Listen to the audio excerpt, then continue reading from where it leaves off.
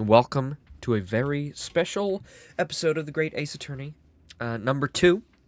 This is the finale, or it should be. I'm gonna try my darndest to get this done today. Hopefully, we will. I believe we only have about 8 hours left, so that is what we are here to do. I am going to sit my ass down, and we're going to play this game until the dawn breaks, and we are going to finish it out. And guess what? This is the very last Ace Attorney game that we are streaming, because there's no more. This is the last one. It should be the last episode of the Ace Attorney series. It has been a long road, but we are here. Of course, I gotta obligatorily mention that we are missing 2 things, I think. We're missing the Professor Layton crossover and the DLC for this one, which have kind of been lost to time, thanks to Capcom being Capcom. However, we know they're working on a new Ace Attorney game, so this isn't goodbye forever, of course. Whenever they decide to finally announce and subsequently release Ace Attorney 7, we'll be there. Day 1. You can trust me on that. I am definitely a fan for life now. I have played every single one. I can't stop now. If they're going to make more, I'm going to be there. I gotta know what happens to Mr. Hat. I mean, if the next Ace Attorney game has Mr. Hat in it, how am I not going to pre-order it instantaneously and get the special edition for $700, you know? But yes, here we are. Last time, we really got deep, ankle deep in lore. No, you know what? Knee deep in lore. And we've been digging into it, and we finally revealed that Kazuma's dad wasn't the professor. Oh my god, who would have guessed? Not me, once they started telling me every 2 seconds how similar I was to him, and how he was a noble man from everything, you know, the people around him knew about it. Oh yeah, no, this is the end. This is it. This is... It's been cooking for over well, when did we start?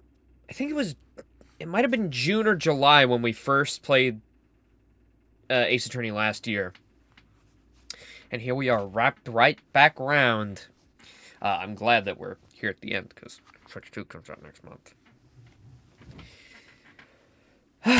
Alright, well, let's get into it. I won't hesitate anymore. I will warn, I probably will eat in the middle of this stream, so there'll be a munchie break.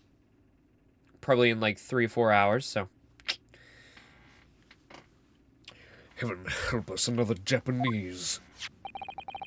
An expert in forensic medicine, my lord. Professor Yujin Mikotoba, 16 years ago. Am I gonna rank the games? Oh, yeah, sure. If we have time, I'll even do it today. We'll just top it off with that, if I can. I'm sure somebody's made a ranking. He came to London with Seishiro Jigoku and Genshin Asogi as a visiting student. Sorry, but, it might be a little, not accurate, because, again, it's been a year since I played the first couple. Oh, yeah, Ghost Trick. I forgot about that. The thing is, Big Boss, I would, but we got Midnight Walk coming out this week. Then we have Doom coming out next week. And then the week after that... No. 2 weeks after that is Elden Ring, and then subsequently switch to Mario Kart, Donkey Kong Bonanza. There's a lot going on. If we have time, if there's ever a moment where I am at a loss for what to play, we will do Ghost Trick. But it might be a while. Just keep in mind. What could this testimony possibly tell us? Professor Mikotoba was the primary assistant during the autopsy in question. He was also the person who actually penned the report. Incorrect. The autopsy was carried out by the coroner, Dr. Wilson. The report carries his signature. It was the primary assistant's duty to keep a written record of the coroner's work during the procedure. In actual fact, the coroner merely read over the report at the end and signed it. In other words, Professor Mikotoba witnessed the entire autopsy from start to finish. The defense demands that Professor Mikotoba be summoned as a witness as a matter of urgency. Whatever really happened in that autopsy laboratory 10 years ago is something only he can tell us. Just listen to the main theme and convince me the game won't be peak? I'm not saying it's not going to be peak. It's just, you know, I haven't heard anything about Ghost Trick ever, apart from you telling me about it. But alright, fine, let's listen to it. Why not? We're gonna be here for a while. May as well take some side tracks. Ghost Trick theme. Oh, here we go. Ghost Trick original soundtrack. Oh, this is the original version. Should I listen to the original or the arranged version? I got both here.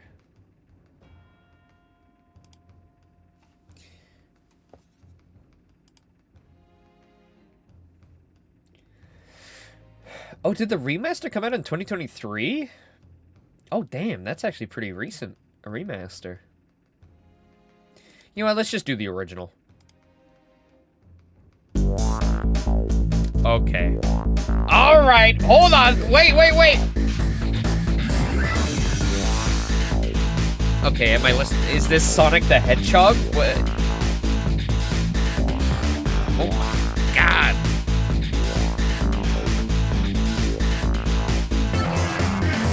Okay, that's definitely up my alley. I love that. That's... Yeah, okay, that's gonna be peak.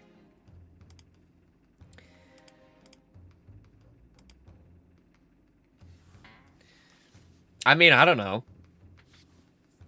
I'm always more into the... Uh-oh, my chat is disconnected. Uh-oh. Stream? Hello? Okay, it's fine.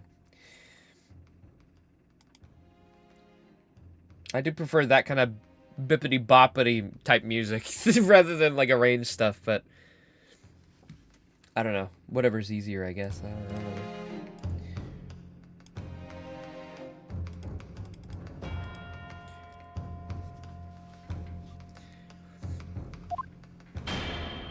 I forgot he had his unicorn stick. The defense's demand is denied. What? But Professor Mikotoba is in London at this very moment. We could summon him to the stand in minutes. No, of course he's not going to agree to it. Strongheart has no intention of summoning anyone who knows. He's the guy! He's too concerned about protecting himself. Prosecutor Sugi, let me refresh your memory as you seem to have forgotten the prosecution's stance. Only minutes ago, you accused the defendant of being the Reaper and masterminding the assassin exchange. I did, yes. So present your evidence for those claims and make your case complete. At this time, I don't have the requisite evidence, but that's exactly why we need this witness testimony. The Professor case is closed. There are no clues in the distant past that will bolster your argument today. I'm afraid to say, Prosecutor Asugi, that you would appear to be possessed by the spirit of your late homicidal father. Now, as I stated earlier, the court has already reached a conclusion with respect to the matter at hand. Inspector Gregson was murdered by Japanese Supreme Court Judge Seishiro Goku. As for any hidden circumstances that may exist, they will be investigated in due course by the proper authorities. Objection! Yeah, the proper authorities you can manipulate, Mr. Kingpin from Marvel Entertainment. But we all know that will happen. We all know what will happen, I mean. That'll just give the mastermind of the whole venture time to cover his tracks again. By which you mean me? Yeah? Your punishment for this contemptible behavior will be decided upon at a later date. As for you, Prosecutor Sugi, you'll be remanded following these proceedings willingly, I trust, since you gave your word.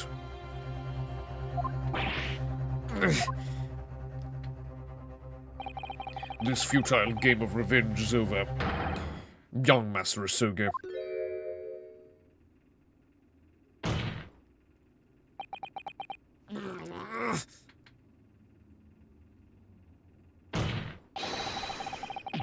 Ooh ah!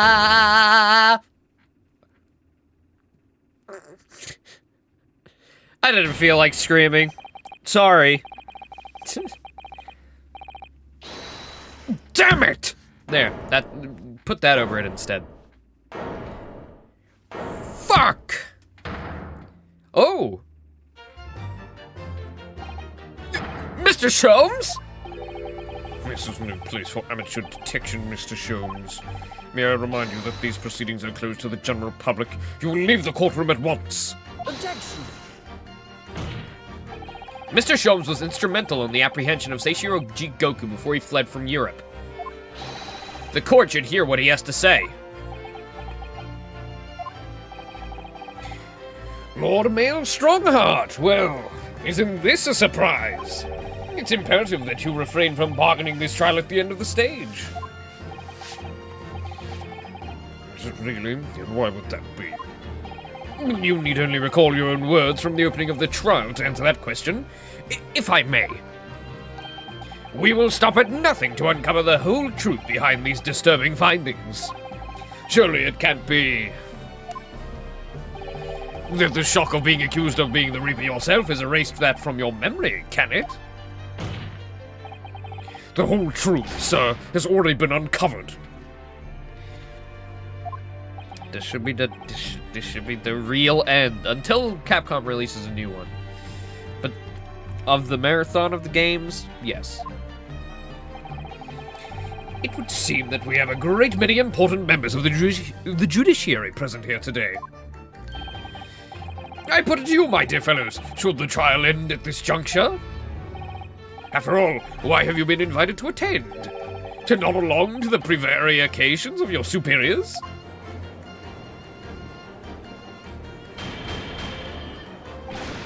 Order in the court! It seems to me that we stand before a door that leads to a new era of legal practices. A door that is ajar. Mr. Sholmes, that doesn't make logical sense. No, my dear fellow. The jar is filled with jam. Let us emerge from the shadows of the Reaper decade-long ascendancy. For you and you alone, my dear fellows, have the power to push this door open now. The auditors in the gallery have no rights to express an opinion on court proceedings. Silence! He's right!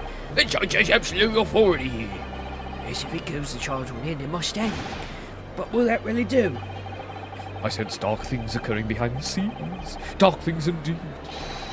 Is there a single person here present who can honestly say he doesn't know the same? Ooh, what's... Oh, shit. Oh, shit!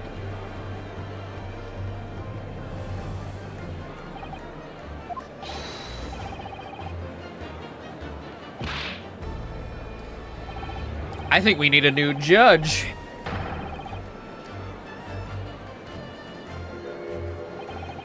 A toast to my dependable colleagues in the gallery.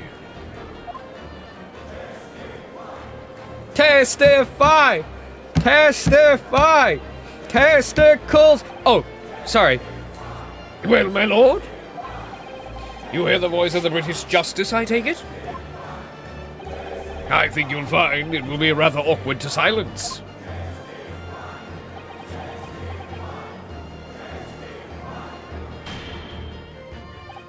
Honestly, if I was him here, I'd just give it up right there. I'd just be like, that would be too much, I think, for my brain.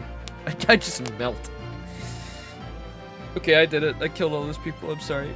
I'm sorry. Court will recess briefly. I have no intention of shrinking from these allegations. Bailiff, arrange for the subpoena of the witness at once. As soon as the gentleman arrives at the courthouse, kill him. Shoot him in the head. A recess won't be necessary, my lord.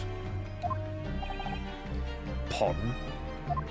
Well, this judge is kind of an evil, dictator douchebag who, has been kind of narrating his own story so far, killing everybody who gets out of the justice system because of the lack of forensic evidence in the scientific fields today. Instead of being patient, like a good little boy, he just outright kills them. Mikitoba's a close friend of mine. He accompanied me today and is waiting in the antechamber as we speak. I do believe he's been enjoying a little trip down memory lane, in fact. What? Professor Mikitoba's here in the courthouse. Why, can you not hear him yipping and wahooing and whatnot and so forth? As he does. I believe he's trying to attempt something called a BLJ. I don't know what it means. Backwards licking... germs? That doesn't even start with a J. Mr. Sholmes, you didn't know this would happen, did you? My dear fellow, no one is in a better position to answer that question than you, surely. I wasn't just asking for the fun of it, you know. Well, I must thank you for your assistance in this matter, Mr. Sholmes. However, you are of no further use here. Kindly leave the courtroom at once. But of course, in truth, I find myself rather busy now as a result of these developments. I've got several things to get in order. Like the honeymoon suite. Mr. Narahodo. Yes? I trust you have Iris's little lucky charm with you. Be sure to tug on its little bunny cock, and then you will be able to hear my wonderful voice. Absolutely. Wasn't it its ears before? Ah, yes, I was making a jest. She sends her regards and a reminder. If you find yourself at a dead end, the airs are at your disposal. Just one tug, if you please. Oh, of course. Please, no, I'm serious. Just one tug. Seriously, my ear is on its last hinge. In that case, the court will continue without delay. Bailiff, show the witness to the stand.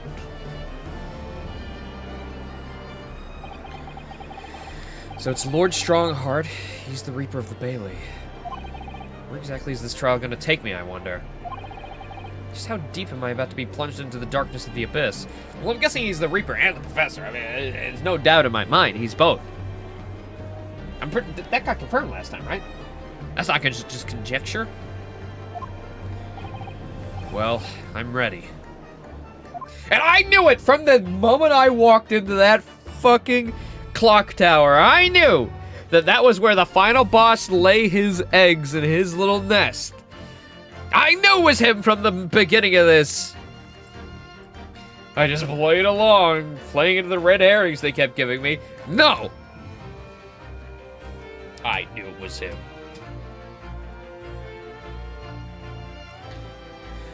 I'm ready to head into the heart of the maelstrom and confront whatever horrors it tries to drown me under.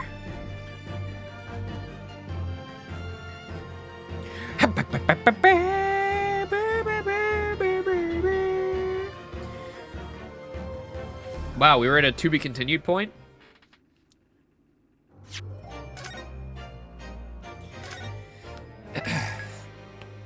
Oh yeah, probably no repo today, guys.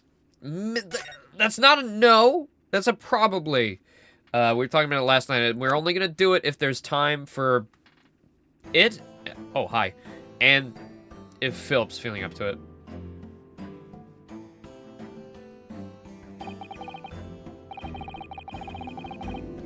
Okay. I mean, he's the professor. I mean, it's him, right? I mean... So, witness, please state your name and occupation for the court. Yojin Mikatoba, a lecturer in forensic medicine at Imperial Yume University in Tokyo, Japan. Be sure to visit the Super Nintendo World. It's fantastic.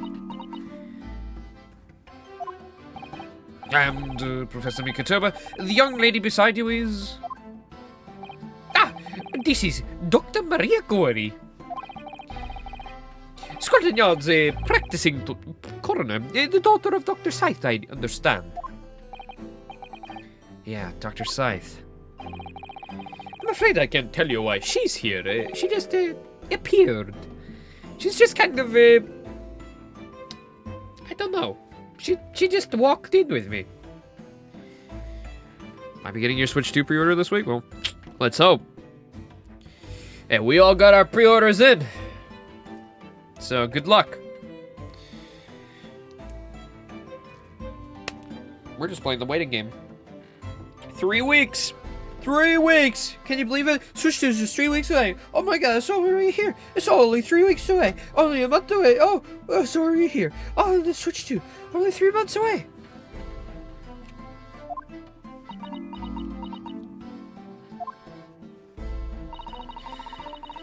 Some of this strange Japanese man is a witness to that autopsy.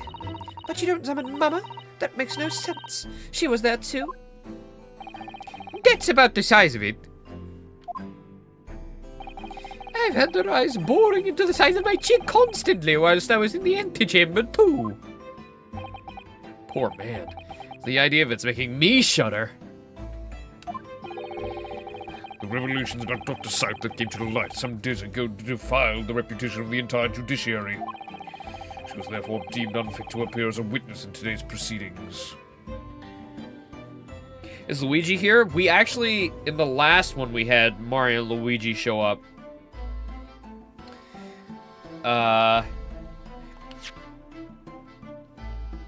And then we had Peppino. We had Peppino Spaghetti. He was fucking here. He was a literal witness. Literally Peppino, and he was eating spaghetti. Ah, that's Pisa Tower lore, as far as I'm concerned. But Luigi, I mean, that's a Luigi type character. Yeah, look, there he is. There's Peppino right there. It's Peppino Spaghetti, the third son of a great Italian landowner. He's just got red hair now. It's real, it's real. The Ministry of Justice's decision on that is final. Well, we wouldn't want any more perjury to be committed, would we?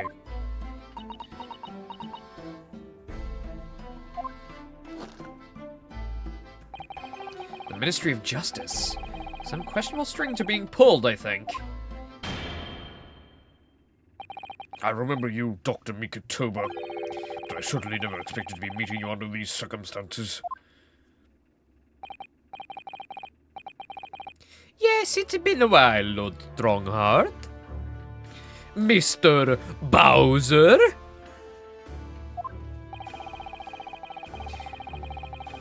The prosecution understands that you were a visiting student of forensic science in London until 10 years ago. That's right. I studied under Dr. Wilson at St. Sinners. So you were present at the autopsy of my brother, Lord Clint Van Zeeks? I was, yes. I assisted Dr. Wilson with the entire procedure. Mama is far more skilled than any Japanese man. Well, Dr. Wilson asked me to be his primary assistant on this occasion. And this autopsy report was actually penned by you, I believe. Yes, I noted all the doctor's findings when we were done. He read through the document and signed it. Poor Mama. A secondary assistant. She wouldn't have had such a good view of all the innards. That's fucking disgusting! Why would you want that? Mamma mia! So, Professor, do you remember Inspector Gregson? Yes, of course. If it wasn't for his insistence, Lord Van Zeek's autopsy would have never happened. But he was absolutely convinced that it would reveal decisive evidence against Genshin, you see. Sir Lord Strongheart had to entreat the nobility to allow it to take place. Do correct me if I'm wrong, my lord. It was a result of that autopsy that a mass murderer was apprehended and justice was done.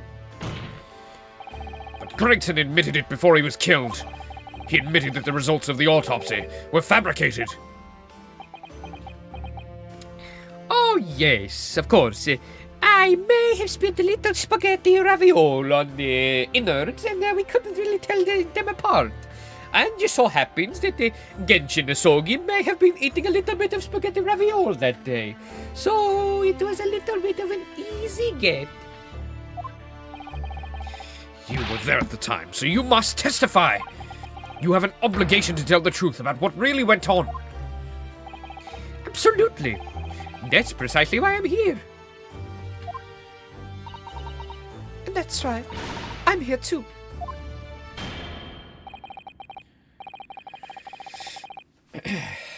Very well, then. You will give your formal testimony now, witness. But before you begin, a word of warning. Oh?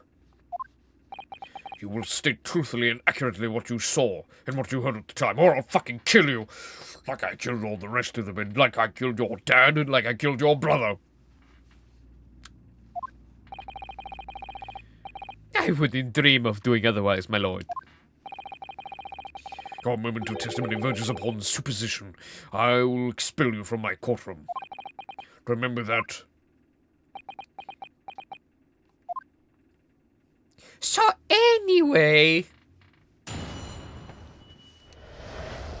Have you heard about the Nintendo Switch 2 coming out on June 5th with a Mario Kart World?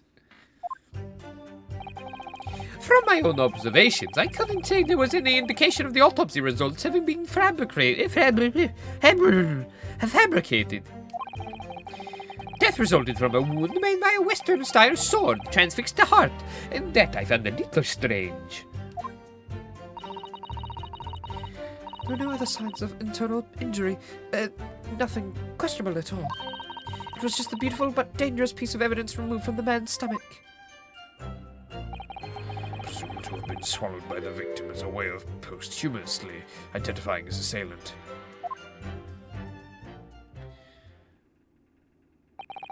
No indication. Nothing to suggest fabrication. Professor Mikitoba, are you certain about that? Well, nothing that I could positively identify as such, much less swear to in testimony.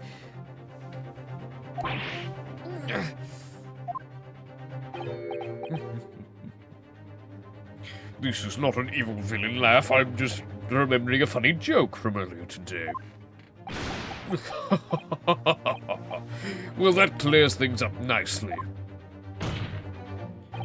The only fabrication Hirosugi has come from you.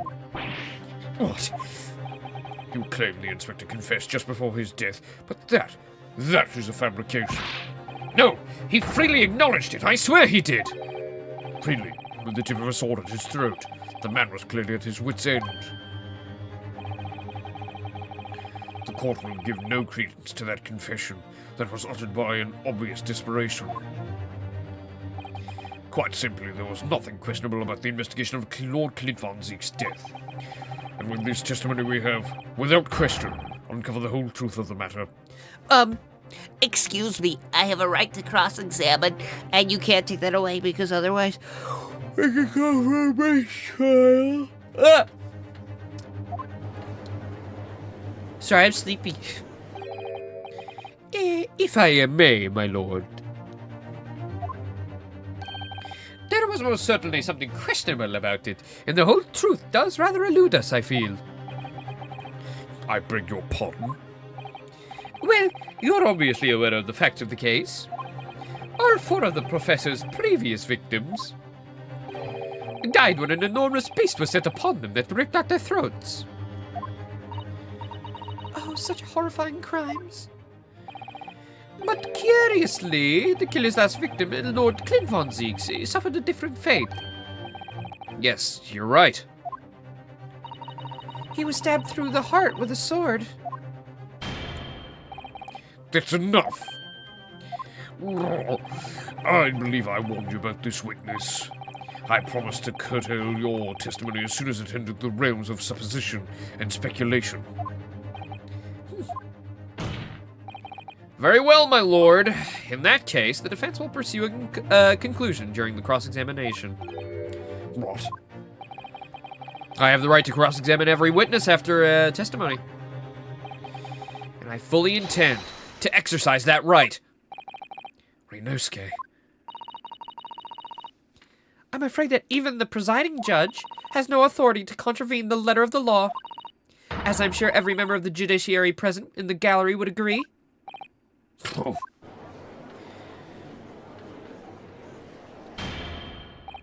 Very well. You may begin, counsel. However, the moment your argument strays from the established facts, I will not hesitate to bring the cross-examination to an end. Proceed with caution. Yes, my lord. Can we just bring Emma in from the future and have her, like, dust for fingerprints and find out who it was easily? Can't we just invent the time machine real quick? From my own observations, I couldn't say there was any indication of the autopsy results having been fabricated. Hold it! You couldn't say. No, sadly not. But then you couldn't say there wasn't any indication either, could you? No, true, I couldn't. I was at Dr. Wilson's side as he performed the procedure, recording what he did. But at times, of course, he instructed me to fetch implements and such like. Whilst I was away from the operating table, obviously I could have missed something. And at those times, what was the secondary assistant doing? Following this Japanese man's orders to adjust the lighting or pass him implements. But that doesn't mean Mama wasn't a vital part of the team. Quite, yes. So would you kindly refrain from staring at my cheek like that? Please. Professor Minkotoba, think. Was there anything at all that seemed out of place to you? Well, yes, there was, as a matter of fact.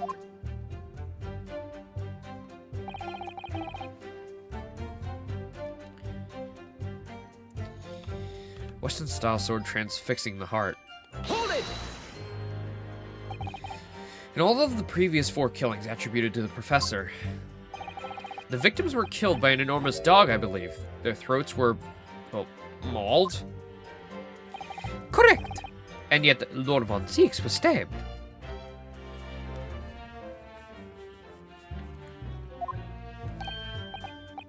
Do you mean to say you think Lord Clint Von Zieks may not have been one of the professor's victims?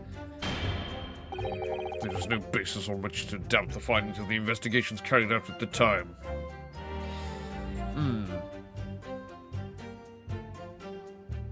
We could wrap back around to saying maybe Clint was the professor. And then Genshin figured it out. And then was confronted and he had to defend himself. Because I remember the first time we saw him in that cell, he did say he killed a man. He took a man's life. But that doesn't necessarily mean he's the professor. And all Strongy over here may have been, I don't know, covering it up. But why would he be covering his tracks so much? I mean, he's carrying on the legacy if it wasn't him as the professor. I guess we'll see. But Genshin Asugi confessed all of his crimes upon his arrest. He admitted to having taken the lives of all 5 members of the aristocracy. Yet the beast that was used to carry out the killings was never identified. No evidence was found to suggest that Genshin had ever kept the dog. A true hound of hell.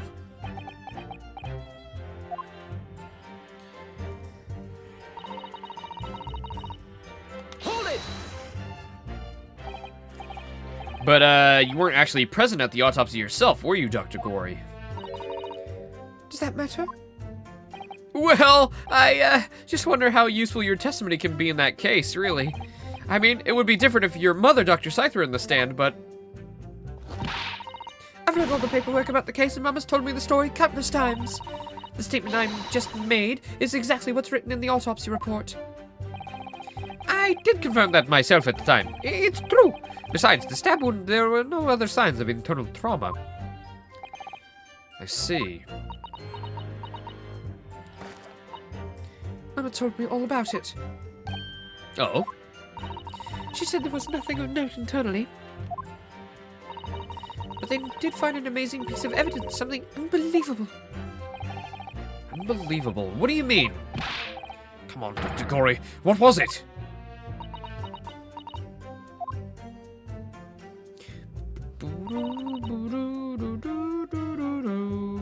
Hold What exactly was it, though? What does beautiful but dangerous mean? Well, it was sparkly and round with a hole. As if it might slip over my finger, perhaps. A ring? It was a ring, belonging to Genshin Asogi. My father's ring was in the victim's stomach. At the time, Genshin wore a large ring around the digitus quartus of his left hand, the fourth or a ring finger. The digitus quartus? Is that the scientific name of the finger? Bro, that's just your fourth finger, dog. It doesn't need a name like that.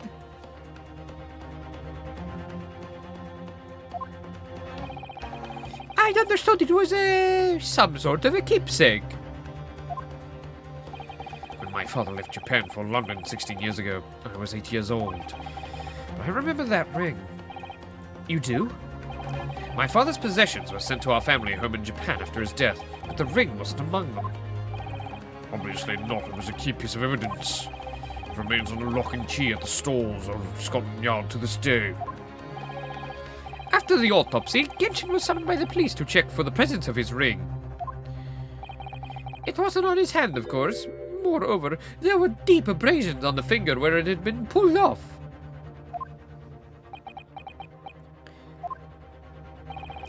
They arrested the man there and then, right before my eyes. They do. They do. Can we get a little simplicity, scientists? I mean, I know you gotta figure out and make up words that aren't words so you can have a trademarkable name, but like... Can't this just be like finger 1 through 5? Why does it have to be finger thumbicus exaltus? Or whatever. What's the thumb called? That's what I want to know. Oh wait, this is a perfect time to do a Hey Google. I haven't done one of those in a while. Alright. Hey Google! Not listening. I'll, What's the scientific name of the thumb? The term thumb. That's not what I said. I quite literally did a th. Alright. What is the scientific name of the thumb? There we go. The scientific name for the thumb is pollex. Pollux? It's derived from the Latin word. I'm gonna stick my pollux up your fucking asshole if you keep talking like that, bro. Pollux. Bollocks. My bollocks pollux.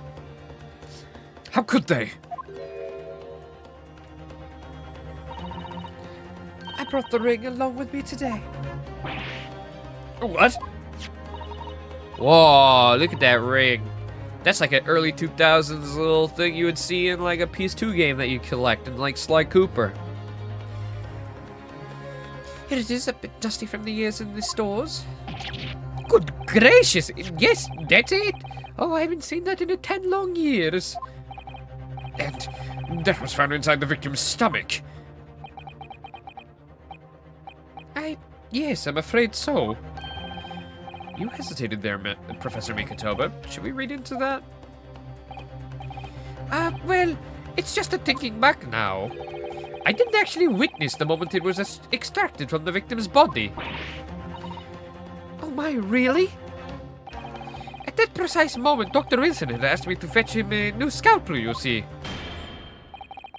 Dr. Corley, the removal of historic evidence from the stalls requires my consent, does it not?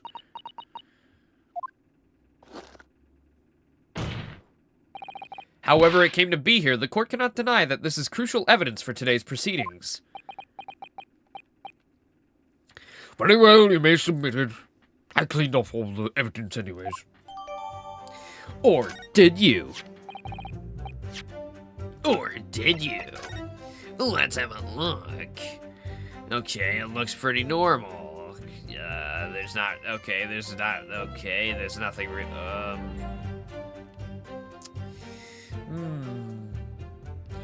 Well... These fat claws are doing a good job of protecting the equally fat gemstone in the middle of this ring. Yes, if you were clumsy, you could give yourself a rather nasty cut on them, I should think. Ow! My finger's bleeding! The claws really are sharp. Oh my, that was very quick clumsiness, Mr. Naruhodo, even for you. Ugh. Who would make such a dangerous ring? You couldn't swallow that without doing yourself some serious damage, surely. A sticky mochi bun of that size would go down much better, with some red bean paste in the middle. Someone as clumsy as me would probably manage to choke on it somehow.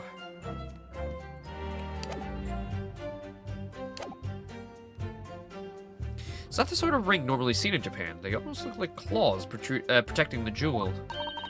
We must examine it very carefully, Mr. Naruhodo. Very carefully indeed. I mean, I already got the objection.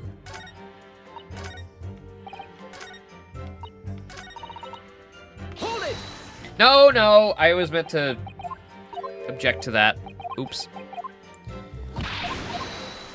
After you made fun of her too, Ryunosuke. That's the piece of evidence we get to object on.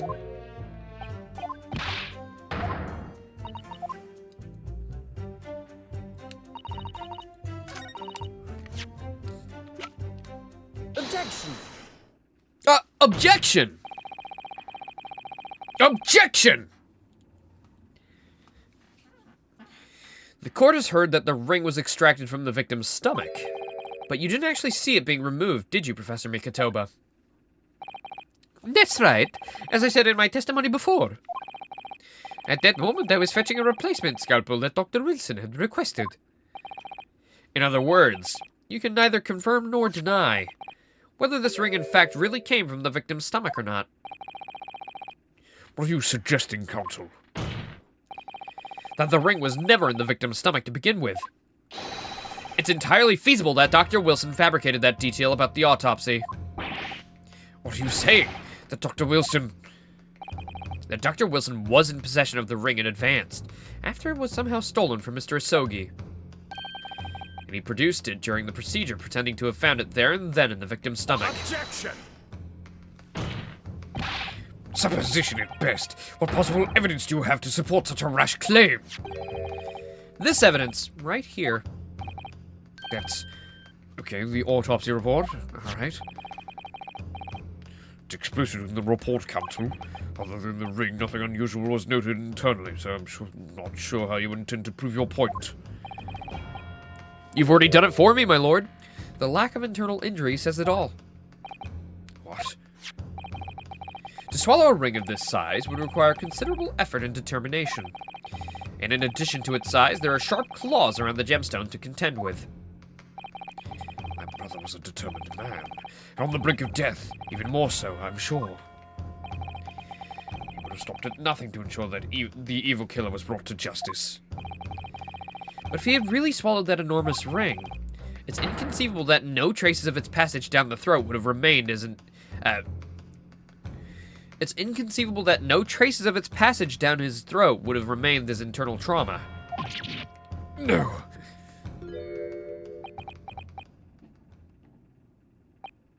And there you have arrived, the sticking point. That's precisely why I had my doubts about the findings myself 10 years ago. Why didn't you say something about it at the time? I did. I still remember the conversation I had with Dr. Wilson in the laboratory that day.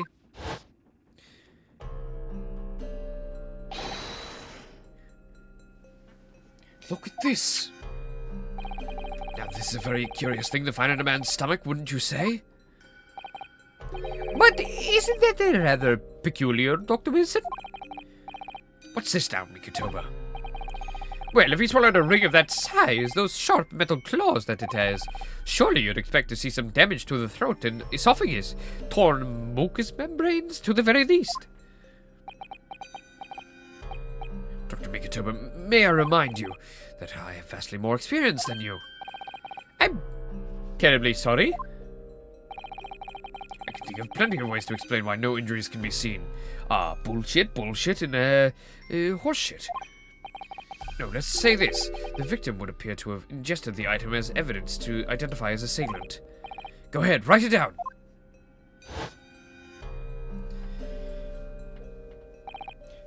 was right. Dr. Wilson deliberately fabricated the results of the autopsy to implicate my father. I'm disappointed, Counsel. That argument is nothing more than speculation. What? Dr. Wilson was Britain's leading authority on forensic science and autopsy work. Connected to you directly, Strongheart. There's no scientific basis on which to doubt the man's expert opinion. Pardon the interruption, my lord, but damage to the mucous membranes of the throat is easily identified, even in living subjects. Using a device called an endoscope, recently demonstrated in practical use in France. I want one. The government can pay. I don't think so. And Dr. Gorey, rest assured that your removal of the evidence from the stores without permission will not go unpunished.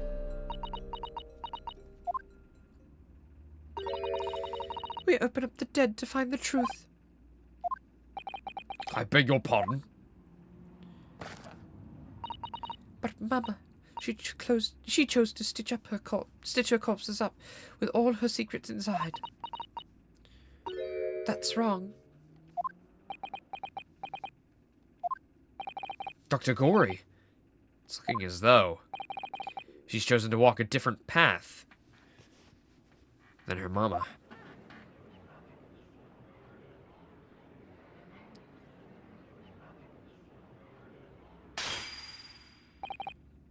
Yes, the ring. What about the ring? I've just remembered something. An earlier incident. What incident? The one I recounted to you before, about a memory I have. Of Genshin Asogi saving my life. What? My father saved your life?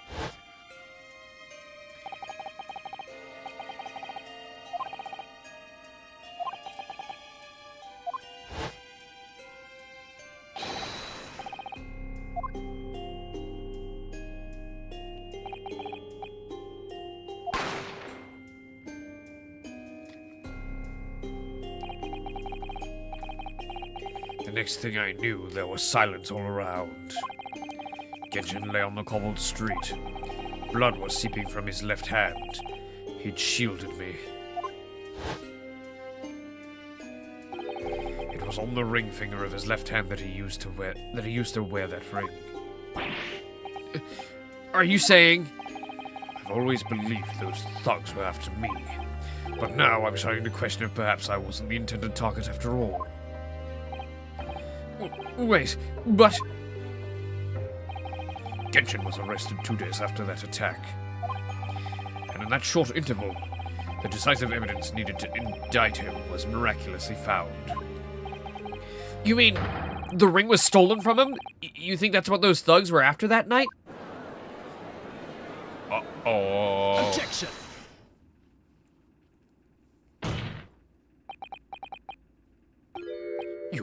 You pathetic coward! You expect me to believe that you weren't involved? What do you mean by that? It was you, wasn't it? You're the one who took it. You stole my father's ring. You set the whole thing up so you could... Kazuma! Open your eyes! Ryunosuke, you must know deep down. The truth can be completely obscured even when your judgment is only slightly clouded. But at the moment, you seem to be floundering through a dense fog. Is that why you were so insistent I should be present in this trial? To see you like this?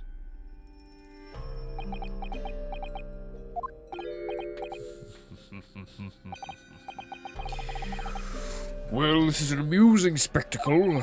What a grandiose expression on your face, as if you were Lady Justice herself. It seems you've thoroughly convinced yourself of this alleged fabrication of the autopsy results. So much so that you were apparently blind to the blatant contradiction that would be born of it. What? Though it's extremely hard to believe, let us imagine that there was some misconduct during the autopsy. If that were the case, why would Asogi not have disputed the findings in his trial? Oh. In the closed court hearing 10 years ago, the defendant never once denied the claims against him. Isn't that right, Lord Von Zeeks? Yes, that is indeed correct. Upon hearing the verdict of guilty, he merely closed his eyes, quietly accepting the judgment. The actions of a man who has accepted responsibility for his deeds and is resigned to his fate. But then... Oh my, that is very strange. Mr. Asogi did nothing to oppose the charges against him then. That does give more credence that he may have still killed Clint.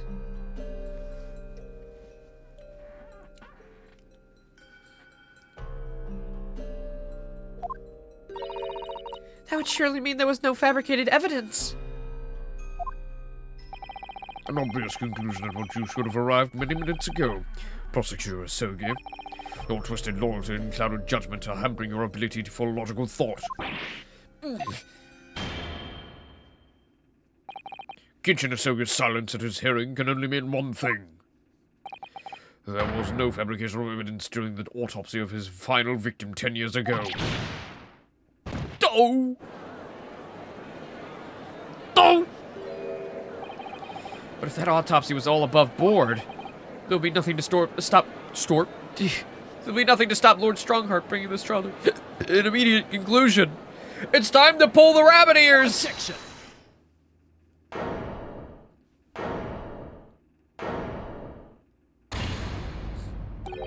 Thank you, Ryunosuke.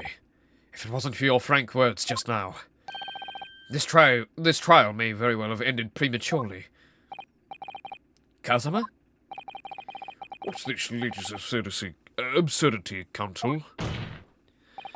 My lord, your reasoning is perfectly sound, but for one giant hole. I beg your pardon? You claim my father's silence was due Due to the fact that there was no fabricated evidence. But there's another possible explanation. You've overlooked the possibility that he had a reason for maintaining that silence. Objection! Silence that would lead him to being convicted and sent to his death. If the autopsy results were an invention, there's no conceivable reason why the man would not have protested. Objection! Oh, those results were an invention, all right. There's no question of that. Or are you forgetting that 2 people with a connection to that autopsy have been assassinated? If I force the grievances I feel from my mind, I start to see you in a very different light. I think perhaps it's you who's been living in delusion these 10 years. Me? Kazuma-sama has created one last chance for us here, Mr. Naruhodo. If we can only show that there was a reason for his father's silence in his trial. A reason why the man would have said nothing though he was... a reason why he would have said nothing though he was innocent. Could it have been a part of some negotiation, perhaps? Enough rhetoric. The court must be shown evidence. What proof do you have that could possibly explain Asogi's silence in court? Is it finally time for the Asogi Papers?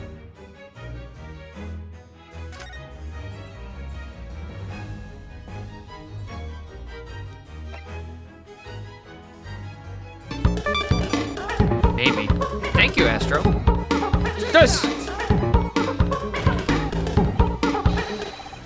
This is the defense's answer to that question.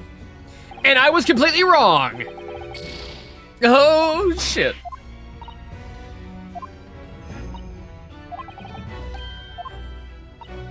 Alright.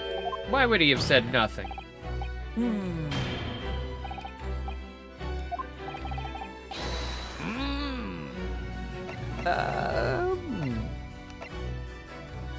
Ba ba ba ba ba ba ba ba ba ba ba ba ba ba ba ba.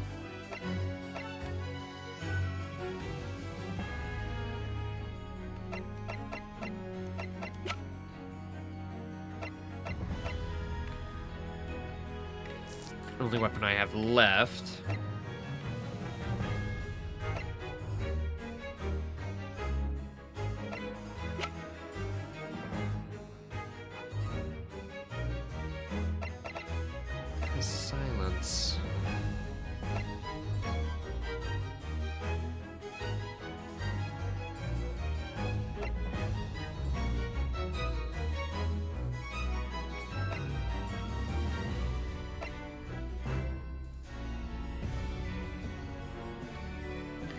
Prize sword's tip has a small piece missing. Can I pull the ears on Iris's lucky charm? I don't know. I'm at a loss. Pull the ears. Pull the ears. That was just a waste. I knew I wasn't gonna be it. Let me read through what she's saying. Maybe it'll help me understand. Knew that the evidence being used to convict him was fabricated. Why would he have said nothing in his trial? If it were me, I would have protested my innocence until I was blue in the face. So if we're right about the autopsy results, there must have been a strong reason for his silence. Perhaps he was saying nothing in exchange for some sort of clemency.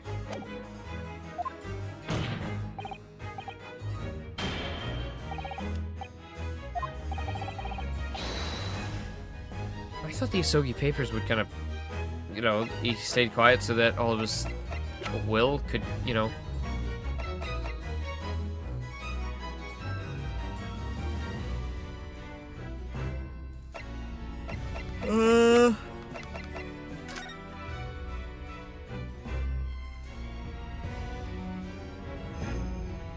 Possibly this? Maybe?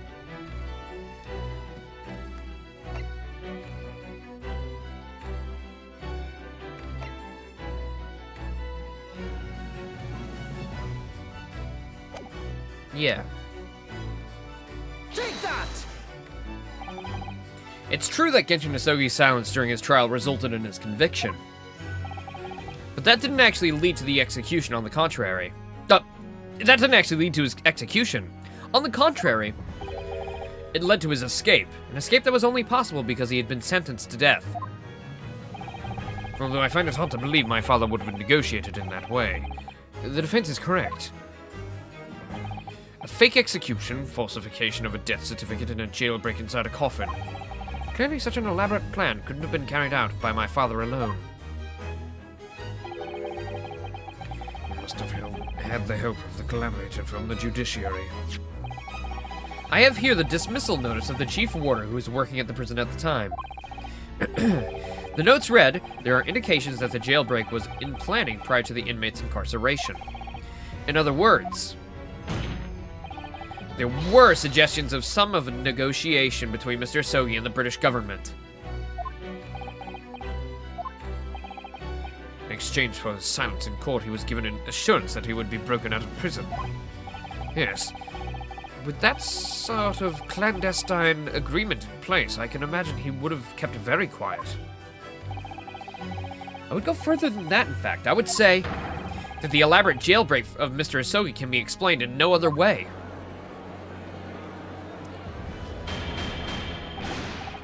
Order! Order! You first fabricated evidence and now a jailbreak conspiracy. Of course, because it's all intimately linked. The prosecution wishes to summon new witnesses to the stand. Witnesses? People who can testify about the jailbreak that took place 10 years ago. Ah. Governor Caden and the poor chief warder out of the prison. I won't allow this trial to turn into a farce, to summon the governor of the prison after all these years. Oh, it wouldn't be any trouble, my lord. As it would happen, he's in the gallery right now. Look, hello. What? Father? My dear friend may appear a little rattle-pated at times, but I can assure you, he is extremely thorough. He wired both Barclay and the local prison earlier. Asking Governor Caden and Mr. Vigil to attend the Old Bailey is a matter of extreme urgency. Mr. Sholmes did that? Are you fucking kidding me? God damn it! How am I supposed to be acquitted now? Are you telling me that? Both men are, unless I'm much mistaken, awaiting just outside the courtroom at this very moment.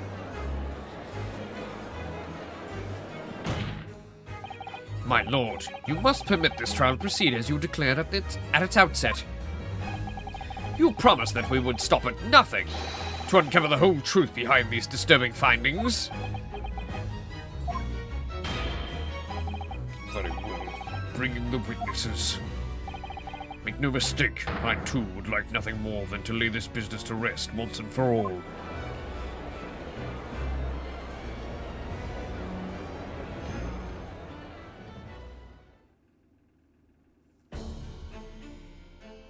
Here we are. Would the new witnesses state their names and occupations for the court, please?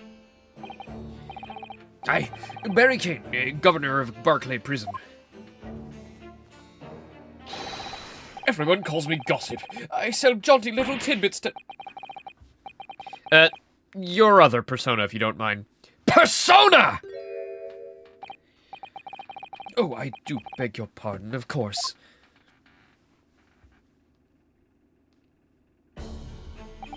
My name is Daily Vigil.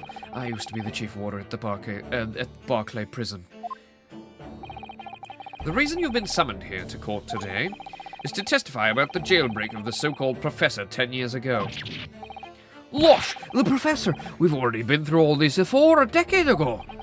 And the conclusion was that there wasn't anything untoward happened. A convict escaped from your prison, Governor. Hardly what you'd call nothing untoward. Well... The convict's death certificate was somehow falsified after he was allegedly executed. And he escaped the prison inside his own coffin. A plan of that complexity could never have been carried out without the help of somebody of the influence inside the prison. Governor Caden, don't imagine that the passage of time will afford you any protection. If it turns out that you were involved in the plot to break Mr. Asogi out of prison, then of course, the consequences will be very serious. In all likelihood, a capital punishment. Guys, hold on there, laddie. All I did was... Witness, Governor Caden, Aye, sir. you have a critical role to play in the public safety of our country, a great responsibility to shoulder. The significance of your testimony in court cannot be underestimated, or understated, apologies. Therefore, think carefully before you speak. And Prosecutor Asogi, if you threaten the witness again, you will be held in contempt of court.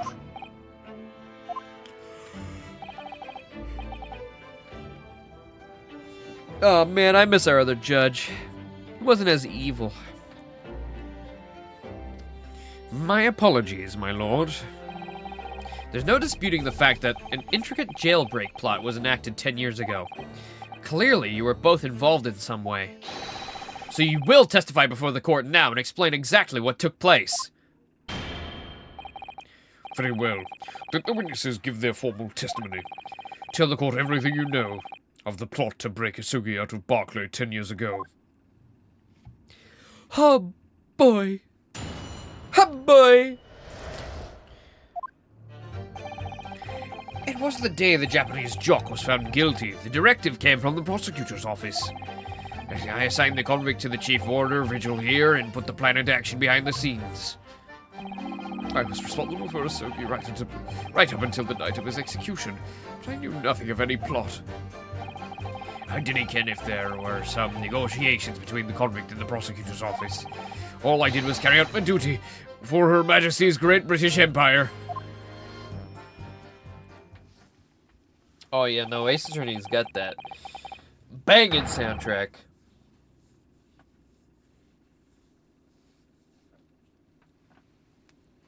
Ugh. I hope AA7 continues the trend. I hope we get some real classics in AA7.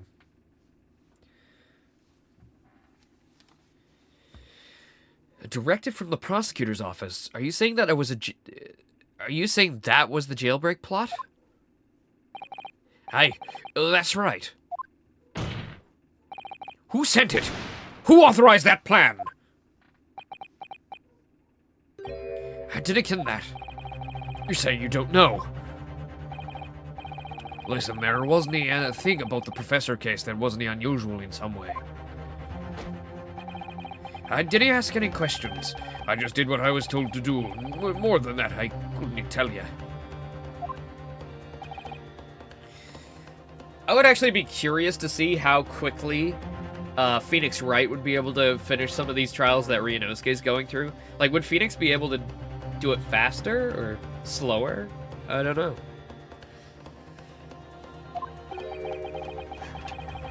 But if the jailbreak plan originated from the prosecutor's office, then one thing's very clear.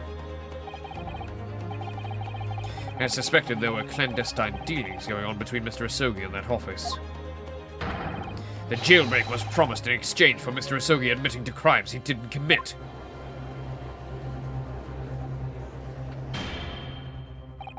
That, counsel, is nothing more than speculation on your part.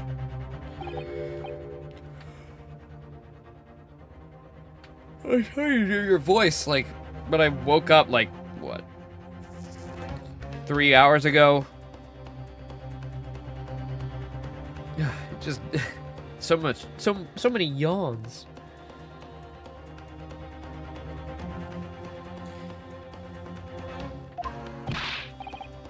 Yes, my lord? I fail to see how these witnesses have any more pertinent information here. Do you intend to assert your right to a cross-examination? Absolutely. I have no intention of squandering a single opportunity, my lord. It seems all you Japanese are fiercely tenacious. Very well. Proceed, counsel. Okay.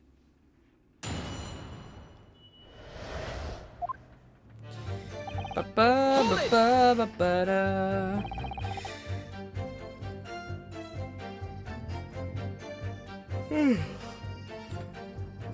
And you say you don't know who actually issued the directive? Hey, that's right. All I can be sure of is that it was official. But it was from the prosecutor's office, and that narrows down who could have been, who could have issued it straight away. It wasn't me. I can't even say we certainty that it originated from the prosecutor's office. It depends on how long we have left in Ace Attorney. So if there's time after we beat Ace Attorney and my friends are up to it, we'll do another repo stream. If not, then it'll just be this one. Because I am endeavoring to finish this today. But not telling where it started, there's a chance it came from higher on the ladder. Basically, I can't give you any indication on who was behind it. You can't be serious. All we can say for sure is the order must have come from somebody in authority, I suppose. The likes of us on the ground, as it were, didn't bother we idle speculation. We just get the job done. Hold it! Sorry for yawning so much, you guys. Hope I'm not, spreading it. Why did AFK message me? Okay. Alright.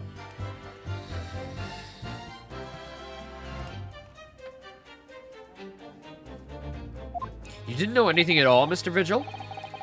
That's right, my only role in the scheme was as a scapegoat. That's right, isn't it, Governor? Some poor beggar had to take the rap for it. All right, then. Who else didn't know the plan? I've no the first idea, laddie. My part in the whole business was basically just dealing with the aftermath. But I wouldn't be surprised if there were other folk in the prison service who would have been in similar given roles. So you don't know who else was involved? Aye, that's right. All I can tell you is that on the night it actually happened, the person at the raids was Dr. Stevens. Dr. Courtney Stevens, or Dr. Scythe as she's now known. Why did I have to get caught up in such a terrible business? Hold it! Did you notice anything unusual happening into the lead up to that night? Oh, everything was unusual, exception after exception. After all, it was the professor, the man who terrorized the country as never before with his crimes. In order to hide his identity, he was forced to wear an iron mask over his head. hideous treatment. The fellow was surprisingly docile for someone who'd taken the lives of 5 of the country's nobles. Being the chief warder, I was the only one permitted to approach his cell. I can still hardly believe that I was duped by my own country. I believe you jumped from the window of the governor's office when the jailbreak was blamed on you, didn't you? Losh, Vigil, I can't apologize enough. Oh, Governor. I don't believe you can. It won't change what's happened. And what else can you tell us about the situation, Governor Caden?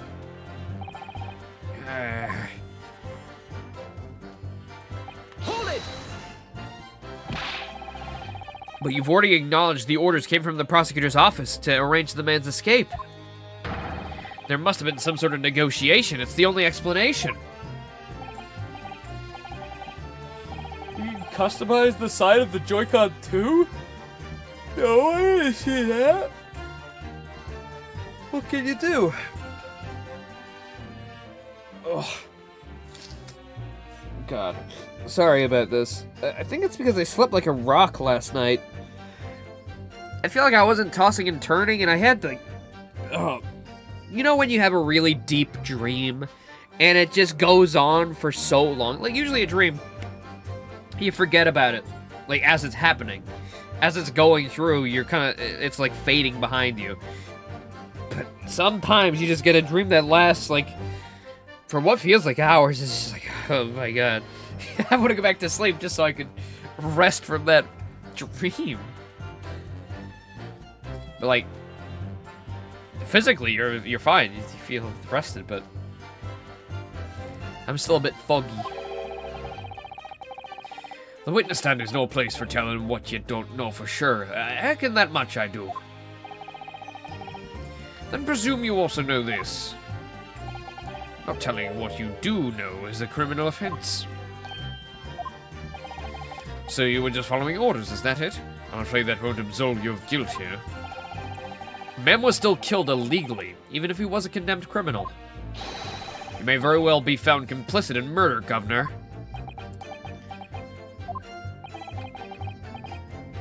So that's what it's to be, is it? Even with the threat of conviction, you won't break your silence.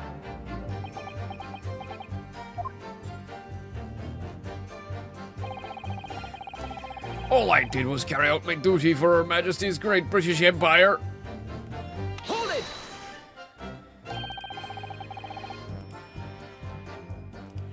Don't leave me hanging, Foolproof. Can you customize the side of the Joy-Con too? I want to know that.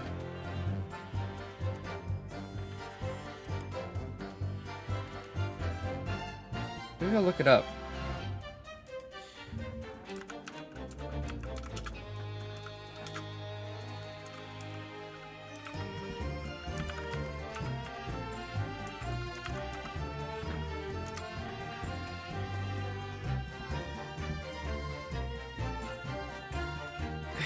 Oh, here we go. My Nintendo News. Here it is. You'll be able to customize the Nintendo Joy-Con 2 side panels like PS5 faceplates. Ah. Okay.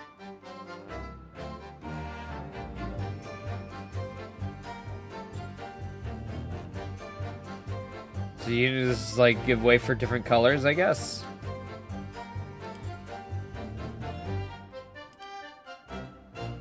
Huh.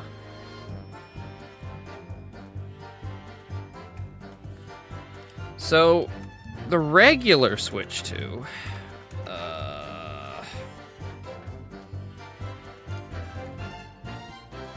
Yeah, the sides are black on the regular Switch 2. You can take that off and put in colored variations. I wonder if that comes with the console?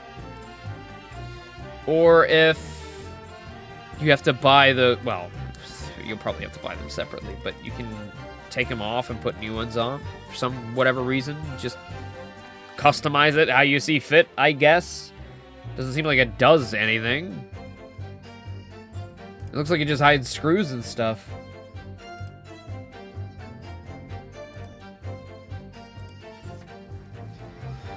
Cool. Did you carry out the plan in its entirety? I did everything I could at the time. As you know, Genshin Asogi was shot dead at Lowgate Cemetery after the escape. Tell me, was that part of the plan too? My instructions were to do we getting the jock out of the jail and nothing more. I can't tell you about anything that happened after that. Only, personally, I believe his death was the last part of the plan. Excuse me. Oh yeah, most definitely. Mr. Vigil, is something wrong?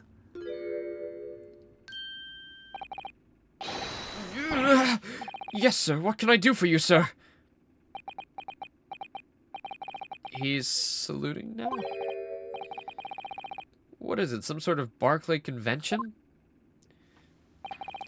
What Governor Caden was just saying seemed to upset you. Did it bring something to mind, perhaps?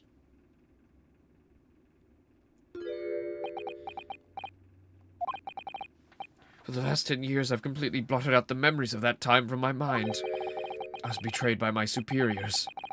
In the name of my country. Just as my father was betrayed, it seems. But you see, thinking back now, I really can't imagine that the shooting of Mr. Asogi in the cemetery was ever a part of the plan. What makes you think that? Well, it just doesn't make sense, does it? To make the man admit to the crimes he didn't commit with the promise of a jailbreak only to kill him in the end? That's treachery of the worst kind. But the point is, if the intention was always to betray him, why would there be any need for all that chicaneries of an escape? Ah. Yes, that's quite true. If whoever negotiated with Asogi never intended to keep his or her end of the bargain, it would have been far simpler to just let the man be executed in prison as dictated by a sentence. It all happened in that vast chamber of secrets that is Barclay, behind the high walls. The high prison walls. I suppose nobody knows what really went on the execution room. Yes, it's an unsettling mystery, certainly. Truth be told, there is a wee matter that never seemed to make sense to me.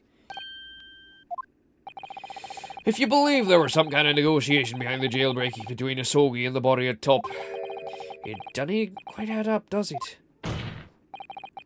Governor Caden, I must insist that you explain these doubts you have. By amending your formal testimony. Yes! Aye, go on then.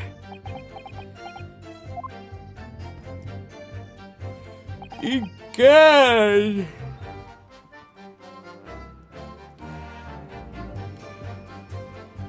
Didn't he have nothing to bargain with? Hold it! Admitting to the crimes, that was what he had to bargain with, surely. I can't see that myself. After all, did the prosecution have no have conclusive evidence against the Carly, eh? This, you mean?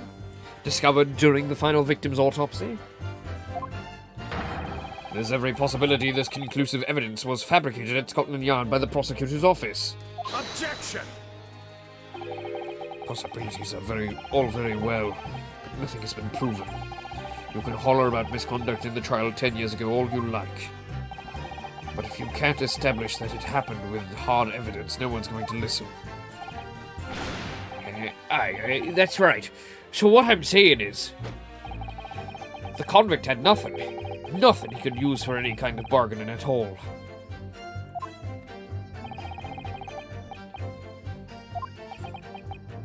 The Asogi papers now?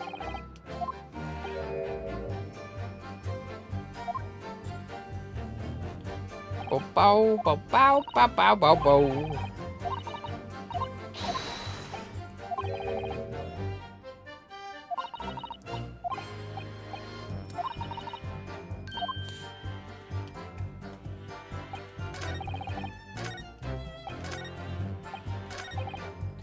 Alright, let's see. Asogi papers! Objection! Yeah! Finally! confessing under oath to murders he didn't commit on a verbal assurance of later being broken out of prison. Genshin Asogi was taking an incredibly risky gamble. Very true. There was nothing to stop the British breaking their word and executing him behind closed doors anyway. Under normal circumstances, no man would stake his life on a gentleman's agreement like that.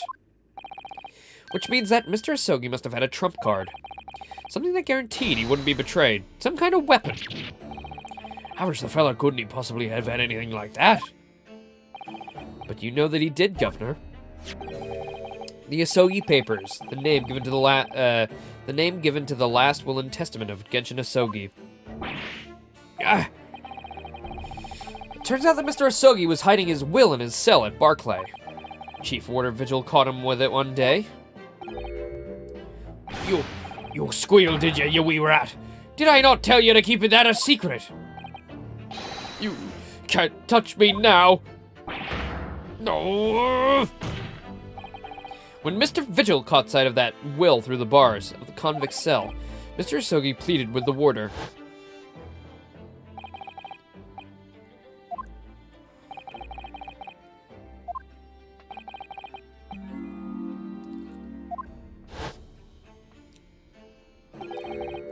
A weapon! And after the convict had been killed following the elaborate pretense of the jailbreak, that document mysteriously disappeared, didn't it? Well, yes, all the prison warders searched through the belongings of his cell, but that will was just nowhere to be found. As I understand it, an exhaustive search was made for the document which became known as the Asogi Papers. Governor Caden, I believe you ordered your prison staff to find it at all costs, didn't you? Would I be right in saying that you knew? You knew that the so-called Asogi Papers had the potential to make some great waves? Jings, what the blazes are you blathering about? The wills was found right and proper. In the fellow's cell where they should be. How can that be? Where in his cell? We all searched the place, top to bottom. Well, you didn't do a proper job, you peely-wally galoot. You can't criticize me now. I showed it to you before, did I know, yon lawyer? Yes, you did. I have the document here. It's written in Japanese and reads, The Last Will and Testament of Genshin Asogi. Which means everything as it should be. Not quite, my lord. You see, there's an undeniable inconsistency here. What? What inconsistency? Mr. Asogi described this document as the only weapon he had left. And yet, this will contains nothing of significance at all. Nothing that would have given the convict any leverage. Are you suggesting, my learned friend, that the last will and testament stored at Barclay Prison all these years is actually a fake? What is that emote? Is that someone eating crayons? Based? Yes, it's a fake. You're the only fake evidence I see around here, faker! Who are you calling faker? Fake hedgehog. As has clearly been demonstrated already, what went on at Barclay Prison was far from above board.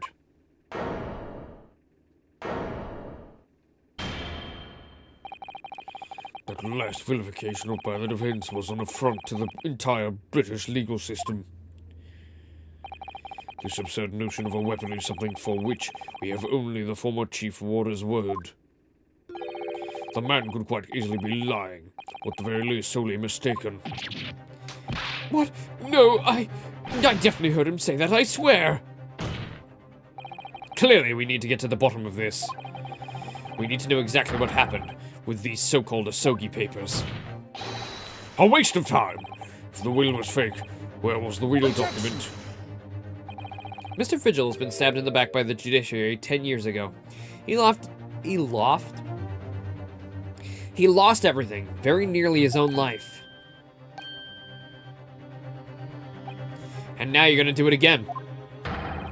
You're ready to brand him a liar and turn your back on him without even letting him defend himself.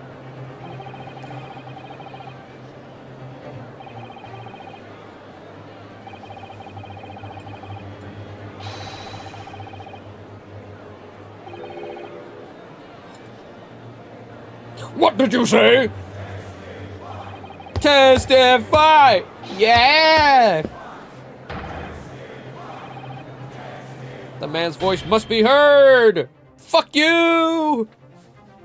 Would seem a vocal few here are utterly blind to the truth. Very well then, let the witness testify again. Tell the court precisely what you think you saw of the convict's last will and testament. Yes, sir, my lord. Do do do do do do do do do.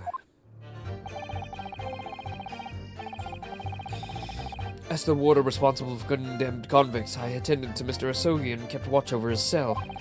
The night after he was found guilty in court, he was doing something with that will in his cell. We turned the cell inside out looking for it after the execution, but to no avail. I only found out about the Asogi papers when a directive came telling me to impound them. The document was in the fold of the fellow's robe that was left in his cell. A kimono, I think it's called.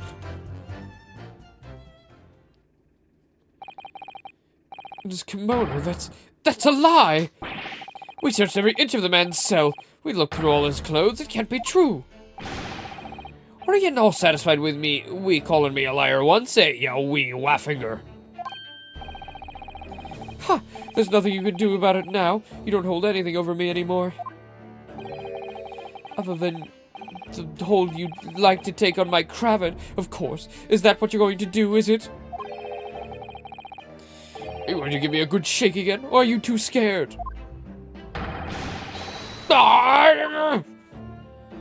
I like how they played his like wailing animation when he wasn't grabbing him. It looked really funny. That was good.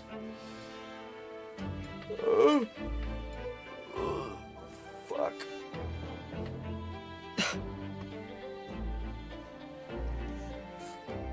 Can somebody like just burn a hole in the side of my cheek real quick so I can wake up a little more? Hold on, wait. It's 30 days to the Switch 2 right now, right?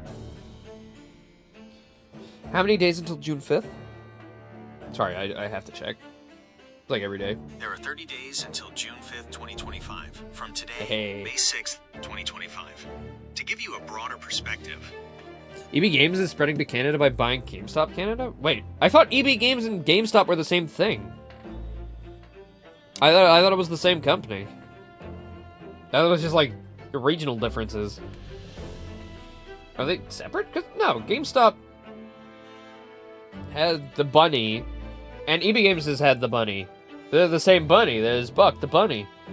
Buck's never left EB. He's still the mascot. He's everywhere. But I believe the American GameStop stopped using him. But EB Games is using Buck everywhere. He's on everything, pretty much.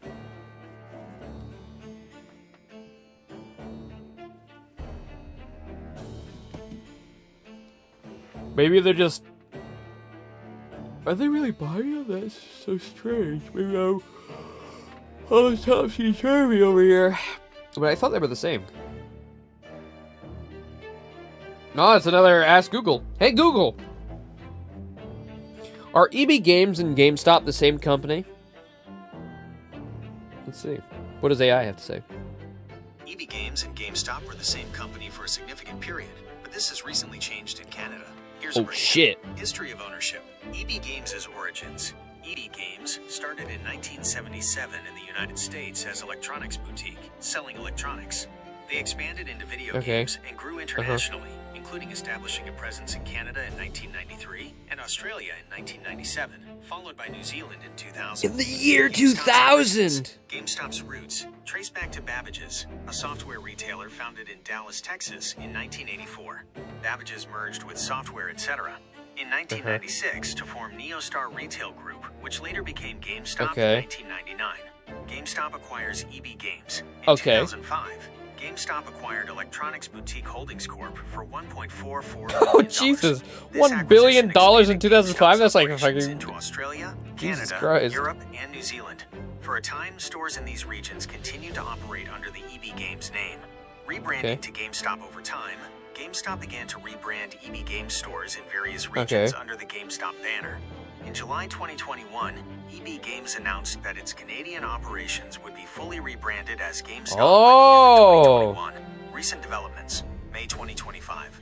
GameStop Canada acquired. As of May 2025, GameStop Canada has been acquired by Stéphane Tétrault, a French-Canadian entrepreneur. Rebranding back to EB Games Tétrault. Let's intends go. to relaunch the 185 Canadian stores under the EB Games Canada brand. This move aims to reconnect with Canadian gamers who have a strong affinity for the EB Games name. The transition. Let's go. So yeah, they just changed the name back because they got a new like owner of that like branch of the thing. Yeah, it's the same. I don't think they ever split. They just changed it back. I gotta be honest though, I think GameStop's maybe a bit of a better name than EB Games. I've been with EB Games for a long time. All right, that's been my game store since I was a wee lad. That's all we've had. I mean, GameStop. It's the place where you stop to get games. I mean, it just makes sense. But I will say, EB Games continuously using Buck, and GameStop getting rid of him. I mean, that was the worst thing GameStop could have done. Buck is great. We love Buck. We stand for Buck here. I think that's his name. I might be wrong. I think his name's Buck. Well, let's ask Google. Hold on. What's the EB Games bunny mascot called? What's his name? The EB Games mascot is called Buck the Bunny. Buck the Bunny. Buck Bumble, actually. His name is Buck Bumble. And he goes biggity buck to the boom, to the base, to the bump, to the bump, to the bumble. Whatever, you know. Little and large, what a double act. We compiled with the Shogun's will as far as possible. All of his personal effects were delivered to his family home in Japan. As a courtesy to the homeland of the most notorious killer this country has ever seen. And we were very much obliged. I can confirm that all my father's belongings arrived safely. Aye, and you can't deny the handwriting is that of your old man, eh? Yes, there's no mistaking that it's my father's brushwork. Really? This last will and testament was the man's last weapon, was it? Well, I'm guessing somebody took out the actual page that had the weapon part on it. I mean, seems pretty plausible.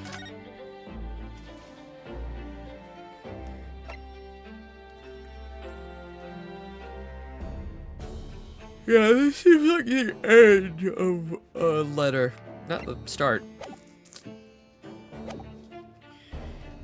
I think we can safely assume that the convict was merely prattling, knowing that his end was nigh.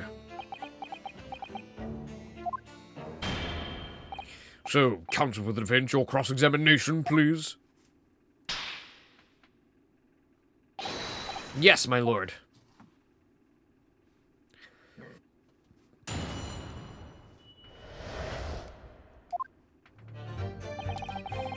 As the warder responsible for condemned convicts, I attended to Mr. Asogi and kept watch over his cell. The night after he was found guilty in court, he was doing something that will in his cell. We turned... Oh, right. I gotta be pressing. What am I doing? Hold it!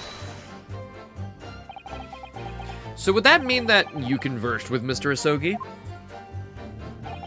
Yes, certainly. Though there was precious little time before his execution was due.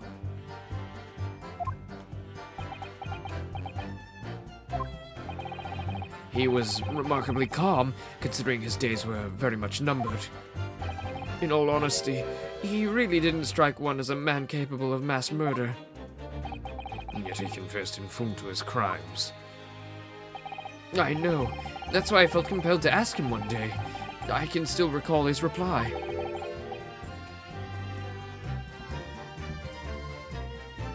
Ending another human's life, yes. See, that's weird to me. Why would he just says one life? One human's life. but he was so tranquil and intelligent. He put me in mind of an Eastern holy man. And what about the will you saw with him? What can you tell us about that?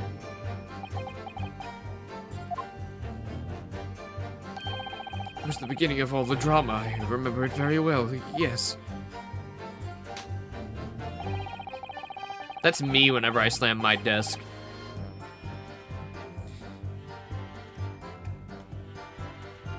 He was fucking the papers! He pleaded with you to not report him, didn't he? Yes, that's right. And like the Bambum Yar, you didn't tell me a blatant breach of trust that was. I could see that the man had a noble spirit. I found myself wanting to treat him accordingly. But according to what you told us 2 days ago, the convict had strictly been forbidden from having any writing materials whatsoever. Yes, you're quite right. Ah, so when exactly was the will penned? That was before the man was remanded in Barclay, obviously. Yes, at the prosecutor's office under supervision of the relevant authorities. I personally instructed Asogi to make a will for the benefit of his family in his homeland. In that case, why was it found in his cell? What do you mean by that? Well, if it was penned at the prosecutor's office, you would have expected that it would remain there for safekeeping, surely. Ugh. That's curious. There doesn't seem to be any obvious explanation for why it was subsequently found in the convict's cell. Ugh. Well, The defense makes an astute point. Well, Governor? a prison governor can't be telling the kin the inner workings of the prosecutor's office. In that case, Lord Strongheart, perhaps you can shed some light on the matter. No. Literally, no. I would have to consult with the notary responsible for the will at the time.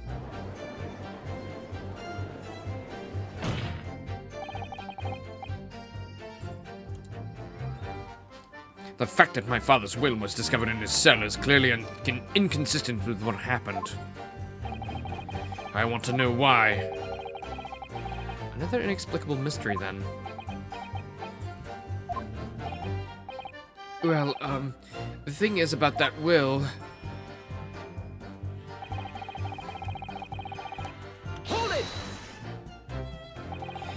It was the governor who ordered the search for the will, as I understand it. Is that right? Yes, when I reported back that we couldn't find it, he grabbed me by the cravat and yelled, "It can't have disappeared completely," in my face. Aye, well, it's done to the governor to keep everybody working as hard as they should. I think the governor needs a wee taste of his own medicine, Mr. Naruhodo. You want me to do that to him? I'm half the guy's size. I couldn't do that. The point is, it was clearly considered a very important document, wasn't it? But it proved to be impossible to find. That's right. Then before I knew it, it was in the morning paper, that blood-curdling article. The executed mass murderer who had risen from the dead. Oh, you mean... The article based on Mr. Drebber's experience in Locate Cemetery. Yes, that was it. The day after I'd read that news, I was summoned to the governor's office. And that's when the awful accusation was made. That you'd aided Genshin Asogi to escape from prison, resulting in your immediate dismissal. I'm afraid I really don't remember anything after that. As the governor of the prison, I had no choice. I couldn't have anyone. I couldn't have done anything else.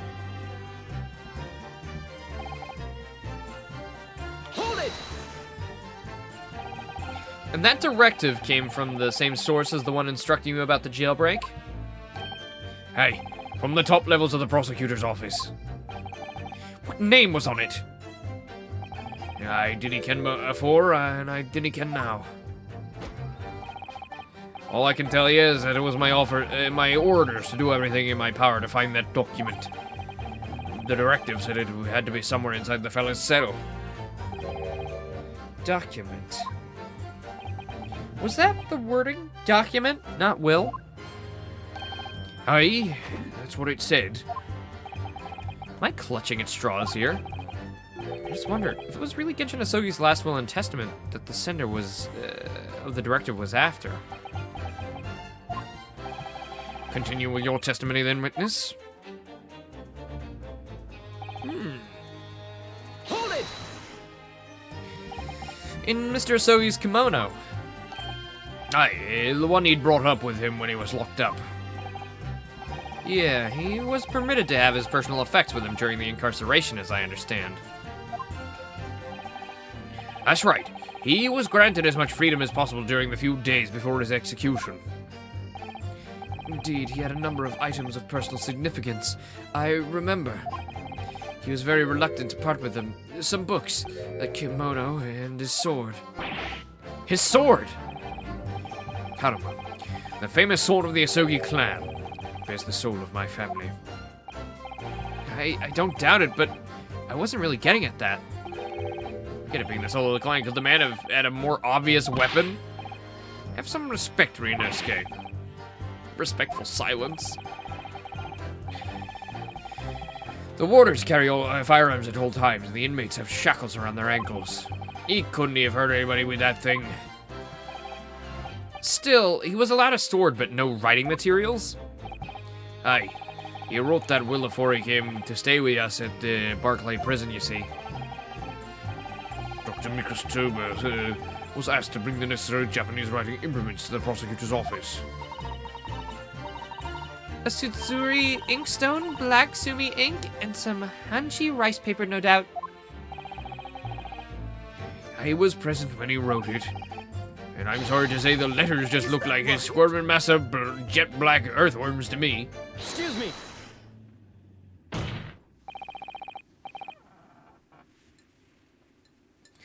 Are you feeling faint, Mr. Vigil? Sorry, stretching.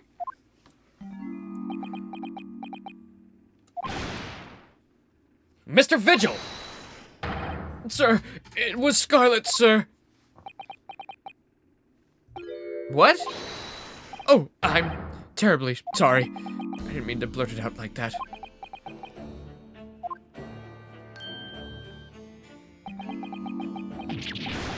Less swaying and more explaining would be helpful. Is it something about the testimony we just heard? Have you recalled anything of importance? The color was red. Something of importance, possibly or possibly not. I'm unable to tell which way he's leaning, I'm afraid. My lord, the defense asked that Mr. Vigil be permitted to supplement his testimony with this Possibly or possibly not important detail. permission granted. Go ahead, Mr. Vigil. Yes, it was Scarlet.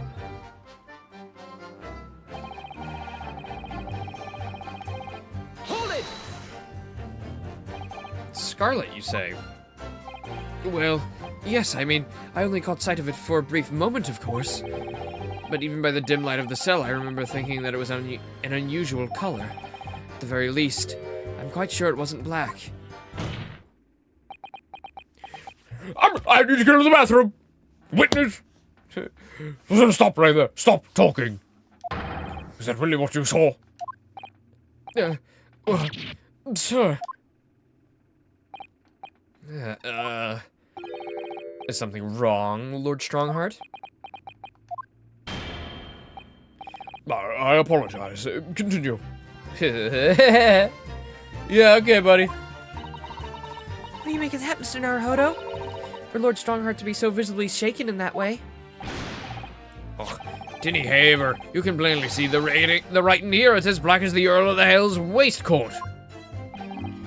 Well, yes, you're right.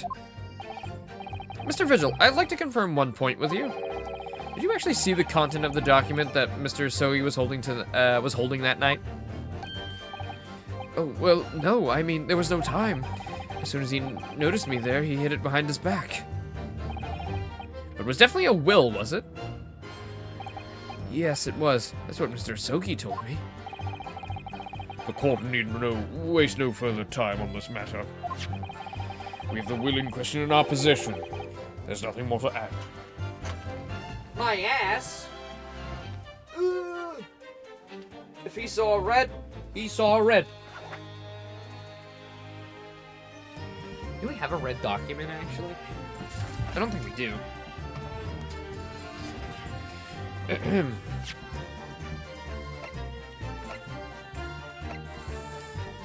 Except for the Red-Headed League shit.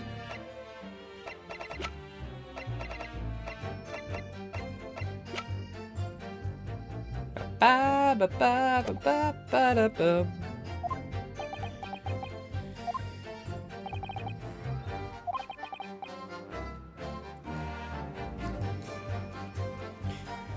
What did Mr. Vigil really see Kazuma's father holding, I wonder? If you have an inkling, Mr. Naruhodo, you must present it to the court at once.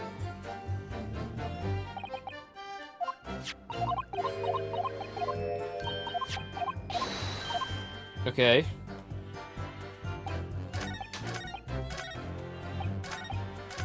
I think now's probably a good time to save, since we have to go through a bunch of hoops to get this out of them.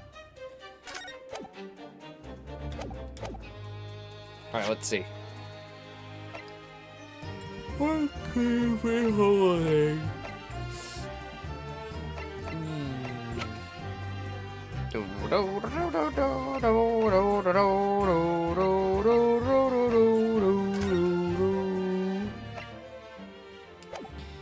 Not that.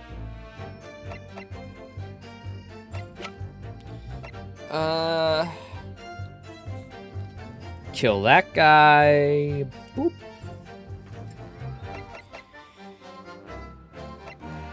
Passport.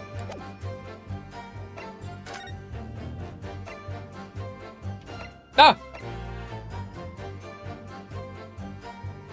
Red scarlet ink stains visible in the little and ring fingers of the right hand, and no document corresponding ink was found.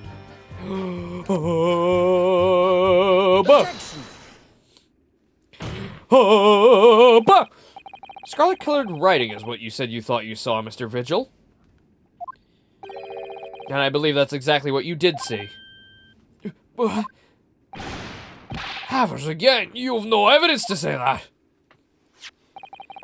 Have a look at this report. That's my brother's autopsy report. Yes, there's something in here that's bothered me since I first read it. It states that scarlet-colored ink stains were noted on the fingers of the victim's right hand. Yes, so it does. Scarlet ink! Now, I'm familiar with the habits of the British aristocracy, I freely admit. I would hazard a guess that they don't all go around with ink stains on their fingertips, do they? Your wit is not appreciated. My brother was a well-bred and fastidious man. Well-bred? Should ink have sullied his fingertips, he would have cleaned them immediately. What's your point, counsel?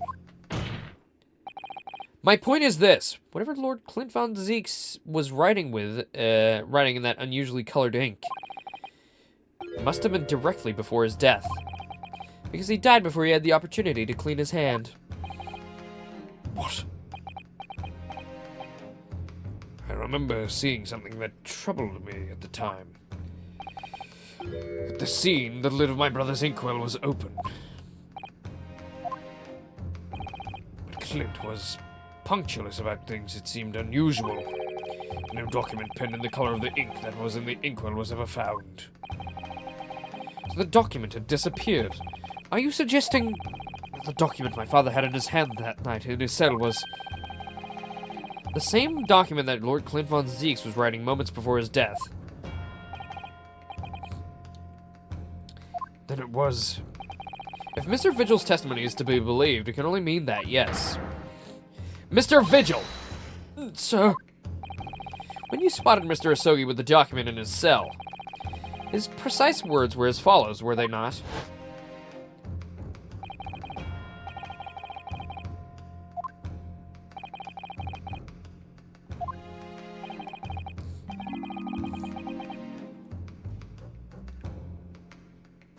Oh, was it Clint's? Was it Clint's will?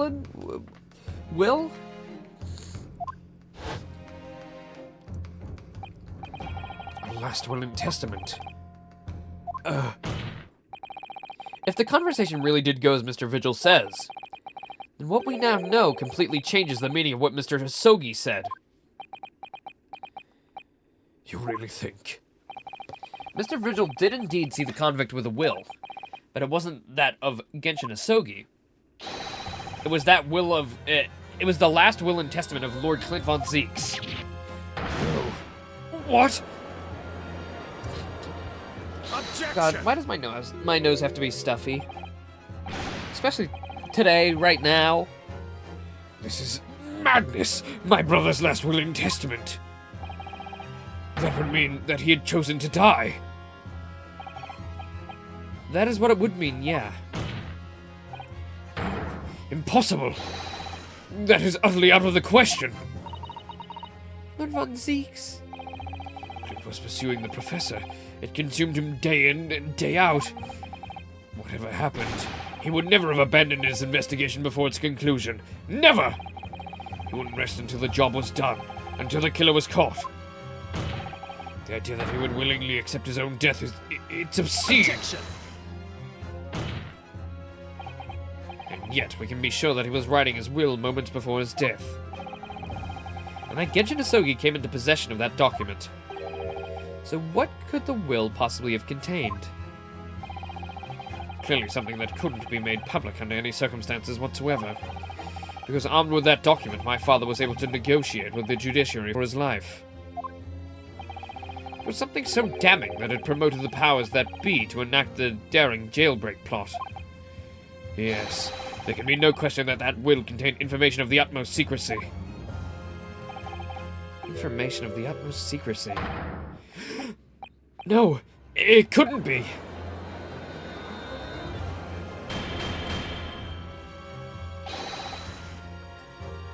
I've heard more than enough.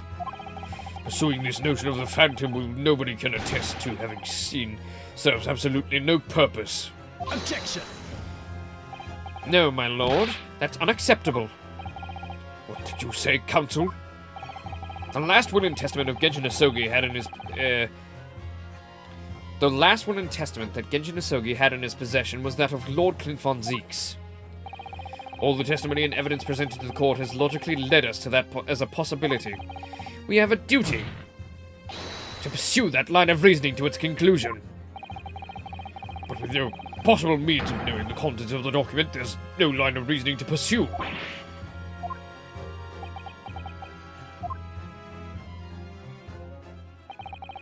A reason why Lord Clint von Zeeks, a man of high noble standing, would have chosen death. Information so secret, people in the judiciary would be willing to negotiate the jailbreak of a condemned killer. The only explanation that fits those facts is an unthinkable truth that turns absolutely everything on its head. But it's just too hideous.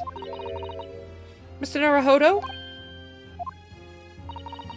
However difficult the situation might become, you work with your client in pursuit of the truth. That's what you resolved to do when you entered the courtroom this morning, if I'm not mistaken. Oh my god, Clint was the professor, wasn't he? I'm right!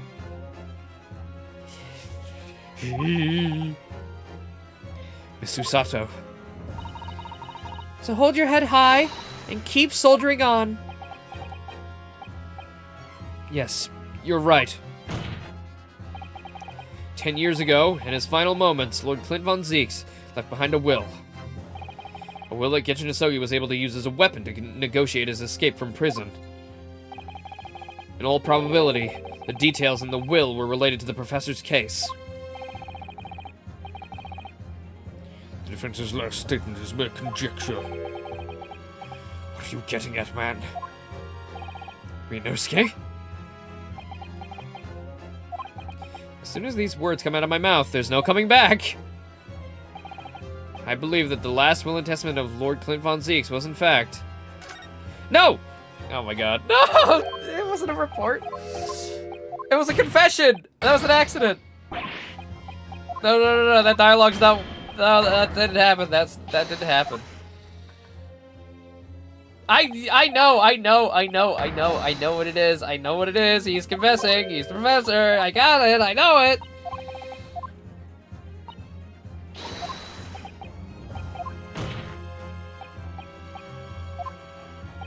If this is wrong too, I'm fucking gonna go crazy, dude.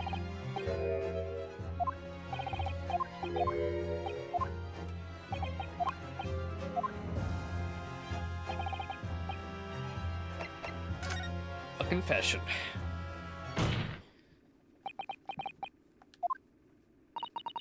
You can do this, Mr. Naruhodo.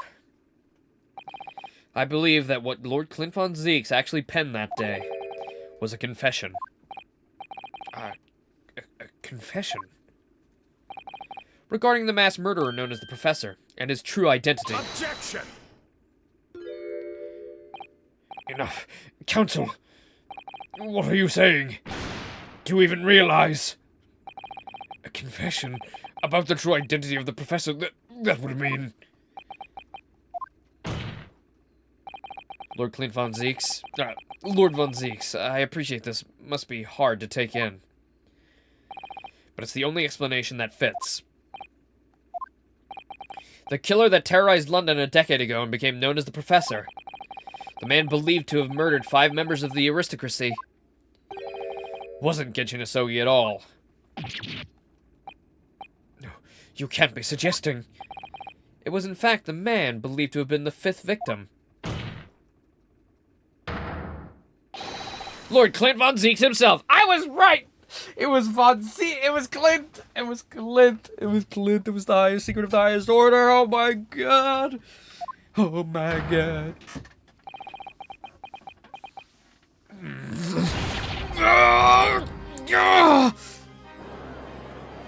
They're like, what the fuck? Bro, chill out. It's finally open, is it? Pandora's box.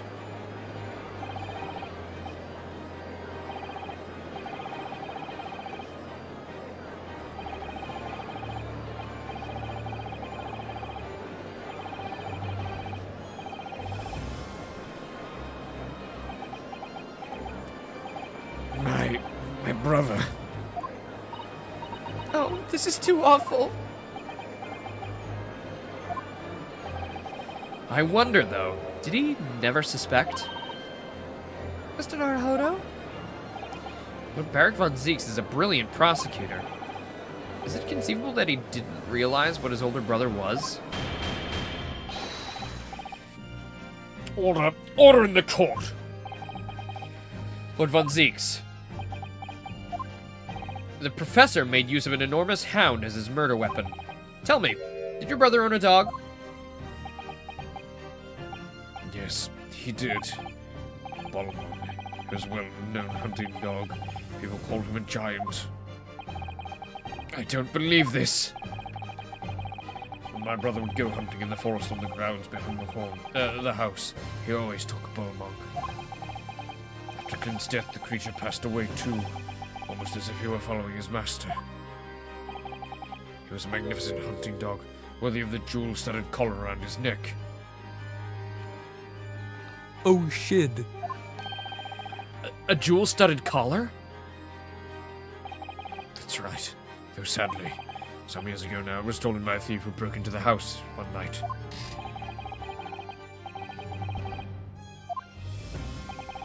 It so happens that myself and my colleagues have come across such a collar during our time in London. How could you? There's an old emblem attached to the collar too, made of pure gold. It was topped with a small crown and bore an ornate capital letter B. What? Emblem bearing the initial B. Oh my, you know it? It's the insignia of the Baskerville family. What? The Baskerville? Why is that name coming up now?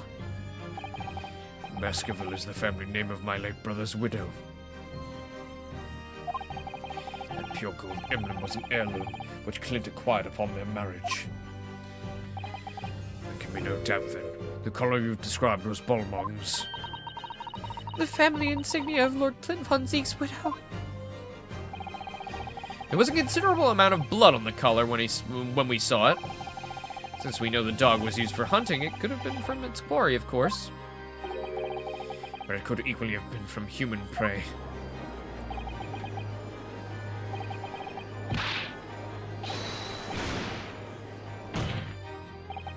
So in fact, the person responsible for all these murders of nobles and royals was a noble himself. And that threatened to be an enormous scandal that would irrevocably destabilize British society. My father knew that, and was using it to negotiate his way out of the unjust charges brought against him.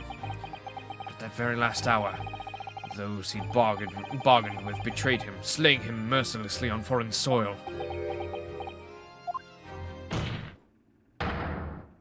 Well, can you deny it, Lord Strongheart? 10 years have passed, and still now the 6 million inhabitants of our great capital rest easy believing that justice was done. That though his anonymity remains, the diabolical murderer was caught and executed. Very well then, you may have the truth.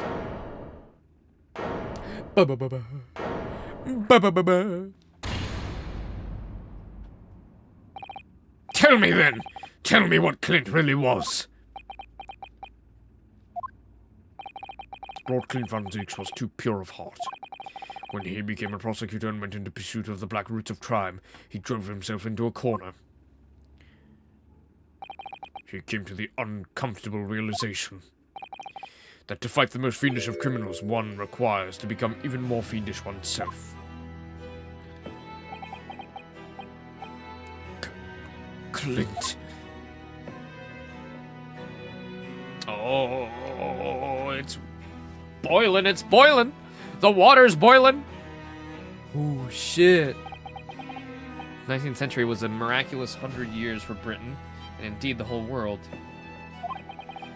New industry, new technology, and the birth of the Metropolitan Police Service, and a new law and order. These dazzling new developments meant even deeper shadows were cast on society.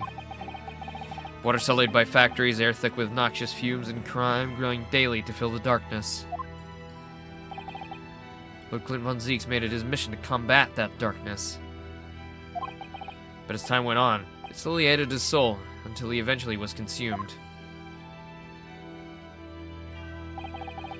It's ironic, somewhat surprising that the truth has once again been unearthed by a Japanese.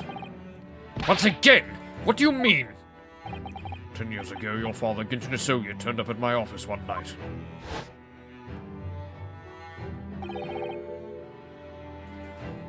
The professor? Yes, beyond all shadow of doubt, you must issue a warrant to search his home at once. Don't be absurd. The man comes from one of our country's most illustrious families. He's a paragon of justice here in the capital. Yes, that's the point. That's why none of you British can see it. He's using his noble status as a diversion whilst he commits these atrocious crimes behind the scenes. Do you have evidence? Nothing definitive as yet, but he keeps an enormous savage hound at his estate. We need the full support of the judiciary for this. We're up against a member of the aristocracy. A large family estate is a fierce guard dog. You should know that's commonplace here in Britain. I'm sorry, but I can't possibly put Scotland Yard onto this based on the tenuous accusation of a visiting student.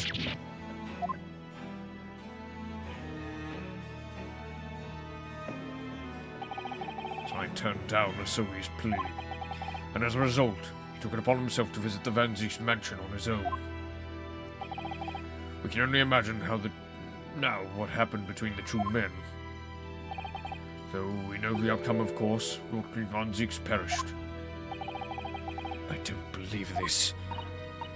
So in actual fact, Kazuma-sama's father did... He made the late Lord Von Zieks meet the same fate. He put a permanent end to the professor's killings. By taking a drastic measure of ending the perpetrator's life. I hit the nail on the fucking head, bro.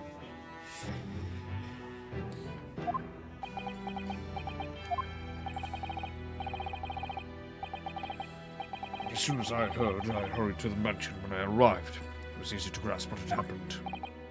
And what about the will?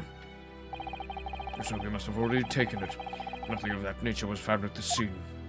We had no idea of the existence of such a document at the time.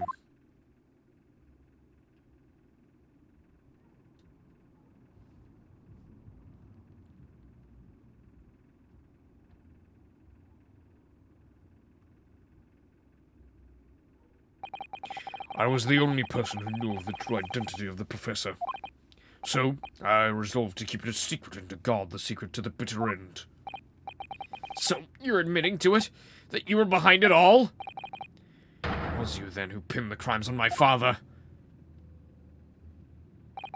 I did what needed to be done in order to protect the law and order of the British Empire. Even if that meant employing an unforgivable ruse. Then it was you who arranged this fabricated evidence. I ordered that detective to take care of it. Was keeping the truth from him, naturally. Gregson. Obviously, he opposed me at first. Are you off your rocker? We can't do something like that. There's no question that it was Asogi who murdered Lord Von Zeeks. The house staff mayors made statements that they saw the man running from the mansion late that night. Yes, well, I've no doubt it was the Japanese fella. But we haven't got a shred of evidence yet, against the man. And worse than that, he doesn't keep a dog, and so we're short of a murder weapon to boot. We're short on time, Gregson. We must put a stop to the man's rampage for the good of the country. So we'll use whatever means necessary. Do I make myself clear, Detective? Blimey. So that night 10 years ago when I was attacked by those thugs on the back streets, and Genshin's ring was taken, that was him, wasn't it? There was Gregson and some hired help. Then the detective handed over the stolen ring to Dr. Wilson, who feigned its discovery from the victim's stomach during the autopsy. In the light of that decisive evidence, Mr. Asogi was found guilty of the charges brought against him. However, behind the scenes, he'd actually already struck a deal with his accusers, in which he agreed to silently accept the charges. But I just don't believe that part. As far as I knew the man, my father despised such underhand dealings. It was extremely easy to make him comply. You see, he had one crippling weakness. What weakness? Is it obvious? You, Kazuma Asogi. Me?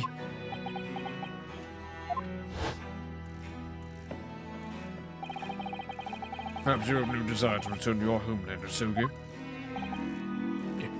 What? Though I hear you have a 14-year-old son. Agree to cooperate and accept your guilt without contention, and you will see Japan and your son again. You scoundrel! Whether you choose wisely or not, it will be a close trial by order of Her Majesty. So whatever rash claims you make in court, we'll have no trouble stifling them. There's only one outcome for you, Asogi. The gallows. Don't forget that I have a weapon at my disposal. A document revealing a truth that I know you're desperate to keep hidden. Yes, it had to skip my mind, which is the only reason I'm willing to bargain with you. I only want to protect this country's law and order, you understand. So, what's it to be, Asogi?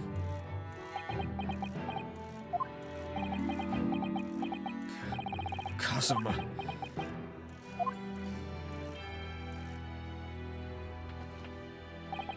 He did it for me. As I told him at the time, my motive was simply to protect Britain from the damage the truth would do.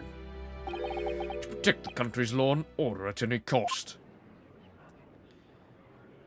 Objection! I've never dared let myself even consider this possibility until now. But in the light of all this treachery, I have to ask. The mastermind behind the Reaper of the Bailey. Was it you, Lord Mayor Strongheart?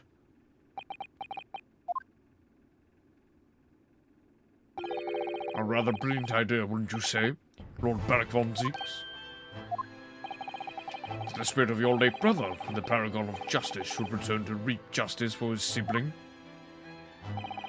Could there be a more appetizing tale for London's masses, I ask you?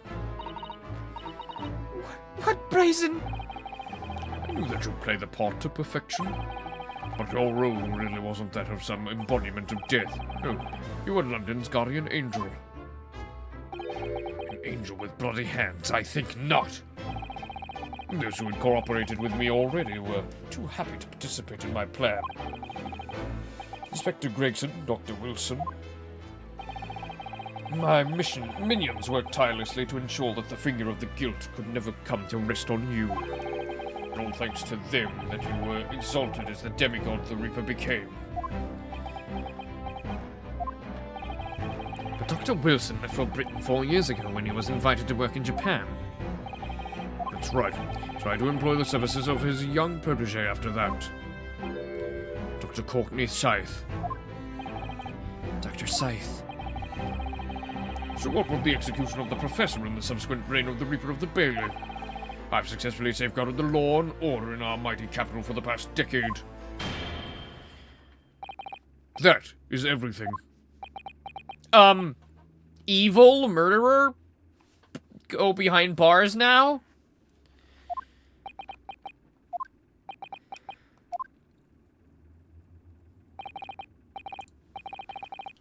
My lords, ladies, and gentlemen, I do hereby confess, it was I who sired this concept of the Reaper.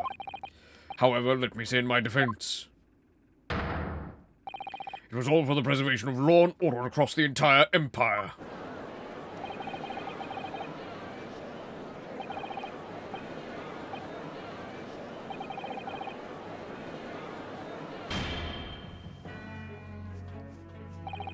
There's no one left now who can reveal the precise truth of what happened 10 years ago. Therefore, this trial can go no further. Now, I would like to entreat all those present. Beyond these four walls, nobody need know the truth. Even Her Majesty must be protected from this. I trust you all to appreciate the importance of my request. It is, of course, for the good of the country. Can he do this? Can the trial really end now? I've one last question. For the accused, Lord Von Zeeks. What? Of course I know that you're a highly accomplished prosecutor. So I find it hard to believe that you didn't have any doubts at all. That you never suspected your older brother. Yes, the same thought occurred to me.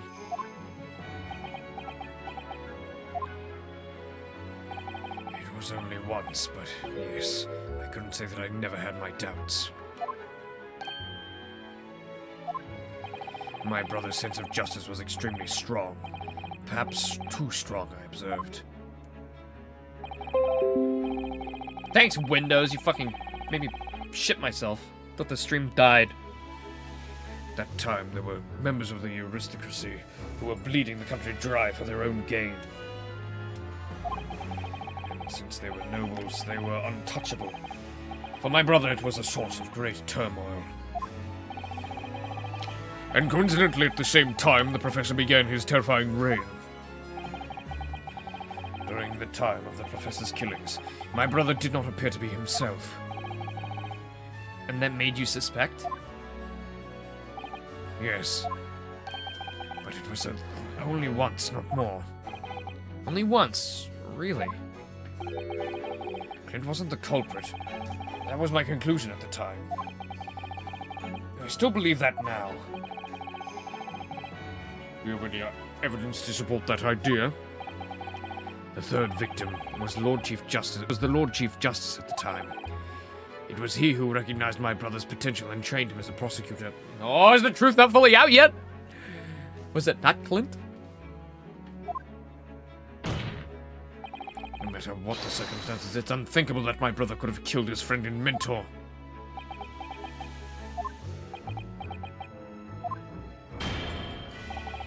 That will do. Neither Clint Von Zeeks nor Genshin Asogi will walk this earth. However, much we debate this matter now, we cannot hope to reach a conclusion. But There are only two extant pieces of evidence from the time. The woebegone ring that acted as the incriminating evidence to condemn Genshin Isogi, and the three-page last will and testament penned by black ink left behind by the man. ahem. 3-paged last will and testament penned by. 3-paged. 3 pages, you say? Okay. Can we add that to the record, please? Later today, I will present myself at the Ministry of Justice for whatever sanction is deemed appropriate.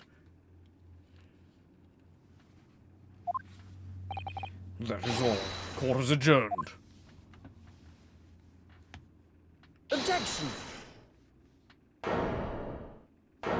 I object to that. Thank you, Kazuma. Me? If it wasn't for you, I wouldn't have made this 11th hour discovery. What discovery? My lord, I'm afraid I must insist the trial continues. I beg your pardon? As the court has been reminded, today already, we must stop at nothing to uncover the whole truth. And to that end, one particular statement made by somebody in this courtroom moments ago revealed a very subtle contradiction. What contradiction? But all I did was ask the accused one simple question. Well, it began with Lord Van Zeeks and his recollection about his brother, but Lord Strongheart didn't permit the defendant to speak at length.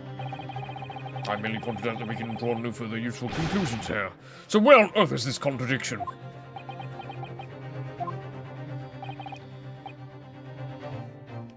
It was Lord Strongheart. It was Lord Strongheart, I'm sure of it. Something he said was slightly off. Romanosuke, think back over his words. Find the problem. I got it already.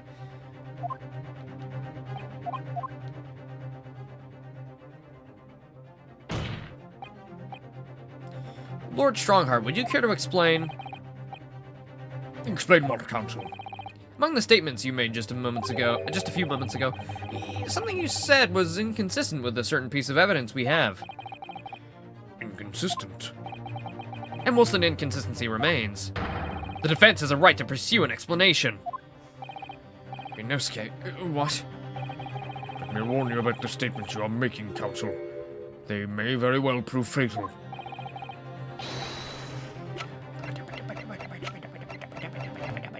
Take that! This here is the will left behind by Mr. Isogi. 2 papers, not 1, not 3, 2 papers. And you said 3. The 2-paged will. What? Yet moments ago, your precise words were the 3-paged last will and testament. Could it be that originally there was a 3rd page? For a moment I thought perhaps you have identified something worthwhile, but it's a mere trifle. A trifle? Governor Traden. What can I do for you, sir? You were present when the Japanese man penned his last will and testament. I was there for sure. I remember the black wear him like squirrels to that day. And I'm quite certain, me lord, there was a 3rd page at the time. What? Only the first 2 pages were the actual will, though. If I mind correctly, the 3rd was a message to his lad back in Japan. For legal purposes, we required only his will. And wouldn't he have wanted any uncomfortable words about Britain getting out to Japan, eh? So it was decided that the 3rd page oughtn't to be sent. Objection! How dare you make that decision? I have the right to know what it said, to hear my father's final words to me. The courtroom is no place for sentimentality, counsel. As it happens, I have the 3rd page of the document with me here now. My father's message! It will be given to you at the end of these proceedings. It'll be too late once the trial's over. We need to know what it says now. Even the slightest thing that may give us a clue. My lord, the defense calls for Genshin Hisogi's last words to his son to be read out loud before the court now. Your request is denied. The inevitability of maudlin words can be of no consequence now. Objection! Prosecution agrees. The court should know the content of that message. Every possible piece of evidence must be thoroughly examined. Very well then, Governor Caden. We will read the third page of the document present to all present to hear. Yes, sir. Only, I should point out, my lord, I can't actually read the Roman language.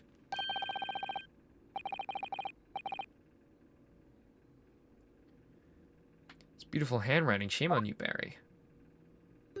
Oh, Mario! If I could be of assistance here, I would be happy to translate the words into English for the court. Father! You're still here, are you, Dr. Mikitoba? Naturally. I consider myself a member of the judiciary, albeit a lowly one. But perhaps I should quietly withdraw after I've translated Genshin's message. Your cooperation is much appreciated.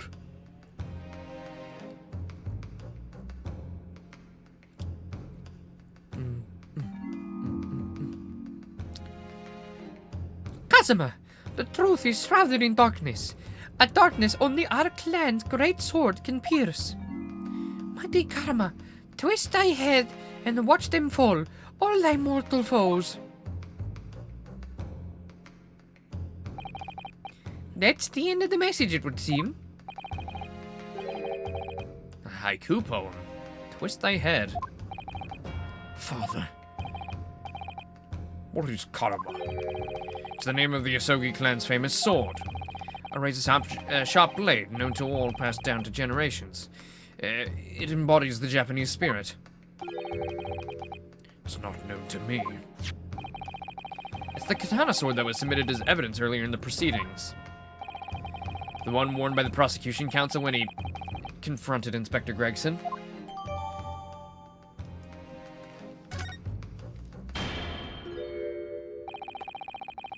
All of these procrastinations are beginning to try my patience. Adjournment for the court is long overdue. As the presiding judge, I have been accommodating as possible of the will of the courtroom. However, despite all that, no new information has come to light. Hold on, hold on, hold on! Twist the head of the sword! Twist its head. Mighty Karama, twist his head and watch them all fall, all thy mortal foes. It's the proper way to use the sword, is it? Maybe we should just try it. It hurts my neck, that's the trouble. Mr. Naruhodo, may I make a suggestion? I think perhaps it doesn't mean your head. Oh! I once studied the history and development of the katana some time ago. I'm sure you're probably aware that the sword's head is a part of the very end of the hilt. It's written as head in Japanese, but it's pronounced as Kashida, I believe. Kashida. So Mr. Hisogi's words really mean twist the butt of the hilt? You don't think? Oh! Bah. Look what's inside. Yes, is that a tightly wound sheet of parchment?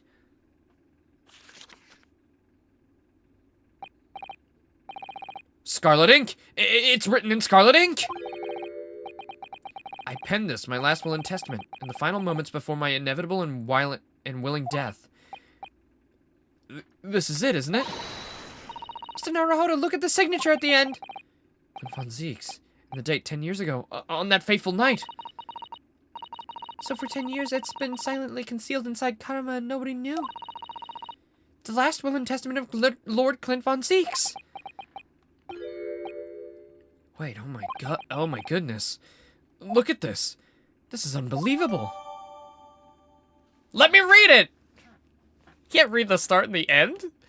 Let me read what it says!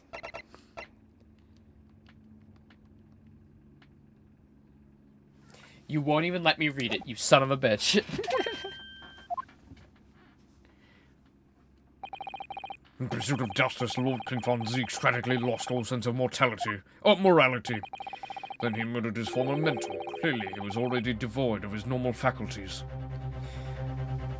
No, he wasn't. He wasn't it. I mean, I've thrown out so many accusations throughout the series. I mean, you know, was it all Strongheart after all?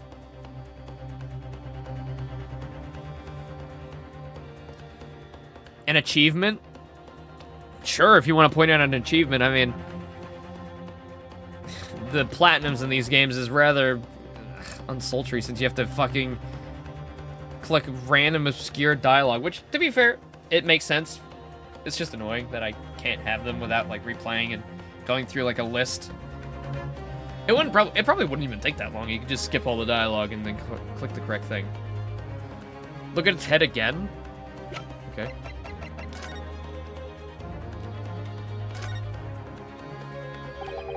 Twist thy hand and watch them fall, all thy mortal foes.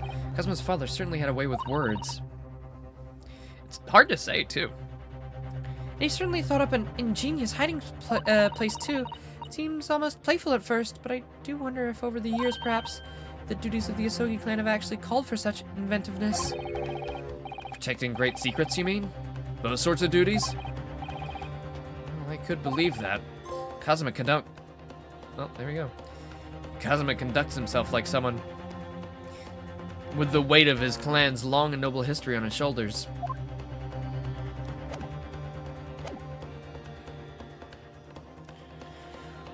Objection! How dare you! I refuse to believe that of my brother! Much time has passed. We cannot ever hope to know more than we do. Especially since the alleged will that penned in his final moments appears to have been lost forever. Lord Strongheart, you appear to be in something of a hurry to wrap things up. I wonder why. Were you the one behind all of it all along, like we've been saying this whole time?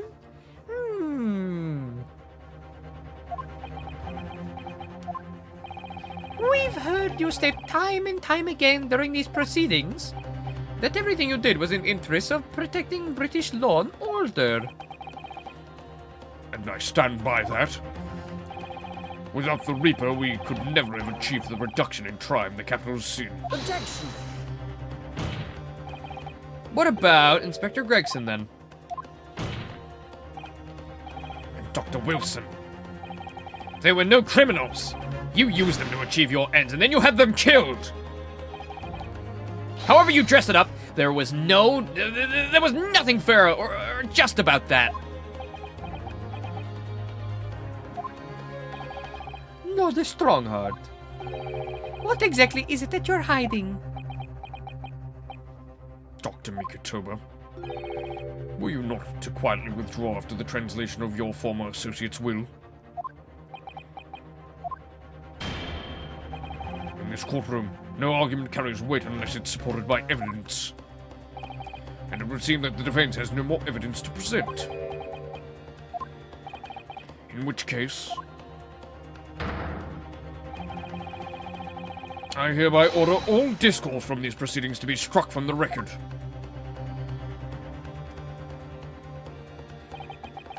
This is my last chance. Mr. Naruhodo! I have to present some decisive evidence now, or it's all over. But can I? Yes. And please, tell us what it says. It's so bullshit that we can't read it beforehand. As it happens, the defense does have to present evidence. Don't be absurd. There's nothing of relevance remaining from the time. Objection! It's high time that you realize something, my lord. This gentleman has an uncanny habit of producing evidence at the final hour that had escaped everyone else's attention. Nonsense. What is it, Mianosuke? What do you have? Shit, this song goes so hard.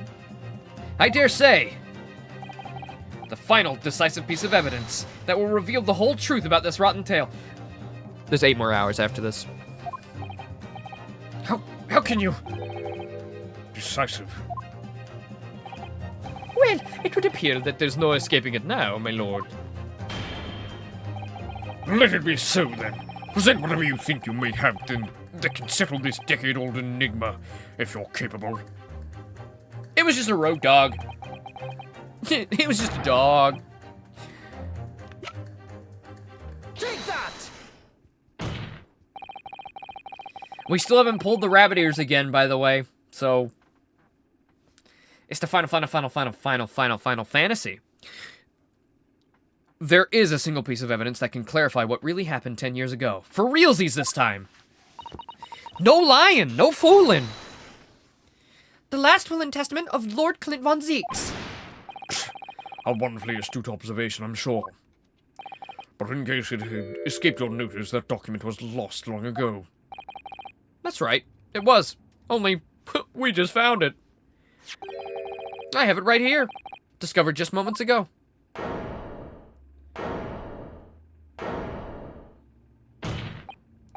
Impossible! That can't be! Everything that's happened comes back to this will. This document. Yeah, it's kind of fucked up that we found it and not Kazuma.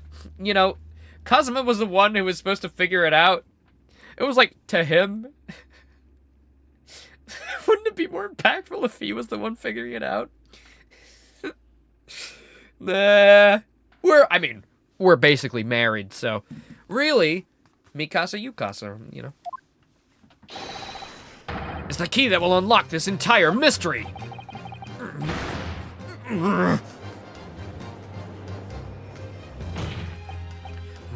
My brother's last will and testament. Where'd you find it? It was rolled up inside this. Inside Karama? That ultimate weapon Genjin Asogi obtained has lain undisturbed in the hilt of this sword for years. Just waiting for the right time to emerge and reveal the truth. The signature and the seal certainly look official. My God, it's true! It's my brother's handwriting. There can be no mistake.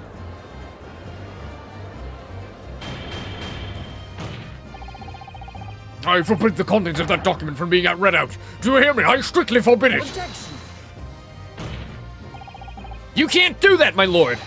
This document should explain everything. The document could literally destroy the meaning of justice in this country. I demand that you hand it to me at once. Was the queen the professor? Was it her highness? Why?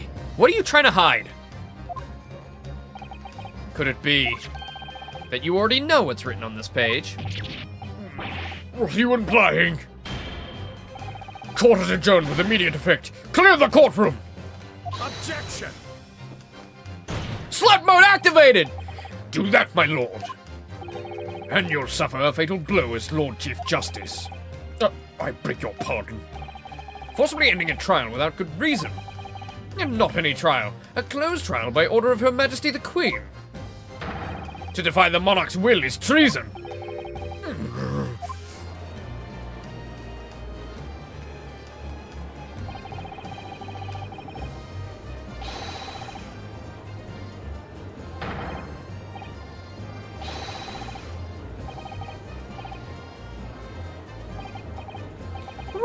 Well, my lord. It would rather appear as though proceedings aren't going quite as you'd hoped. You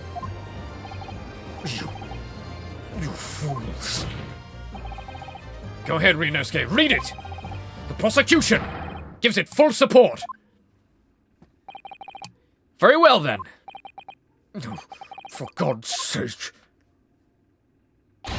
No! Look at him vibrate. Funny little guy. I pen this, my last will and testament, In the final moments before my inevitable and willing death. The hour is 11 p.m., and I sit at my writing desk in my office. My good friend Asogi stands by my shoulder. He has expressed his intent to invoke the dying ritual of the duel, that I may depart this world with honor. An honor of which I am utterly undeserving. The Japanese are truly merciful people. I, Clint von Zieks, Lord of the Manor of the Van Zieks estate, hereby confess to the following. I am the killer who has come to be known in society as the Professor, guilty of 4 counts of murder. I will not here discourse the corruption rife among the aristocracy, which is to me, as one of them, so apparent. However, 6 months ago, I took the life of a member of the House of Lords at the heart of depravity. A demon who habitually sacrificed the common man to further his own interests, abusing his position of power. The law is impotent against the vile avarice. Only a fellow demon can rid society of this menace. That demon was my quarry, upon whom I willingly set up my great hound. But though I am a hunter of some experience, I am a poor felon, it seems. My guilt was at once recognized by another, and I became subject to his extortion. He held over me the threat of exposing my wicked crime to my beloved wife and brother. Under that threat, I have done this man's bidding for months now, killing those he demanded I kill. As I watched my former mentor perish before my eyes at the jaws of the hound I commanded, I realized that I had lost the last shred of decency within me and sunk to the level of the wild beast. There's no path back to the light, be it I or my dear friend Asogi who dies this night. I am eternally damned. To my extortioner, male Strongheart, may you feel the jaws of the beast at your throat every time you swallow.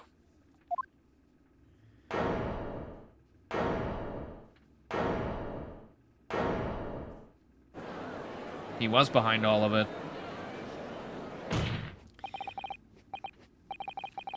So he killed first and then got extorted? It's so muddy. It's so gray. There's no, like, definitive good or bad guy. Because even, Genshin, I mean, he dueled to the death, which is respectful, you know, in his own way. It's still, I mean, murder, I mean.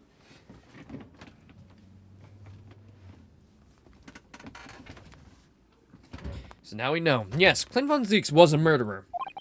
But somebody was directing him and naming his victims. His extortioner, Lord Male Strongheart. It was you! Lord Strongheart, a moment ago, you claimed that it was the court has just heard could destroy justice in this country. But you weren't trying to protect justice at all. All you were trying to do was conceal the secret of your true nature and the countless lives you've sacrificed up until now. Sorry, I've got the hiccups. I don't know why. I'm voice acting too much. It just didn't make any sense to me that the third victim, the former Lord Chief Justice, was my brother's benefactor, a man of lofty principles. As I said, Clint had no possible reason to kill the man. But you did, didn't you, Lord Strongheart? To eliminate the man who stood between you and the office you'd set your sights on. So you used your own hunting dog, Lord Clint von Zieks, to take him down. It had to be done. London's unsavory shadows are deep, and the arm of law fails to reach their depths. Crime must be cut off at its roots, but the Lord Chief Justice at the time just couldn't see that. He was weak! Lofty principles, you say? Tantamount to cowardice, if you ask me. Which is why I took his place in order to fight the crime he was allowing to spread like wildfire. But murdering the man? The Reaper, the Professor, the name makes no difference. As I've explained countless times already, it was all done for the furtherance of law and order in London. Are you going to legitimize the murder of my father now, too?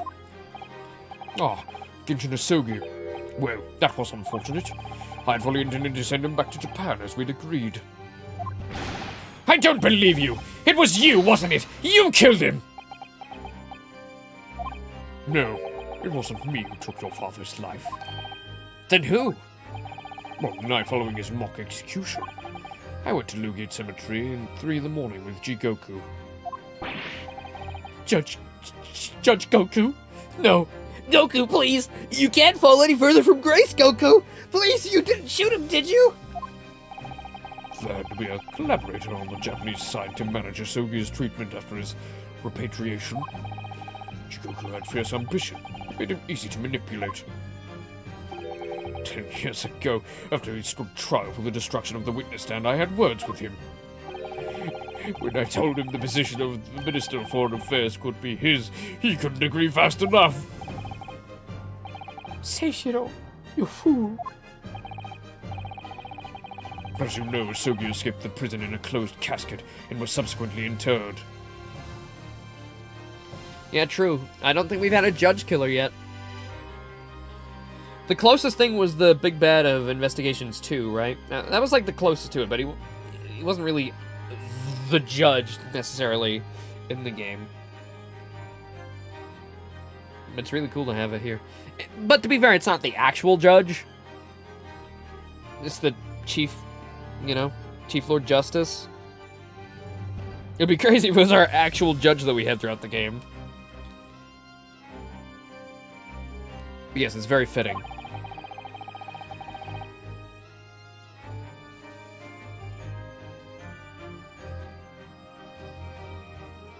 Oh, yay! Well, you're right about that. 2 times in one trial. Goku. Goku! Poor little Goku. Being manipulated. We intended to dig him out of his grave before he ran out of air. But sadly, all did not go to plan.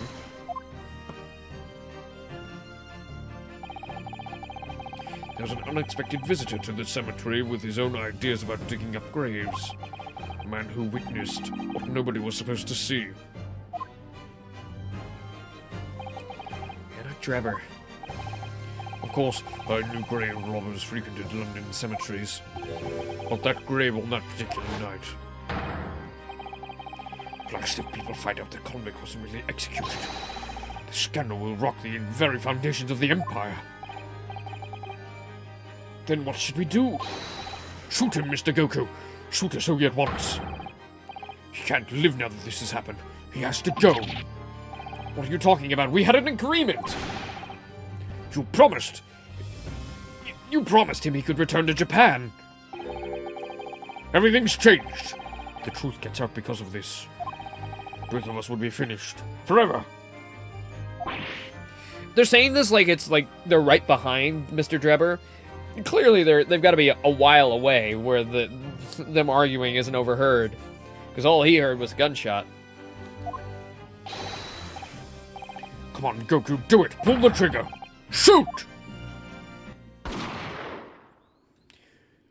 Ah, shoot, dang it! I missed! I hit Enoch Drebber!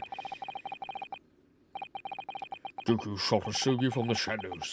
The grave robber was so close the blood sprayed over his coat. He fled as fast as his legs would carry him. Yeah.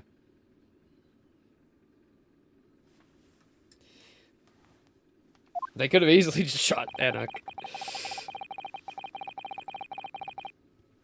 Then Goku and I put Asogi's body back in the grave from which he had emerged.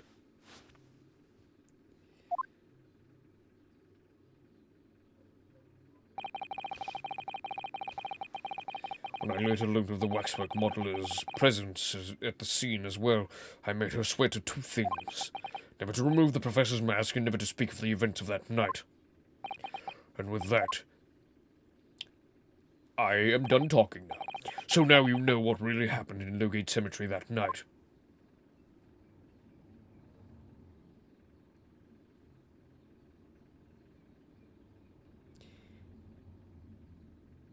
What, do you expect us to forgive you now? What do you expect to happen?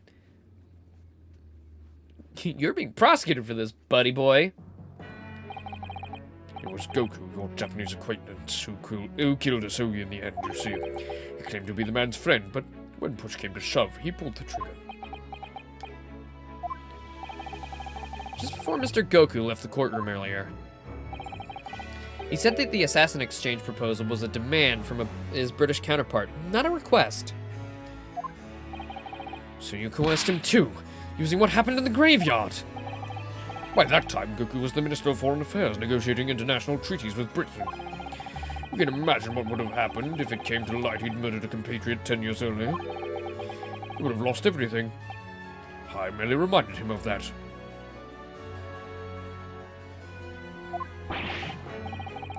How do you sleep at night? These past 10 years I fought tirelessly with the darker recesses of London's criminal underworld. And I've used whatever means necessary to ensure that justice prevails and law and order reign supreme. Objection! Not when you're constantly going around breaking law and order, you fool. That couldn't be further from the truth. The fact is, you haven't fought crime at all. How dare you! I saved Prince von Zeeks from dishonor in his death. Objection! Whilst behind the scenes, you systematically buried anybody who stood in your way. And then, you made my father take the blame. It was unavoidable. It was the only way to protect our justice system and public order. Let's not forget those others you had killed as well. Setting the defendant up as the Reaper to cover up the truth behind the murders of countless more.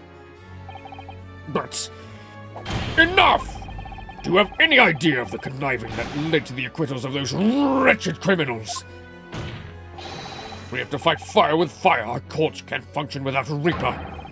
Did you all see what I've done for this country? This has been my struggle. Objection! You've done nothing! It's Lord Van Zeeks who worked tirelessly and justly in the court, whilst enduring the disgrace of the Reaper name.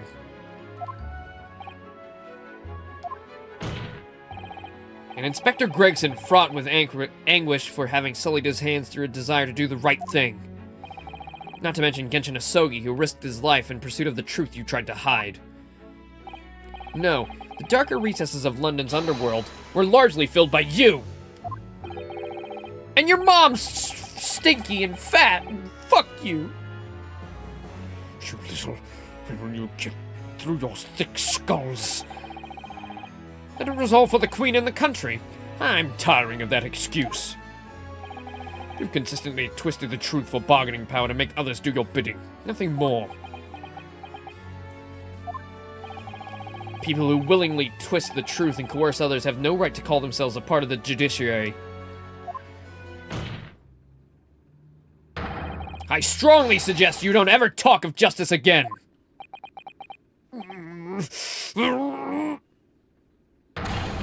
Ooh, I didn't want to scream again. I'm sorry. Gah!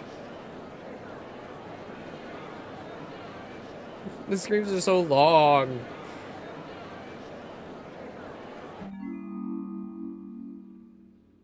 Is he stuck? Oh.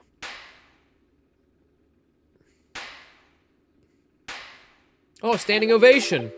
Well, dear me, my good fellows, dear me. A well-deserved round of applause, I think, for a quite marvelous performance.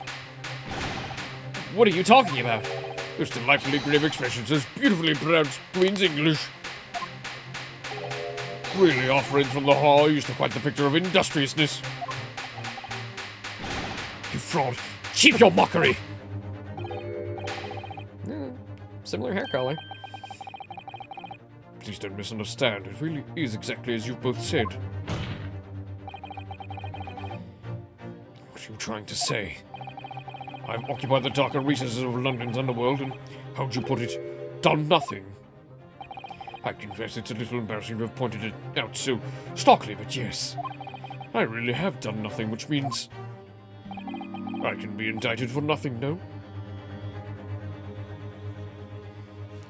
Extortion is hardly nothing.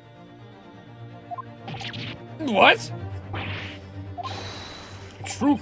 Personally, I have committed no crime. I have merely been surrounded by fools who have acted very rashly indeed. Objection! Alright, I was gonna say, when is the point in which we have to pull the rabbit ears? Okay, it's becoming very obvious that's right now. You can't get away with that. You've constantly preyed on people's weaknesses. And what? Threaten them? Are you sure it wasn't just bargaining? Says the extortionist.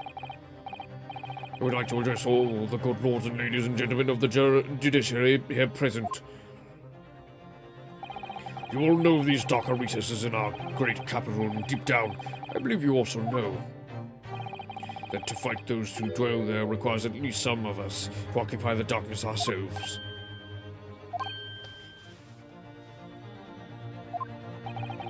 So let me appeal to your good sense now. Consider the situation with me. If this catalogue of horrifying revelations were to become common knowledge among the 6 million inhabitants of London, what might happen? To learn that the infamous murderer of royals and nobles was a respected member of the aristocracy himself. That evidence was fabricated in the scapegoat's trial amid secret negotiations with prosecutors to effect a jailbreak. That the Reaper of the Bailey was an organized group of assassins managed by a Scotland Yard inspector. And finally, that it was all masterminded by the Lord Chief Justice himself. If the general public of Britain knew the truth, all faith in the police and prosecutor's office would be completely lost without doubt. Public order in the capital would completely break down, would be cast back to the lawless days of the last century. Precisely as it was 100 years ago when 1 in 10 of the population were criminals. Think what we've accomplished since then. A public policing force, a comprehensive set of laws. And if we want to continue to protect this era of law and order, I say again, we must at times occupy the darkness ourselves.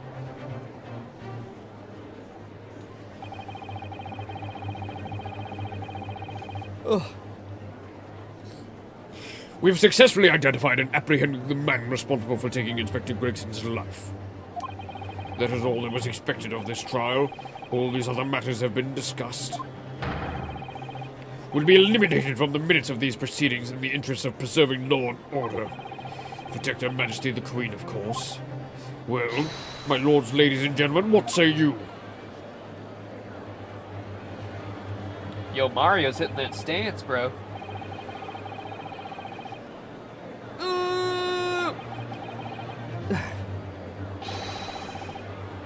I am the King of Darkness. I am evil, but I'm also innocent.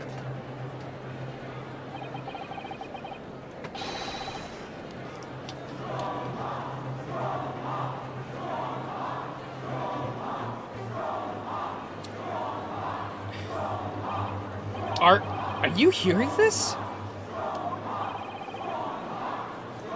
This is the will of the British judiciary?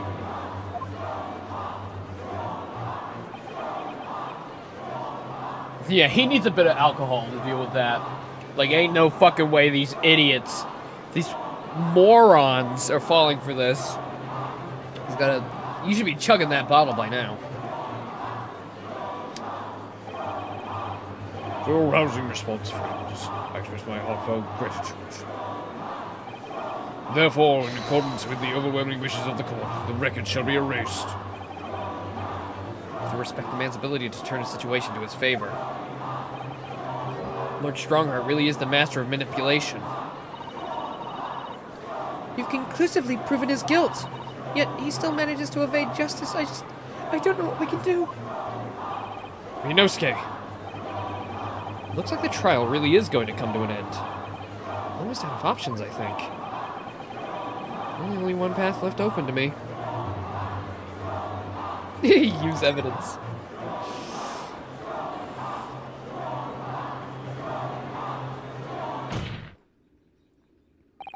Yes, as I know all too well, the only thing that carries any weight in court is hard evidence. But Mr. Naruhodo, what evidence is there to use at this stage in the trial? I have an idea. I don't know whether anything will come of it, but... Okay, that is like that's like Phoenix Wright's catchphrase. You know, I don't know if anything will come of this, but... Proceeds to explain the entire crime in detail. Take that! Oh my! Yes, Mr. Sholmes asked if you had it with you earlier. We've exposed all of Lord Strongheart's wrongdoing now. I've no doubt that Mr. Sholmes had already deduced exactly how the truth would unfurl. So I think it must be time for the great detective to take center stage, don't you? Yeah! Yes, absolutely. Hold on, I'm gonna need a bit of water before I start doing my boy.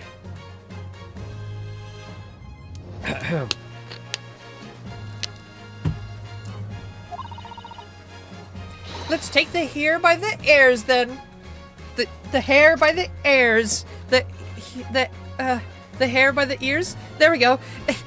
And heave. All right, here goes. Ow, ow, ow, ow, ow, ow, ow! My dear fellows, must I remind you every time, a gentle tug will suffice. Mr. Sholmes! You're looking quite in the wrong direction, Mr. Naruhodo. Because I'm over here. Mr. Naruhodo, he's... What? What? He's a hologram? Is this Star Wars? It's Mr. Sholmes.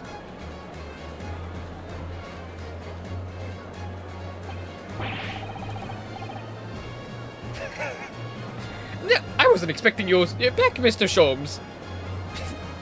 Oh my god, hollow.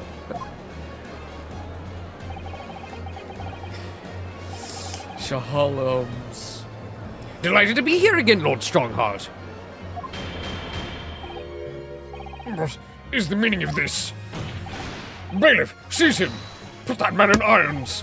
This is a closed court. You've already been warned once, man.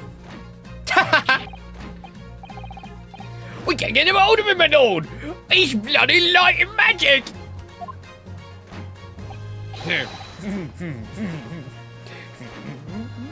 Try as you might. Come on, come get me. I'm standing right over here. Yes, yes, yes. I'm afraid your efforts are wasted, you see. The great detective you see before you is composed entirely of light and shadow. An image, if you will. Yeah, he's just a hologram.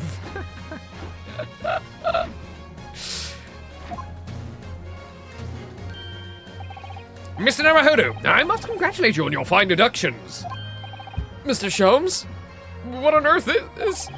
Are you familiar, I wonder, with the invention known as the telephone? Well, yeah, I hear that some public telephones have been installed recently in Tokyo. The sound of the speaker's voice is converted to an electrical signal and transmitted instantly to another place. Quite. Sounds are transmitted. So could not images keep them company, I mused? Iris and I did some modest experimentation to develop such a device specifically for this very day.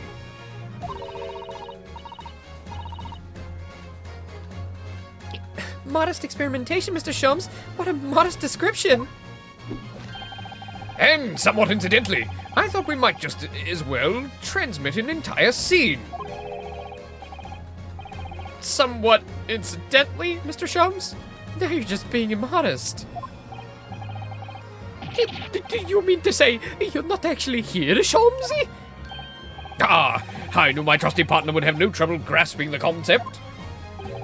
Except he's grasping the stand to steady himself after your shock arrival. Poor father. I would have hoped he would have been forewarned, being the great detective's great partner. Leave my courtroom at once. Get out or I swear to you. Oh, dear me. You, on the other hand, Lord Strongheart, appear to have a very poor grasp of the situation. Allow me to reiterate, I'm not here. Which would, I hope, lead naturally to one asking, where exactly are you? The very question I was awaiting. Thank you, young prosecutor. And Mr. Naruhodo's fiancée. Well, let's not get ahead of ourselves. Fiancée? Never mind, to the question I was asking. Of course, I am at present enjoying the air in a rather splendid garden. The garden? Not just any garden, you understand.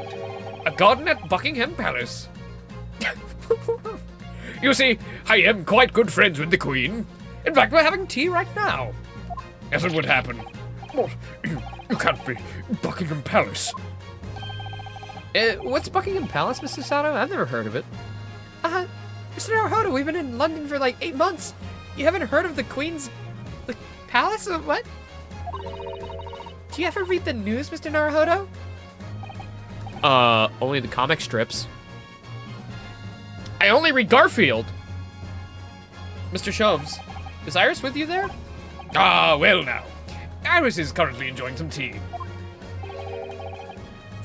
I just got done, laying down some pipe, as it were, with old Queenie Beanie. And, well, she is more than willing to, well, send that man to the gallows.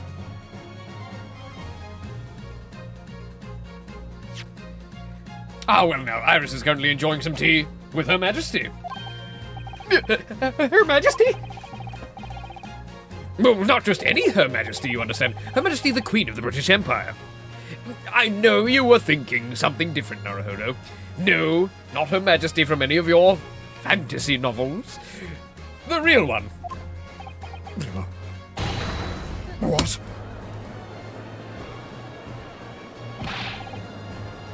What on earth is this all about? Buckingham Palace is Her Majesty the Queen's residence in London, Mr. Naruhodo. Order in the court. I demand immediate silence. Her Majesty the Queen, you can't be. I mean, no. This is some sort of unforgivably distasteful trickery by a third-rate detective, that's all! Unforgivably distasteful trickery? What an apt description. A closed court session attended by elite members of the judiciary is a rare event. I presume that Her Majesty would be more than a little curious about the proceedings. So I decided to show her everything from start to finish. You showed her? Well, indeed. By dint of the Herlock Sholmes remote cinematograph. Cinematograph?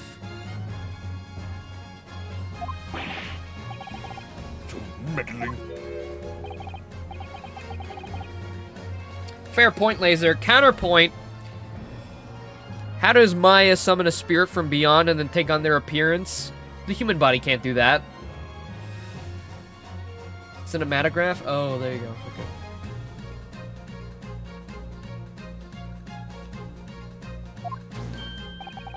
Just as I appear to be standing before you, regaling you with talk of my latest invention. No doubt you've inferred that the reverse is also true. You don't mean... Her Majesty has seen and heard every moment of the proceedings. I assume there would be no objection after all. Every trial in this country is conducted on the auspices of Her Majesty, as you know. I confess, I am quite impatient to hear Her Majesty's opinion.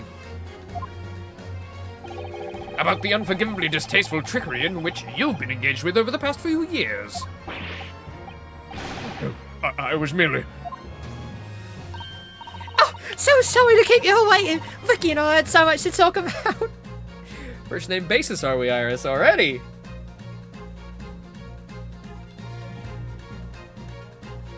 It's a funny scientific invention. You want to explain all of Professor Farnsworth's technology in Futurama? Like, it's not to understand. It's a crazy invention of a hologram. I mean, that didn't exist here.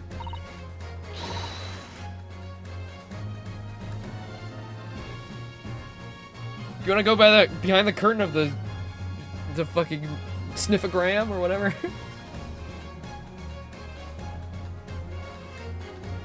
Oh, the telephone was first demonstrated by Queen Victoria. Oh my god. It all wraps around. Iris, there you are. In fact, I have a little message from Her Majesty. A message. Well then, if everyone is sitting comfortably. Popcorn and check, yes. Sodas, beverages, yes. Great. Okay. Forthwith and with immediate effect, all authority previously afforded to Male Strongheart is here revoked for evermore. Furthermore, he will be prosecuted for crimes against his country in a public trial by jury in the coming days. So, it seems that Her Majesty doesn't believe we need to fight fire with fire. Justice in this country needn't be administered from the shadows at all. You're fired! Haha!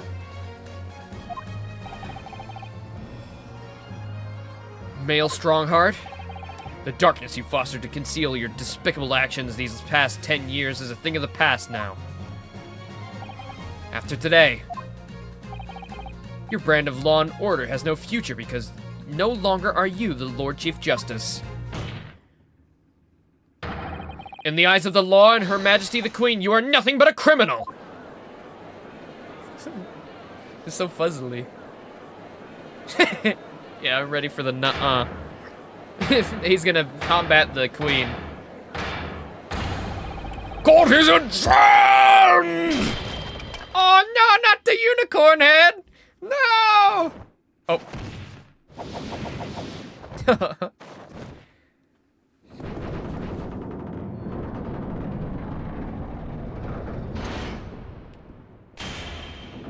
Oh, whoa, whoa, whoa, whoa, whoa, whoa, whoa, whoa, whoa, whoa!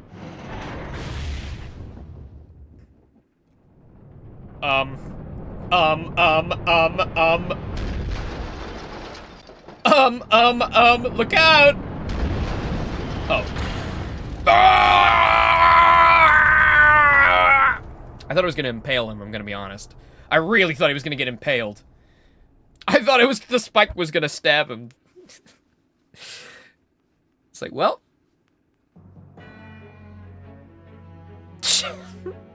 Oh, the courtroom's fine. Oh, I see. Lord Cleveland Zeke's left a will in which he confessed to everything. When those words came out of Sophie's mouth, it deranged me completely. I knew I must do anything and everything in my power to contain the situation. But I couldn't find the damn document I searched his cell. It wasn't there. Which precipitated the jailbreak plot, I presume?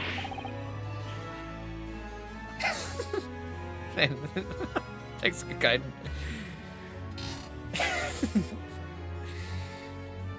But what do you mean?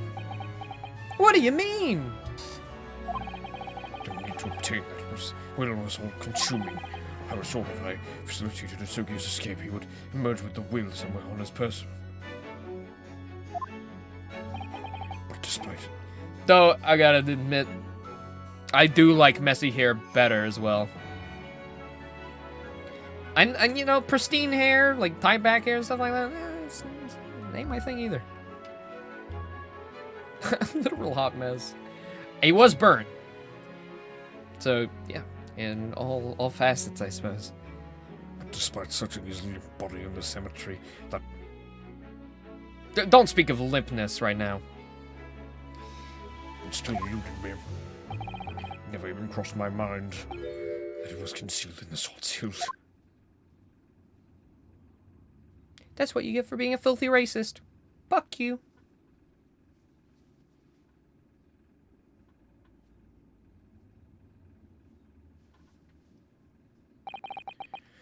What pains me now is that my brother left this world without a word to me. I'm sorry, Lord Van Zeeks. And I'm sorry, Mr. Shubs. Could you get your hologram out of here? It's distracting me. All that fuzz. But Mr. Naruhodo, it's quite the revelation, don't you think? This is a scientific majesty. The fact I can hear you right now is, well, it's bonkers if you ask me. But I'm the one who invented it, so, you know.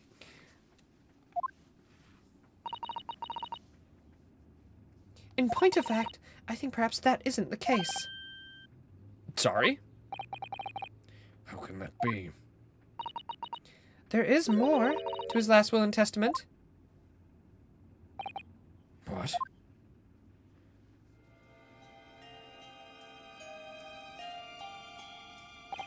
As I confront the prospect of my demise, I feel a bitter regret for my younger brother.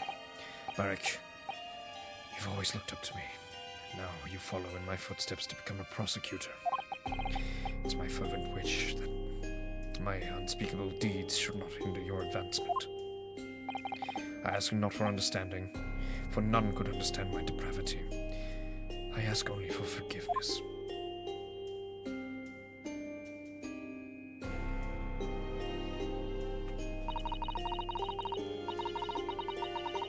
Sogi's a fine detective and a hunter worthy of respect.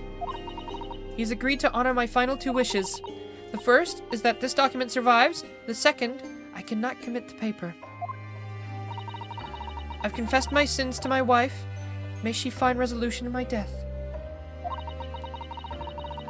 With my eternal gratitude to my Japanese friend, I rest my quill. Clint Van Zeeks.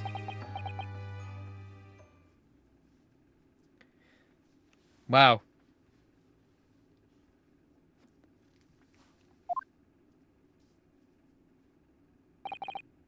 Clint.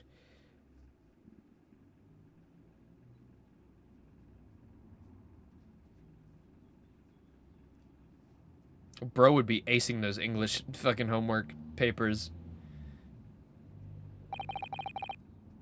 Male Strongheart? You colluded with Seishiro Goku in a criminal plot so immense it spanned the oceans. And you cold-heartedly murdered all those people who knew the truth about what happened 10 years ago. But why did you set about that now, a whole decade later?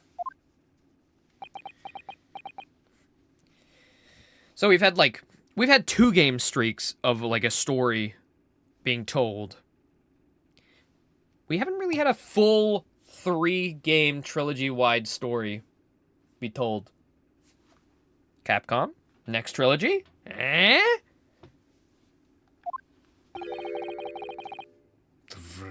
To ascend to the very peak. These last 10 years made me realize being the Lord Chief Justice wasn't enough, short of becoming Her Majesty's Attorney General. I could have no real power to effect the changes needed in this country. And for that promotion, I needed to ensure no remnants of the past remained. How could you? I like everything to run smoothly, in the exact manner that I prescribe, like a well-oiled machine. And I was just a step away. And for your ambition to succeed, did you even bother to count the number of brilliant people you had killed?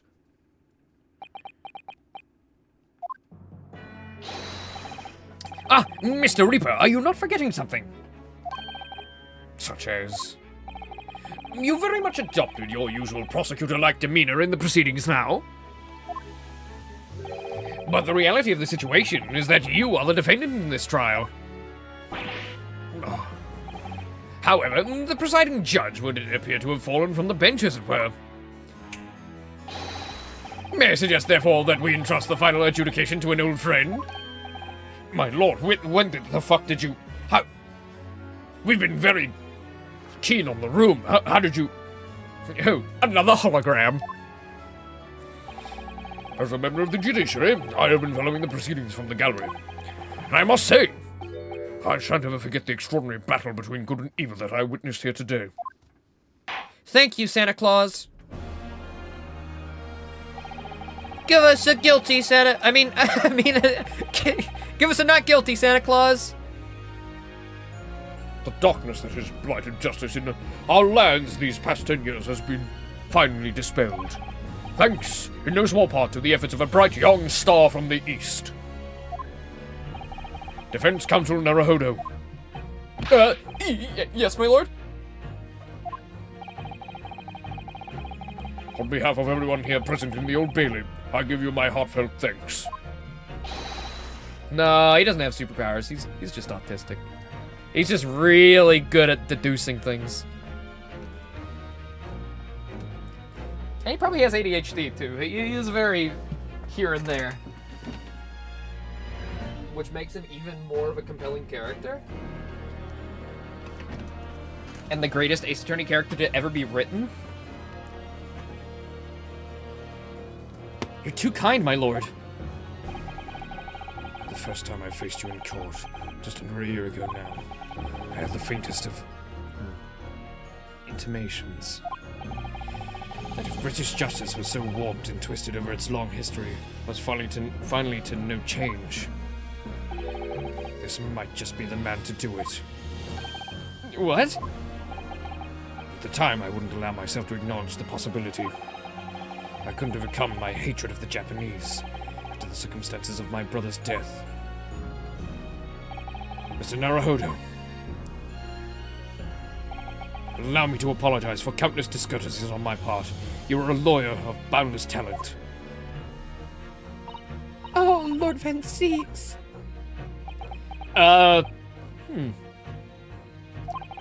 When I first arrived in Great Britain, I I was literally a nobody. Certainly not a lawyer. The truth is, my fortunes have entirely been made by the miraculous people I've met. My best friend, Kazuma Asogi, who led me here to Britain in the first place. My loyal and ever-patient judicial assistant, Miss Sato, who's helped me study to become a lawyer. The brilliant Lord Van Zeeks, who never failed to challenge his Nipponese rival. And not to mention, the exceptional master of logic and reasoning who showed me the true art of deduction, Mr. Sholmes. Saving the best for last, Mr. Naruhodo. What a relief! I was sure you were going to leave me out. But I'm glad that I was the most illustrious of your thanks. I mean, I did most of the work, really. You're more the poster boy, yes. I'm well aware that without all these people's help and support, I wouldn't be where I am today. The truth is a guiding light that always leads to happiness. I've lived by that principle for a long time now. But actually, it's not true. The truth can also cause great pain, sometimes even leave people on the brink of despair. And for that reason, there are those who feel the need to hide the truth, who do it instinctively even. But as soon as we allow our eyes to settle on something other than the truth, the darkness takes hold. And from there it grows until eventually it makes us blind to the guiding light of the truth altogether. So that's why it's my belief that we must all resolve to never avert our eyes from what is just and true. So true, bestie. So that we can continue to walk the straight and narrow path ahead.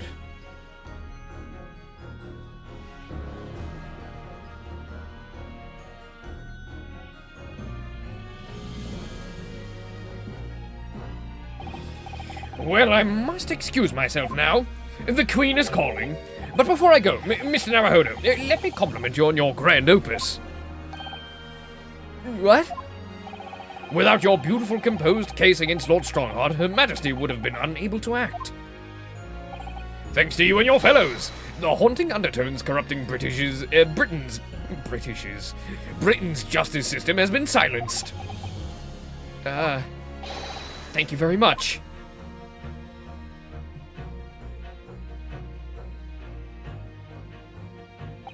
So, until our paths cross again somewhere. It's kind of fucked up that Naruhodo gets a standing ovation by all of his friends, telling him how great he is, and when Phoenix Wright wins a trial, his wallet and bank account is drained into the negative. And he has to yell objection like, this is not fair at all.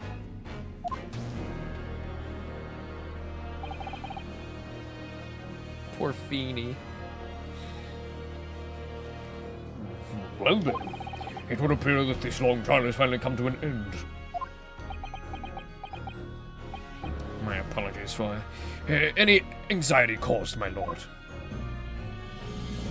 I'm quite sure we shall meet again here in the courtroom before long, Prosecutor Barak von Zeeks. In conclusion of these proceedings, I hereby declare the defendant, Barak von Zeeks. Not guilty! Yippee! The final not guilty! Hooray! Thank you, British gumshoe!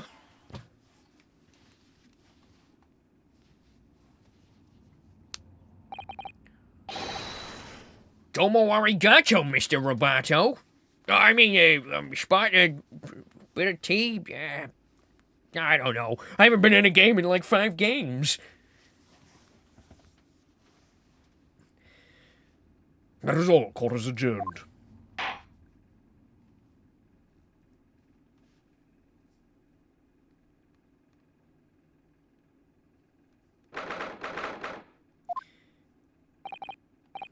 It really is all over? No surprise? No objection? No hold it? Not another one? Am I free? But did I sacrifice too much? Mr. Naruhodo? I really must congratulate you. It was a truly, truly splendid performance. Honestly, I couldn't be happier for you. Oh, thank you very much. But I really couldn't have done it without you at my side. Through it all, Miss Usato. Oh. Your kind words mean so much to me. It really was a splendid show. Oh, Mr. Naruhodo. I'd have thought you'd be smiling from ear to ear, but you look rather glum. Oh no. No, Naruhodo, you didn't choose to go to Japan again, did you? You're not gonna pull an Apollo and just leave all your friends for 8 years, are you? How noble of you! You stupid, selfish prick! Well, of course I'm delighted about the verdict. But in exposing the truth, I'm afraid I've caused my client a great deal of pain. Oh, and that. I'm really not sure that's what a lawyer ought to be doing. Oh well. Oh well. Who gives a fuck? I'm quite sure that when you see Lord Van Zeke's smiling face, everything will seem much better.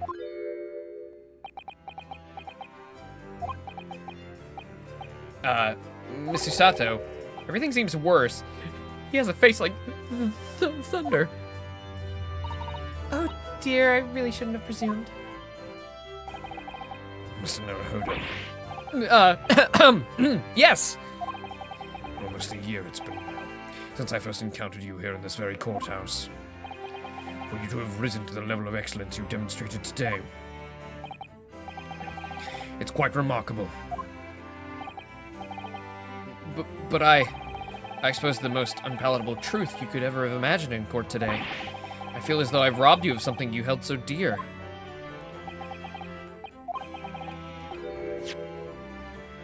What was it he said? To fight those who dwell in the darkness requires at least some of us to occupy the darkness ourselves. But that was just a feeble excuse of a coward. Only those who, with a steadfast eye for the truth, have what it takes to fight the dark forces of crime. You made fine work of establishing that fact in court today. Oh. Well, thank you. What magnanimous words. Sorry, I'm tripping up all my words. It's so beautiful. I'm quite sure that Kazuma-sama would have a smile on his face at this very moment if he were here. Kazuma. You gotta stop jinxing things. Miss Usato, there's another face like thunder here. Oh my, and he really was here. Lord Van Zeeks, allow me to congratulate you on your acquittal. Congratulate me, or curse me. You failed to bring down the Reaper. I owe you an apology. No, it is I who should be apologizing. Your father, Genshin. If I had been stronger, then perhaps...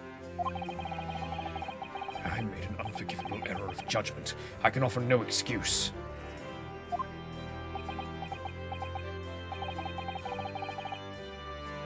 Two intimidating ass dudes on screen taking up all the space. They are taking up quite a considerable amount of screen space. That said, I suppose you fought for justice and the truth. For that at least, I can't withhold respect. Your words mean more to me than you could know. I will hold them dear. Kazuma-sama! I must say, there's one thing that's still bothering me. What's that? The will that Lord Clint von Zeeks wrote before his duel with my father.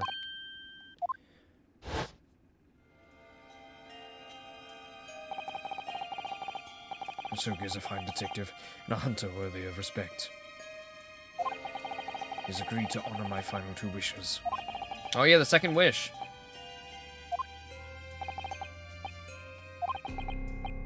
What's the final wish? that he looks after Barrack? Or something? Maybe? What can the second of his final wishes have been? That your father agreed to honor, you mean?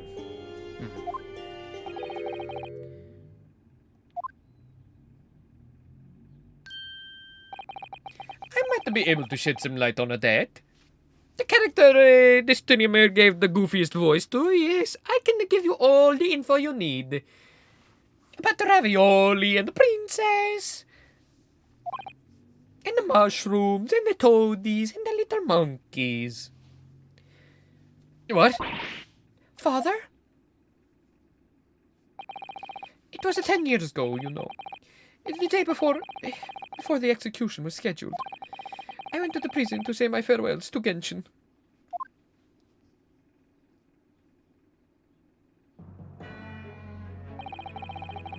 Why aren't you putting up more of a fight, Genshin? If you only agreed to it, Seishiro and I would gladly petition the government. We've been through this already. You don't need to worry about me. Anyway, Eugen.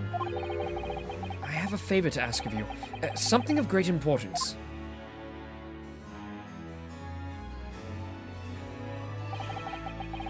You're one of my greatest friends, Genshin.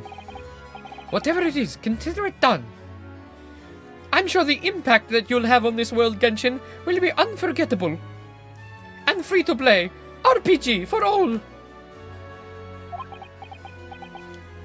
I'm going to tell you an address. I need you to go there at once, in secret, telling no one. You should find a lady of the gentry hiding there. A lady of the gentry. She's not in a good way, and she's with child. The birth is imminent. As a medical man, I'd like you to attend to her. Please, you're her only hope. By any chance, is the child yours, Genshin? Don't be daft. It's a favor to that was asked of me by the man I knew. It's his dying wish.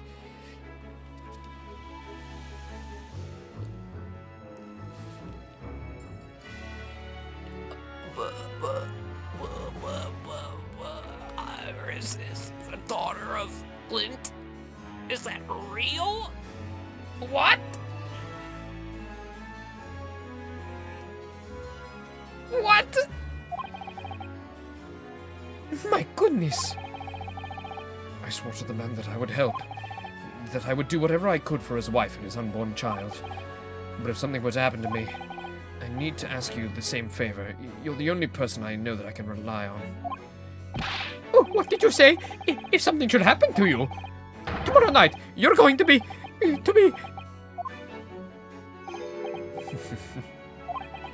never know, though, do you? What life will bring? All right. Tell me the address. I'll head there at once. With Seishiro and... No, not with him. Pardon? It's a favor I'm asking of you, and only you, Eugen.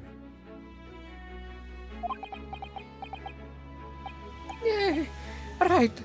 I see. Very well. Mamma mia. That very night, I caught a train from Paddington to Dartmoor, Devon. I found the old house in the middle of nowhere. It was an old hunting hound lay asleep in the grounds.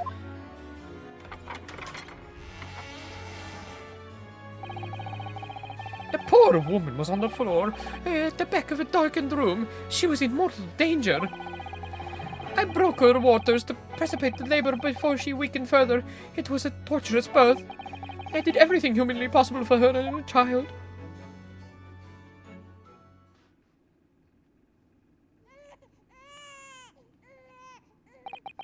And in the end, I was lucky enough to welcome a new life into this world. But tragically, my efforts to save the mother's life were in vain. I held the healthy newborn girl in my arms and wept for longer than I cared to remember. Eventually, in something of a daze, I looked around the room. There were a precious little in it, but an old travel trunk caught my eye. It had clearly been looked after over the years, made of top-quality leather and fine stitching. But it was when I saw the emblem on the side of it, everything dropped into place.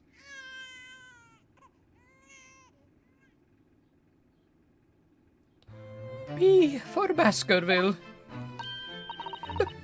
Baskerville? You mean the woman was the wife of Lord Clint von Zeeks? That's what I said earlier, wasn't it? When I was talking to him in the cell, I'm pretty sure he said that. That's right. No one was his daughter. But that makes no sense. Why on earth wouldn't Clint have entrusted the child to my care in that case? Bloody hell, I'm an uncle, for God's sakes! I would be an excellent parent!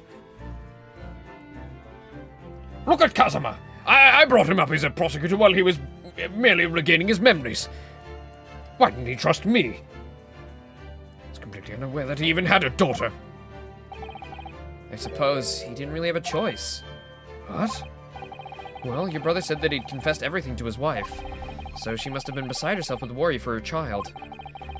If the true identity of the professor were to ever be made public, the girl would be forever branded as the daughter of an infamous mass murderer. So the only solution was to distance the young girl from the Van Zeeks family as much as possible. I don't believe it. I imagine that in his final hour, Lord Clint von Zeeks made the obvious choice. He would have thought to himself, this Japanese man here is someone I can trust. I honored my promise to Genshin, of course. However, only a month later I was summoned back to Japan.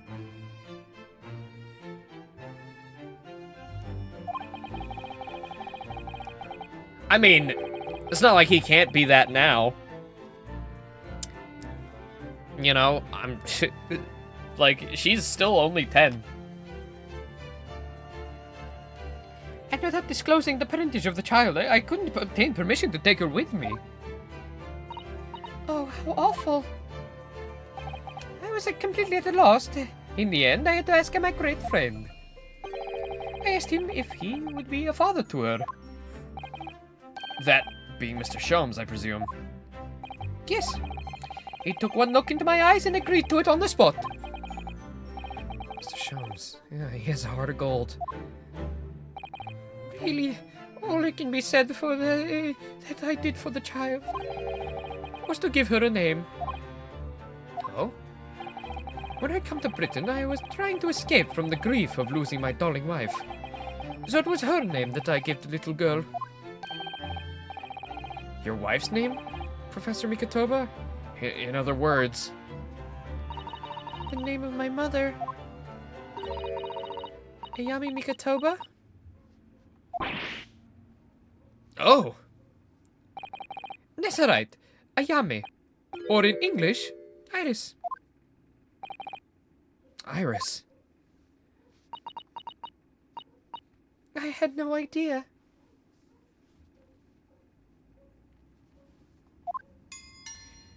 Yeah, true. I was so happy that they were going to be sisters. I was like, oh my god, that's so awesome. And then they literally acknowledged that. They're like, yeah, that would be cool, but that's not the story we made, so... There's still more mystery. Mr. Naruhodo, what's wrong?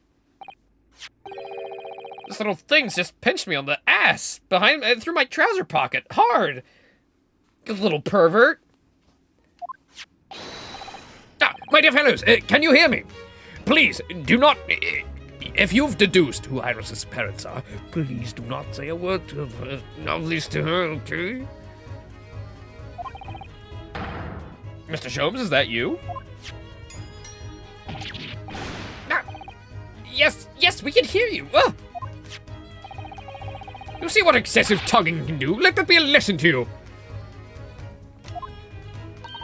Mr. Sholmes, we weren't able to thank you properly before, but you are simply marvelous. Your checkmate move was a stroke of genius. Oh, indeed it was, wasn't it? I surpassed myself, I feel. Oh, sorry. I forgot to... It had become apparent to me that to stop it. You know, I'm just putting my hand over my mouth. The microphone is a great quality for the time period. I'm gonna keep doing it though, it's fun. To me, that to stop the Lord Chief injustice would require such measures. Bruno, Susie! Oh, Iris. I'm so pleased with your wonderful outcome. Her Majesty Queen Vicky said she thought my special beer was delicious. Oh, I'm sure she did. After all, no one brews a more delicious tea than you do, Iris. Let's have a party to celebrate. And Mr. Reaper, you simply must come too. That's my niece. Dear me. I need to leave. I must go and get the most extravagant present I can find. I'm afraid I couldn't. Reaper of the Bailey, flustered by a 10-year-old girl. Again. No, really? Oh, Pooh. But I give you my word that I shall present myself at your residence in the near future to express my gratitude. Oh, how lovely. Oh, you've promised now. I won't let you forget. Bye for now, then. Alright, Iris. Thank you for your help earlier. Are we actually not gonna tell her? Doesn't she deserve to know? Oh, that was nothing. Just come soon.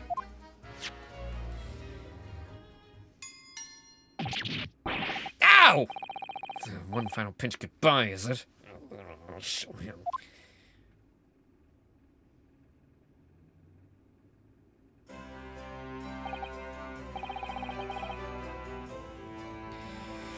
Well, I think I ought to be leaving. Don't remind me that they still haven't resolved that brother-sister thing. Jesus. Another thing to add to the list for Ace Attorney 7. Lord Van Zeeks, would you care to accompany me? Certainly. Mr. Naruhodo, allow me once again to express my deep gratitude to you. I believe you saved my life.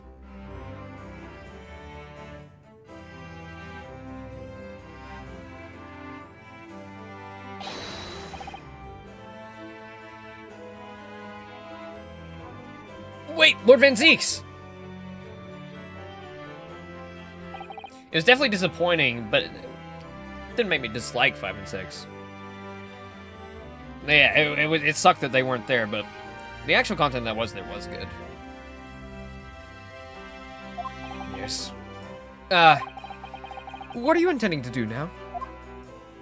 But none of them had gumshoe in it, so fucking 1 out of 10.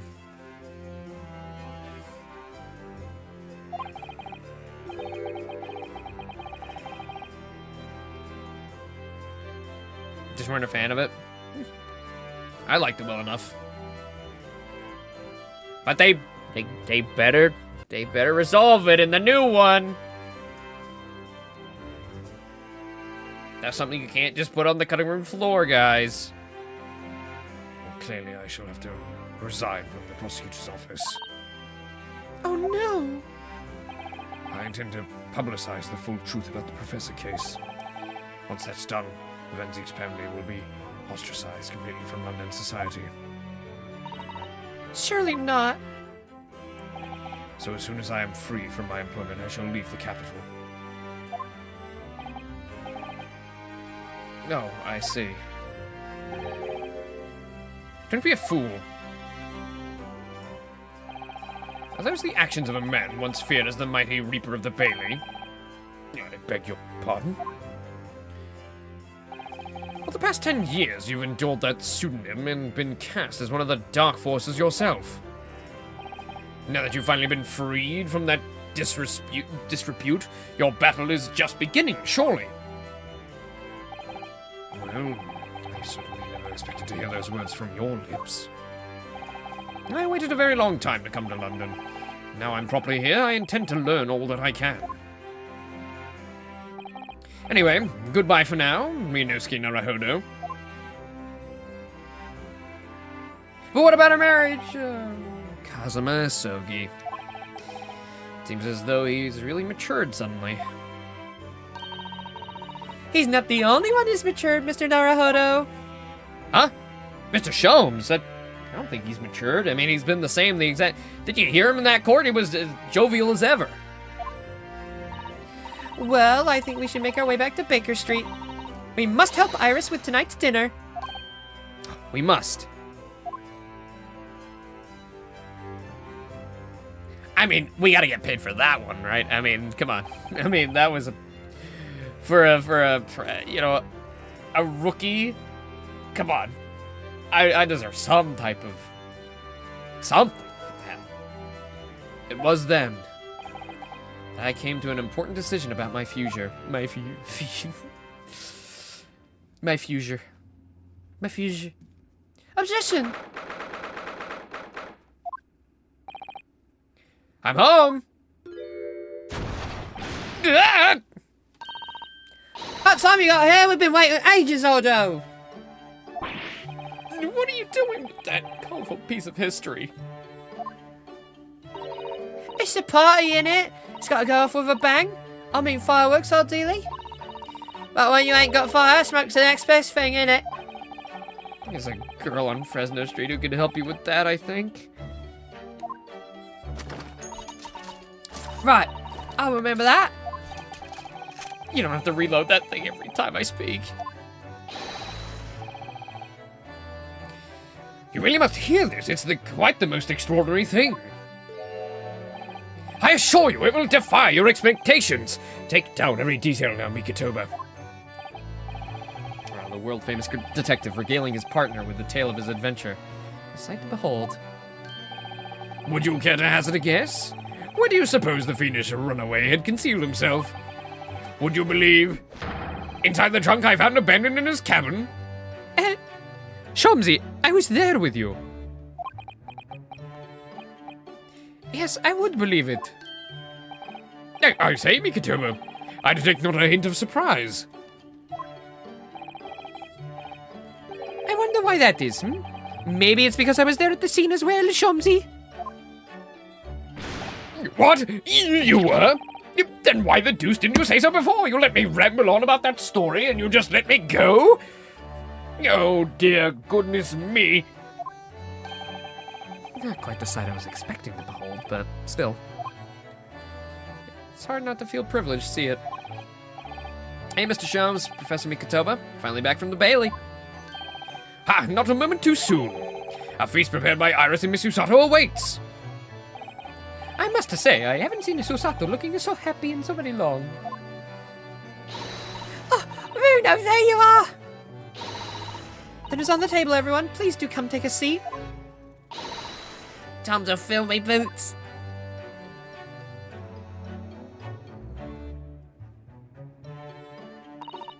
Goodness, is that really true, Gina? Yeah, losing me copper's cobbler after I got back to what I know best. It's a diver's life for me. You're really leaving the police force? But why, Ginny? Well, boss ain't around no more, so... Oh. And anyway, no matter how hard I try, the Reaper ain't ever gonna accept a diver turned dick, is he? Well, people can change, you know. Ah, yes, that reminds me. I rather thoughtfully offered to relieve the bailiff of this now defunct piece of evidence. Aye? It's the inspector's pocket watch. And the crown's been reattached. That watch was his pride and joy, the symbol of his great achievements at Scotland Yard. For 10 years without fail, it measured every second of the man's remarkable career. But now, he's stopped. Someone needs to keep the memory of the Inspector Gregson's career alive by taking on the great responsibility of winding that watch every single night again. Yes, someone with an equally fierce detective spirit.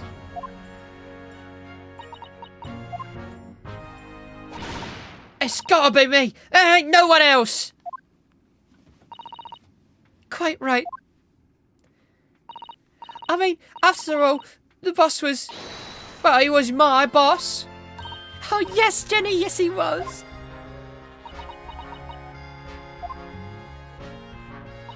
Oh, yeah. And I made you a promise, didn't I, Iris? That I'd become a proper detective one day and track down your old man. Uh-oh.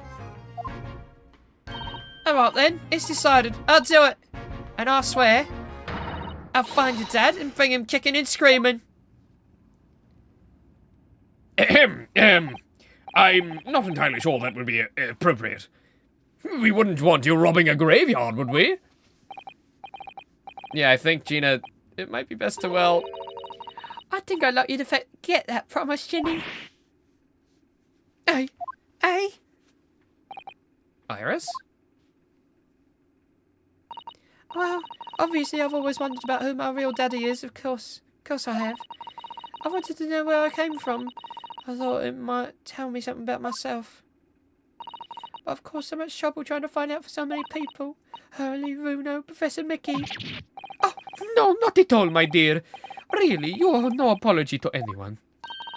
Oh, anyway, I've decided to give up on it. Because I finally realised my daddy is the greatest in the world. And I don't think it matters what his name is or where he's from. Don't you agree? Hurley?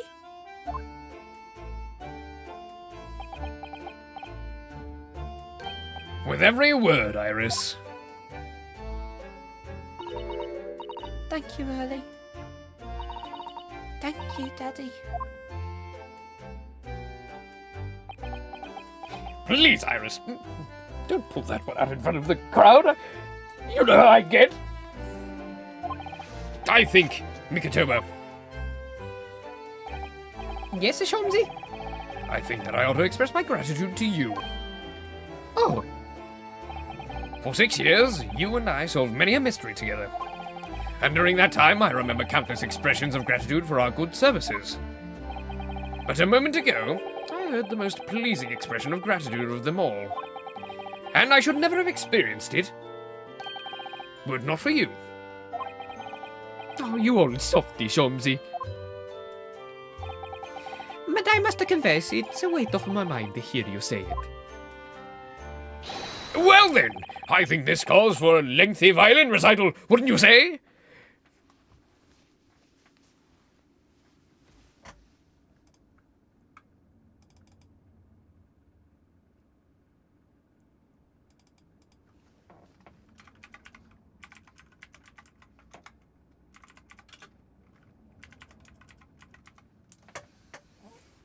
Hold on. This will be worth it. Alright. Special thanks to Taylor Davis for this one. Now, stop me if you've heard this one before, my dear fellows.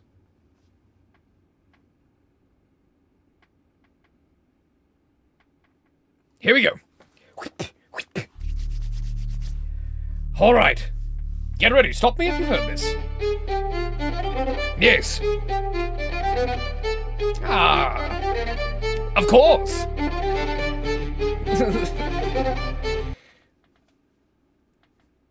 My YouTube is lagging so bad. My upper GX is being so slow. well, the food would go cold, so that's the only problem. Maybe next week, Hurley. Are you sure a week is long enough, Iris? I'd need at least 2 months. Even amidst the most troubling of cases, even reeling from the most shocking of revelations, turning in the evening in this suite of rooms, there's always warmth and happiness to be had. The home of the world's greatest detective, and my home too, with my greatest family. Yeah, fuck my actual parents. This shit's way better. Fuck my real family. What the hell?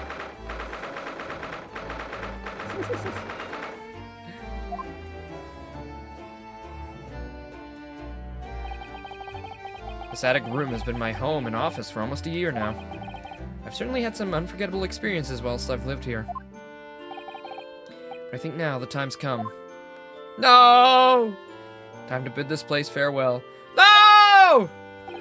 He's doing the Apollo thing! Oh, why can't you be selfish? Oh, shakes fist at Sky.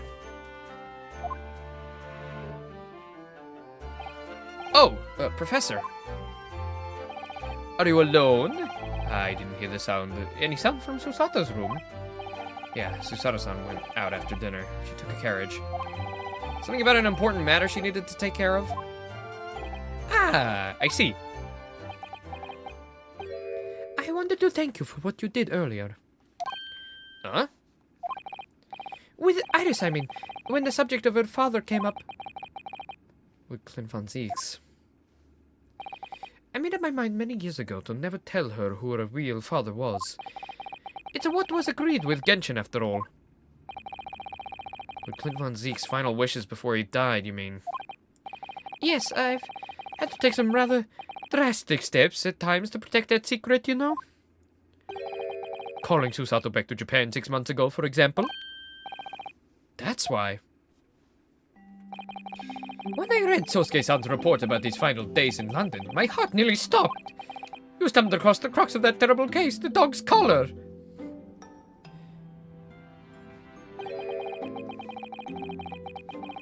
The description of the Baskerville insignia left in no doubt. Baskerville?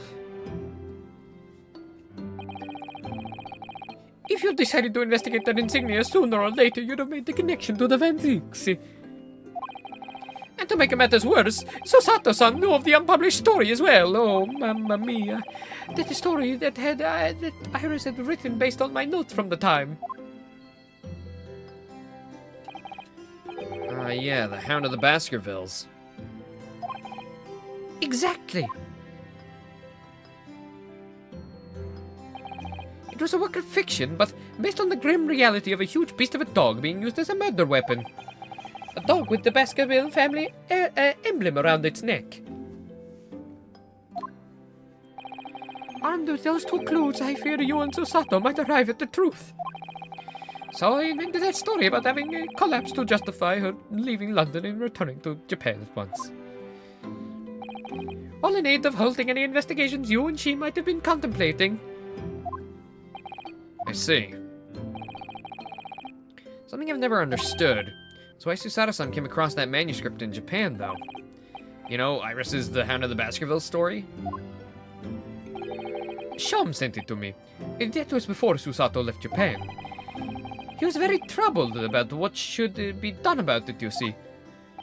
I'd read it and carelessly left it on my desk where it was where Susato came across it, of course. It was the only case Sholmes and I ever pursued that I didn't record in meticulous detail. I was stunned when I discovered that young Iris had pieced together so much of it from my paltry notes. Sholmes and I discussed the matter and decided that we couldn't allow the story's publication. At that point, I returned the manuscript by post to Sholmes for safekeeping. So you did all that to stop Iris from finding out the truth about her father? That's right, because Sholmes had told me how astute she'd become. However, having witnessed events in court today, I must say my opinion has somewhat shifted. Oh? I think at some point in the future, the time will come for Iris to know the truth. And when it does, well, I believe it will be for the best. I think so too. Actually, Professor, I wanted to talk to you about something too.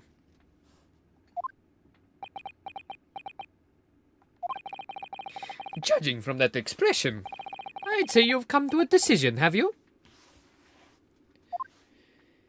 Yeah, I have. I will be returning with you to Japan. Are you quite sure? I'm really only here as a substitute for Kazuma. But he's here in Britain now, as originally intended. Locum student Naruhodo doesn't really have a right to stay, I think. I see. Looking back now, when I first arrived here in February...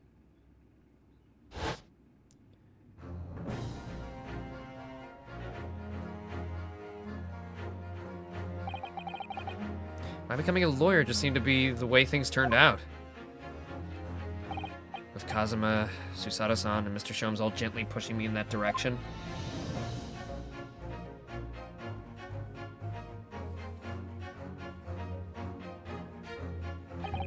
I spent the best part of a year immersed in this world, but always aware of a seed of doubt inside me. Until today. Standing in that courtroom earlier, all doubts vanished from my mind.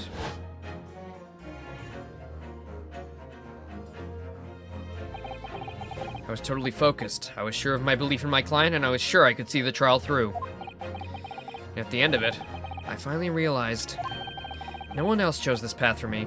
I chose it myself. After heavily being, coerced into it. But I chose it for myself after that. The path of a defense lawyer, eh? Yeah, that's what I am now. And that's what I'll be going back with you to Japan as. Yeah, that's the path I'll be following for the rest of my life. Well, it sounds like you've made quite a resolution there. I have! Very well then.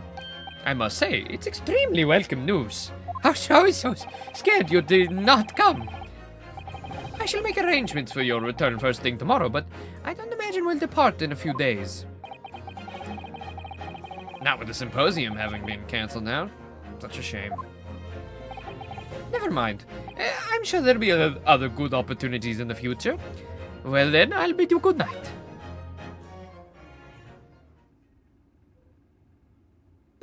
Uh-oh. Uh-oh. You didn't hear any of that, did you, Mrs. Sato? I thought you went out for the night. Night on the town. Sato-san. I just wanted to let you know I'm back.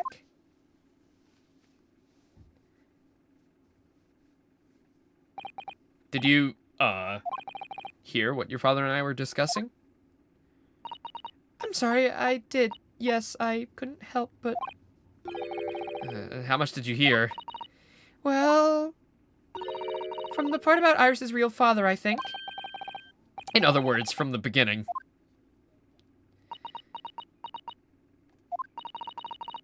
So you've made up your mind. You'll return to Japan and continue working as a defense lawyer. Yeah, I'm sorry. I really should have consulted with you about it. I did want to earlier this evening, actually, but you'd already gone out. Oh, no, that's quite all right. I already knew that's what you would decide, Naruhodo-san. You did?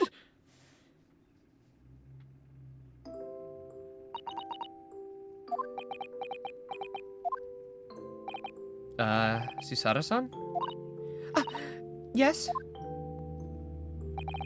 I suppose this means it has to be farewell soon. I suppose. You'll be a great help to Kazuma going forward. I mean, I know he's a brilliant lawyer, but he's new to the British courtroom. He'll certainly benefit greatly from having a brilliant judicial assistant at his side. I'll do my very best.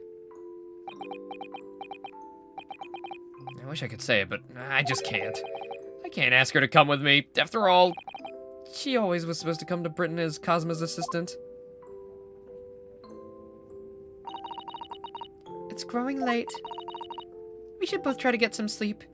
I'm sure you must be exhausted after today. Oh, yeah. You're right.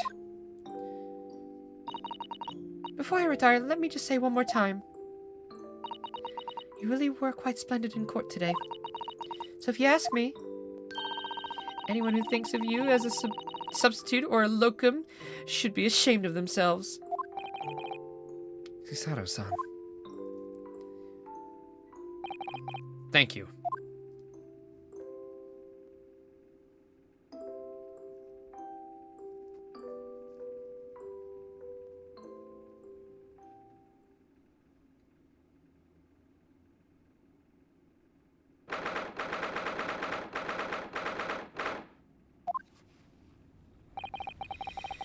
I can't believe this day's finally come.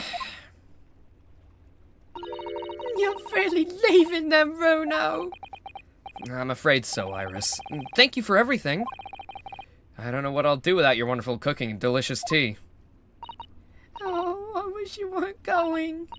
But you have to come back and visit. Say you will. Of course. I promise.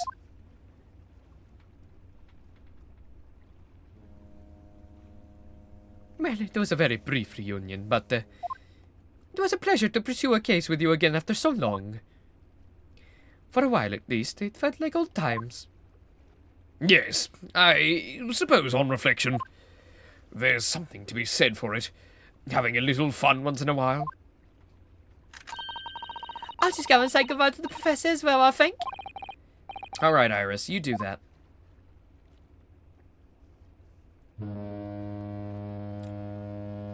Do I have to voice act that? Honk!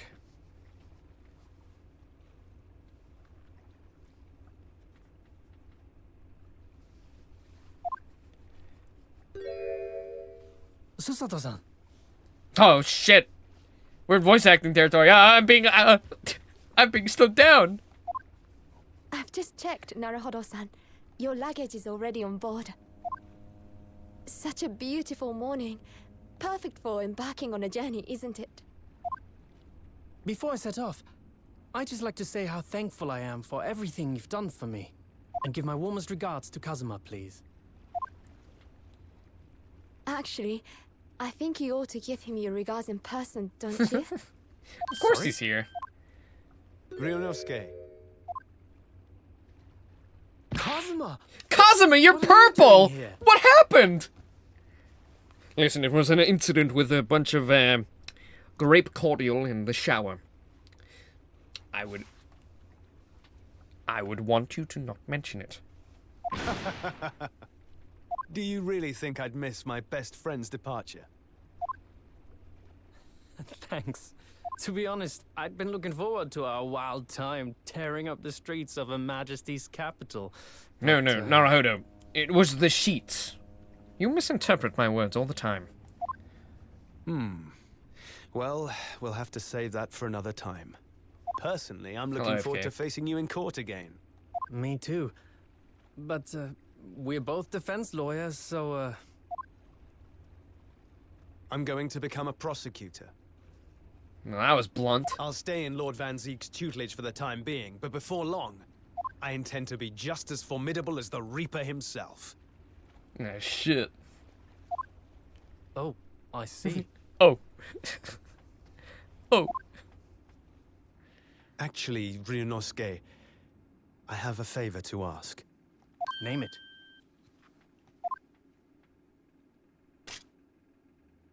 Gimme. I'd like you Gimme. to take care of this for me for a while. Finally! You were supposed to do this earlier, dude. You were supposed to deny it when I offered it to you. Karuma? Why? Because I've seen it now. I've seen what's inside me. The demon that reared its ugly head that day.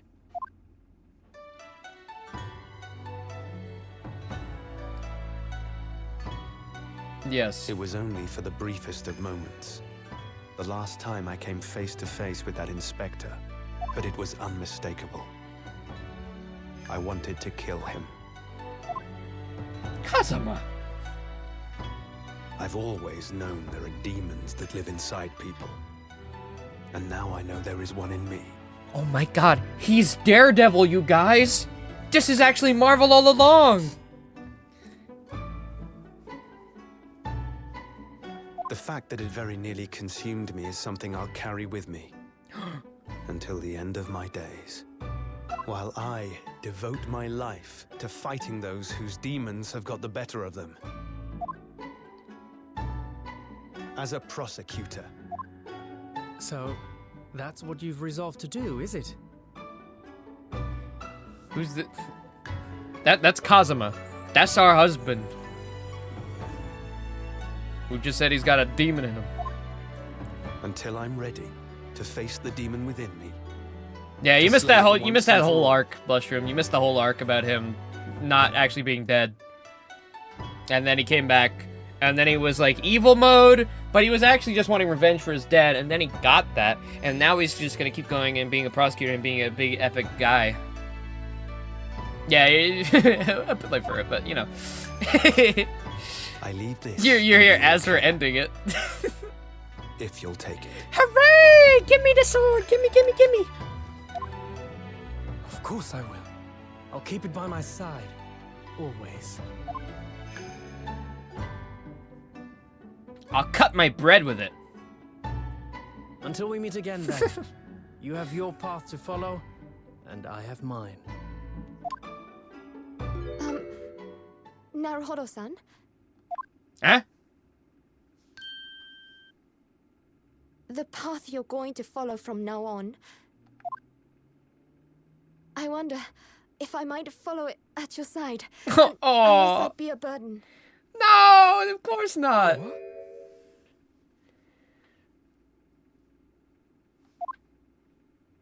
I mean, I would very much like you to come with me. All right, guys. Prerogative. Who is the true love interest? Susato-san or Kazuma? But aren't you... You're so predictable, Ryunosuke. I am? Honestly, you never change at all. But that's what I like about you.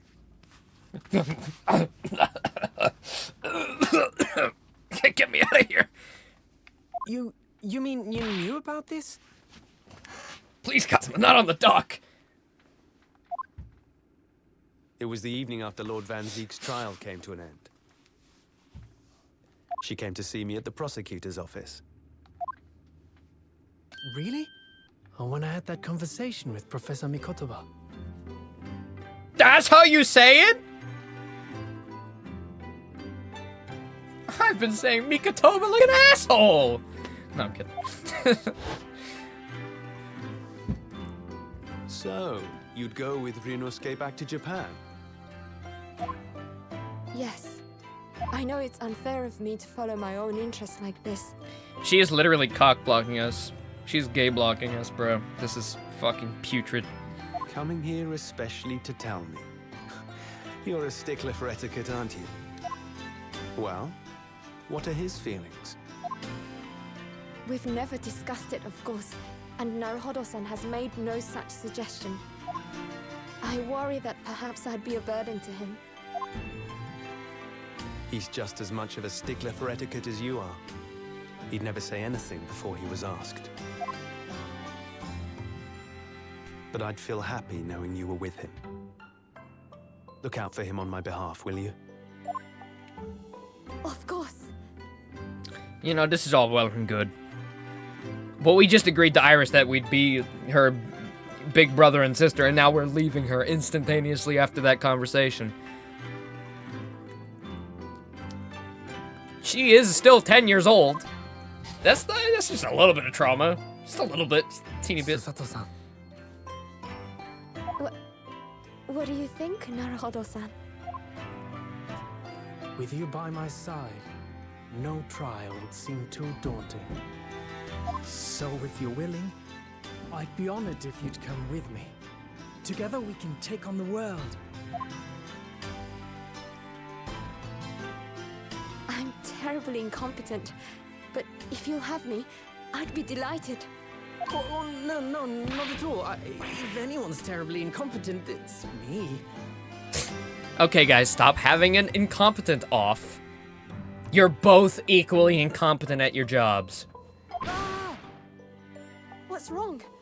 Your luggage, Susato-san. There's no time. The ship's going to set sail any minute now. It's all right. There's no need to worry. As it happens, my luggage is already on board too. I was the last person she told. She was coming anyway. Your fine judicial assistant has everything in hand as always, I see.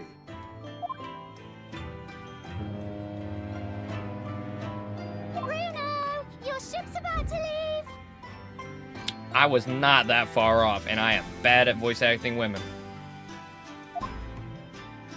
I was actually Time to go. pretty close. Look after yourself, Ryunosuke. High five, British child. Kazuma, draw your sword. Kazuma. We will kill each other right now. No, there's no combat. Unless verbal combat is a thing. Oh, is this the final anime cutscene we get? Nope.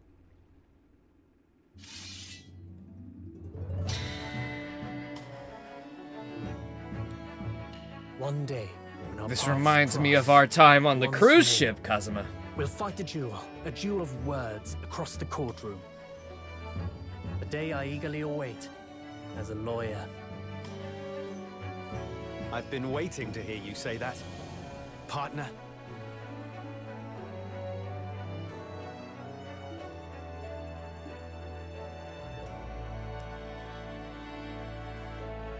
Naruhodo, don't forget to touch the tips. The moment's passed. Don't forget My me then, apologies. Kazuma. I was a little late. As if I could, Ryunosuke.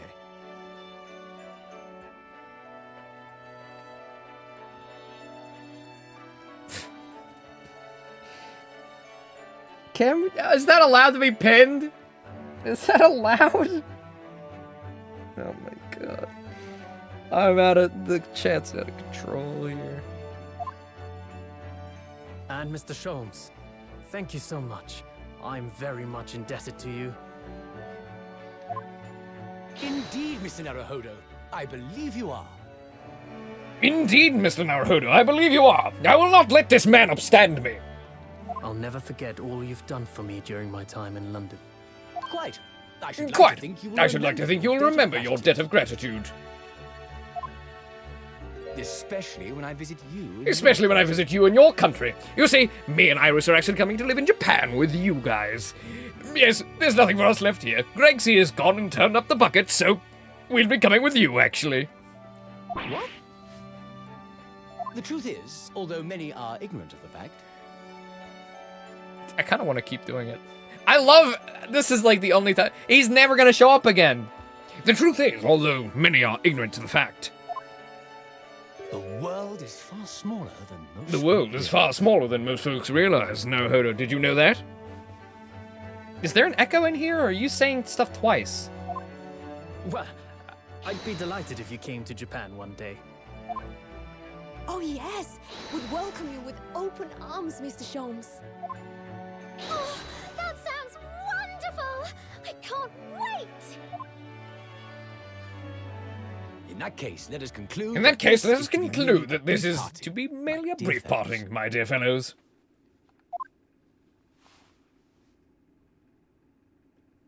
And that brings us to the end of my adventures in Great Britain. Oh yeah, if we're ever getting another Great Ace Attorney case, whether it's like an extra case in The Ace Attorney curious twist 7 of fate or brought me a halfway third around the Great Ace world Attorney those many game, months ago. Sosuke is gonna be But that the was just defendant start of again. my journey.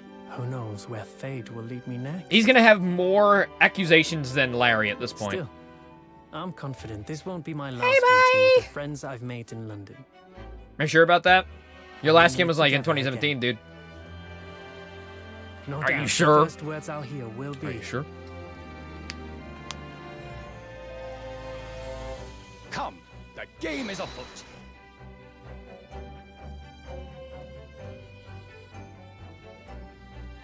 The ship. We played our Persona friends 3 from Reload the all the way east through. sailed steadily What do you want towards from me? the I've distant played all the horizon. Persona games except for 1 and 2.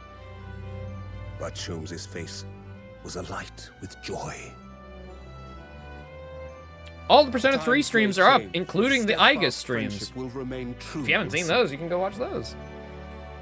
I've played both We have Persona to 5 gently close Strikers our and Tactica. And we are with our companions once more. I know it's like the normie opinion, but 5. Actually, no. No, it's actually Metaphor Refantasio, actually. Metaphor Refantasio has the best gameplay and combat and story out of all of them, and you can't change my mind! Strong, familiar voice ring out. Objection. Yeah. Until we meet again, Bruno. Objection! Luis is hot. All the evil people have to be hot. Bro, I'm so sad that that game does not have romance. I really want to romance the fairy so bad. Oh yeah, I know. Rinosuke's objection sucks, bro. Oh, sorry, I'm supposed to be talking. Anyway, I've decided an absence in London is in order a sojourn in distant climes. The Empire of Japan, perhaps. I understand that a wardrobe class incurs no change whatsoever. Oh, no charge. Damn it! I missed most of my dialogue! Oh, stupid fairy! Oh, I gave a little note to Hurley the other day. Oh, I just said, thank you for everything, Daddy. But I made Hurley cry. Oh, I gave him some lotion I'd have rented as well, to dye his hair red safely. I said he might make him cry too, so I'd rather not use it.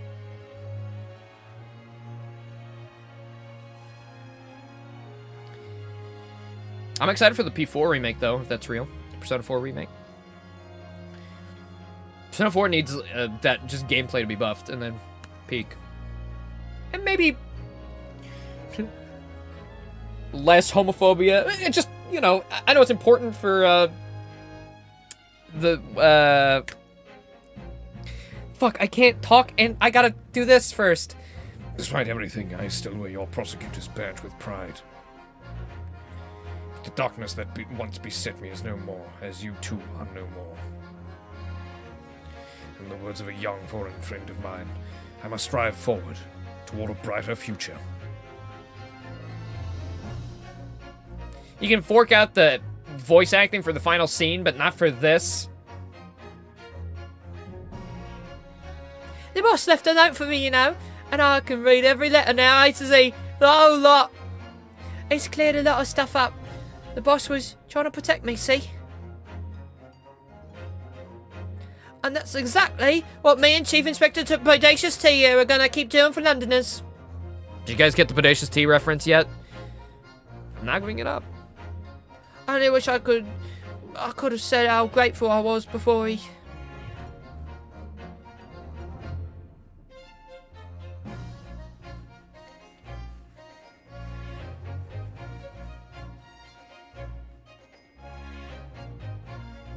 Gina, the truth is, I'm not the upstanding fellow you think I am. You might be a diver at heart, but it's your good heart. You've reminded me I need to be true to myself. I've got one more job to take care of before it's ta-ta to London town for the foreseeable. And then, I've got to complete your education in the art of deduction a la Gregson, as they say. Yeah, that's crazy. It gives me anxiety even thinking about cheating at all, let alone in Persona. I can't do it. Your Excellency, this man is accused of illegal entry into the oven. Objection! The oblique overstatement overruled. The Minister of the Who is this caddish counsel for the defense? And the woman are forbidden to enter the courtroom. Oh really? My friend Susanna is in the British courtroom all the time and doing a wonderful job. Perhaps I should have engaged the services of a regular legal team.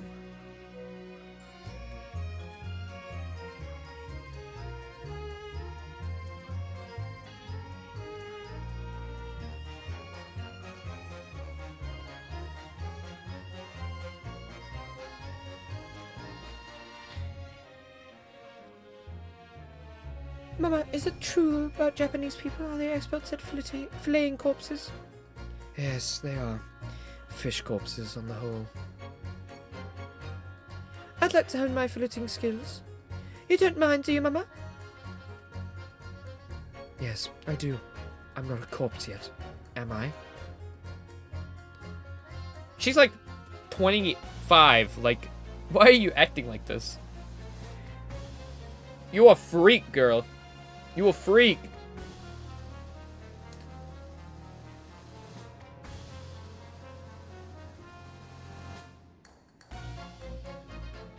Are we done yet? I can't speak. I can't... Oh, here I am again in Great Britain on the invitation of my dear old university friend. He sent me a very nice letter saying he'd like to show me around everything settled. But what have I done? I was so excited. I picked this splendid hotel, and now I can't afford the bill. Oh, Barrack, come to my rescue again, please. Oh, I wish I could just vanish into thin air. Thank God I got to do the Bentley voice one more time. Godspeed, you fucking freak.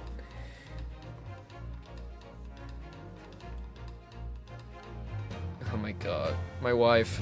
When I went to make the waxwork impression of the killer in the cemetery, I realized what had happened. But even if the witness in the stand had in the highest of the land, I could never speak of it. The Lord Chief Justice and I had struck a bargain, you see. Or a faithful reproduction of the visage. There is nothing we Tuspels would not do. Oh, get off the screen. Move on, please. Why is that still pinned?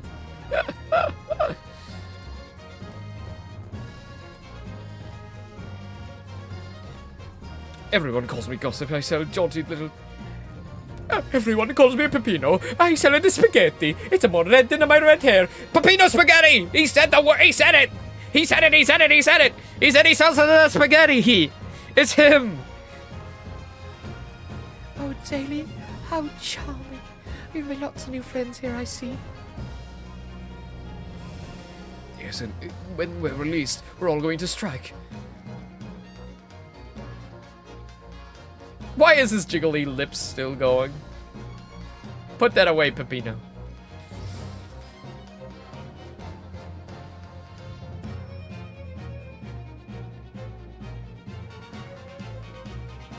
When I was accepted on the foreign study tour, I knew exactly what path I had to take. However it may have ended, I knew that I wanted you here to see it. If I'd ended up on the dock, there's no one I would have rather had defending me. But now, thanks to you, there's a new path I want to take. I'm sure we'll meet again in the courtroom, my friend. Until then, I leave Karama in your care.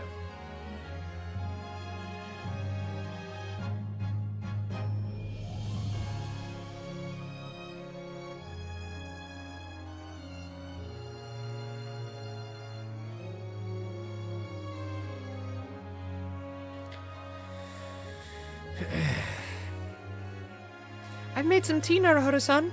It's important that you rest while you can. Once we arrive in Japan, you shall be busy establishing your new office. I'm so delighted to be accompanying you. After all, your talents have been recognized by a great detective. Because you really are the greatest of lawyers. A great ace attorney, some might say. Shut the fuck up, Susato! Shut the I'll kill you for that! I wish Kazuma was here! I wish he was my judicial assistant! Get out of here! I didn't mean that. But if you say that again, I will mean it. Aww. Waggy! Oh my god, how could you have omitted Waggy from the ending sequence? He's only in the photo. Waggy, my son. Waggy, my son. He was the best prize. Alright. Yes, please. Dun dun dun. Dun dun dun dun. There we are. God. That was a long game. The Rise and Resolve. Look at that. That's pretty. Ooh, do I use this as the thumbnail or...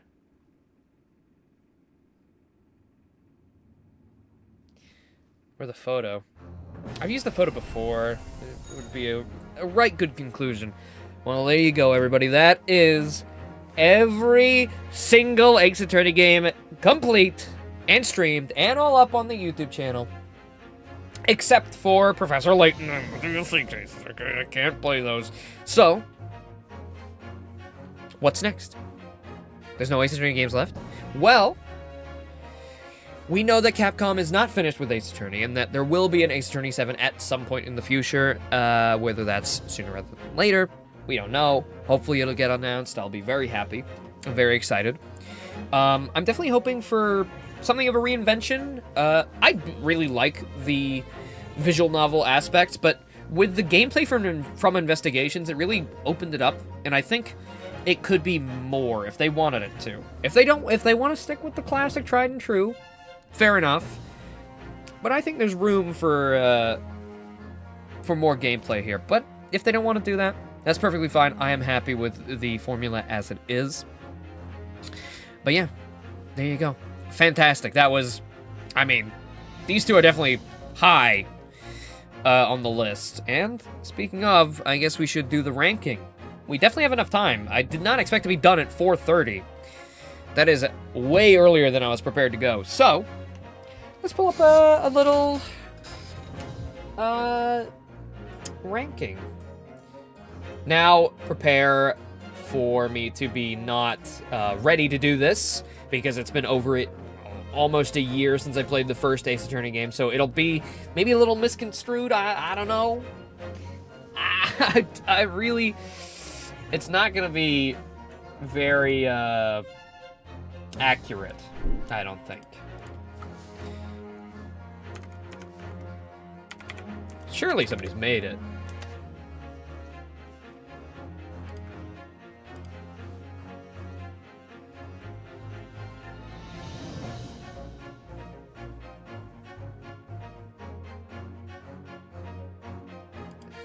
That's cool.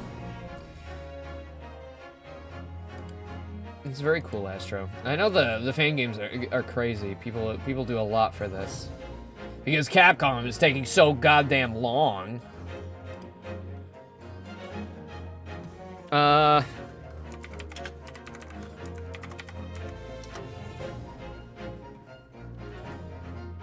Ace Attorney shipping. Okay. No. Ace Attorney Smash or Pass, no. Not Ace Attorney cases. Ace Attorney games, here we go.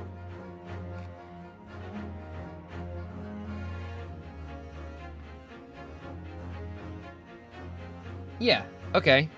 That works. Alright, so... Oh, these are all out of order, though. Can they be in order? I'm not gonna be able to tell which one's which. And they're all tiny. Hold on, guys.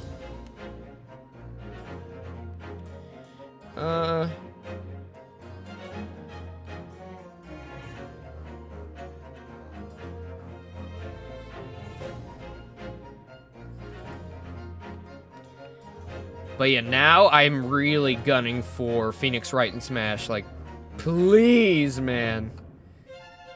Please!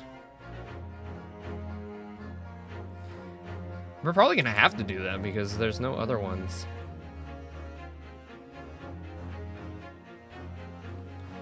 Can I zoom in? Like, these fucking photos are tiny. Hold on. Oh yeah, there we go. That's a bit better. Okay.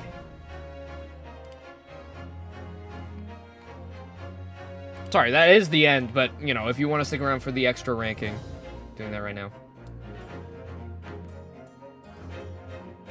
True. If Phoenix ever gets in Smash Bros, insta-main.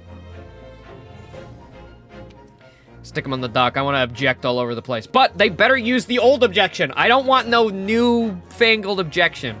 I want classic objection from game, like, fucking 1 to 3. I don't want this new shit. His old objection was so good, and then they replaced him. It's bullshit. I don't care if it's crusty. Give me the old one. It's so much better. And if Apollo gets in, you gotta keep the gotcha! Instead of the gotcha. I got you.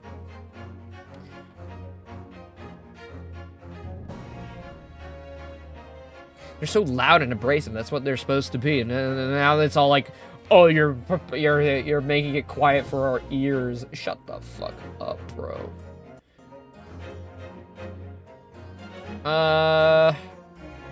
Window capture?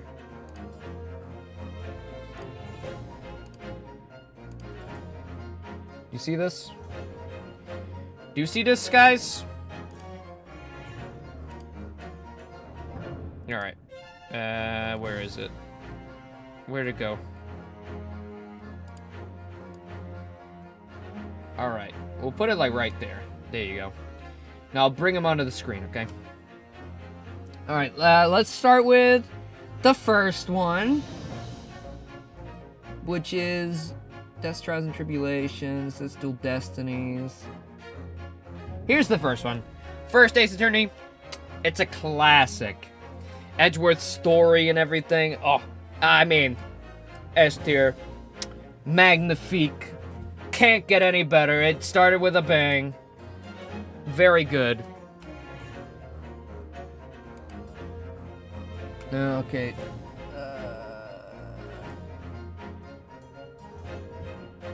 Where is this one?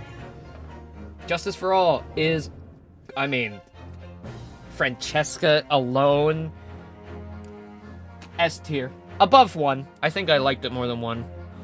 Now again, this is based on just my memories, so I'm not entirely sure if it's going to be accurate to my feelings now, because I'm probably not going to replay them.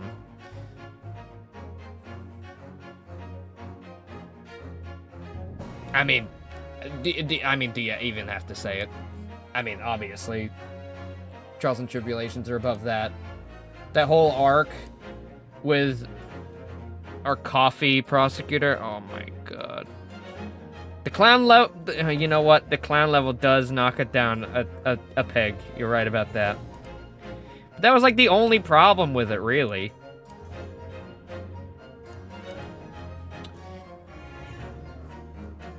Okay. And then okay, here we go. This is the first one that's not actually going to be S tier. I think Ace Attorney Investigations 1 was either B or A. It's either high B or low A. Let's keep it positive. We'll go high B, low A. Because Investigations 2 is like peak cinema. Investigations 2 is incredible. Yeah, I'll put a B. For variety. But Investigations 2 is just... Oh my god, I can't believe how good that game was. Everything just came together really, really well in 2. And getting to know Edgeworth's dad was awesome. A little sad they didn't at all reference Phoenix. They just really wanted it to only be Edgeworth, which was a little strange. But they're both S tiers in my opinion because they have Gumshoe, and well, these games don't have Gumshoe. So. Alright, Apollo, baby. First Apollo game.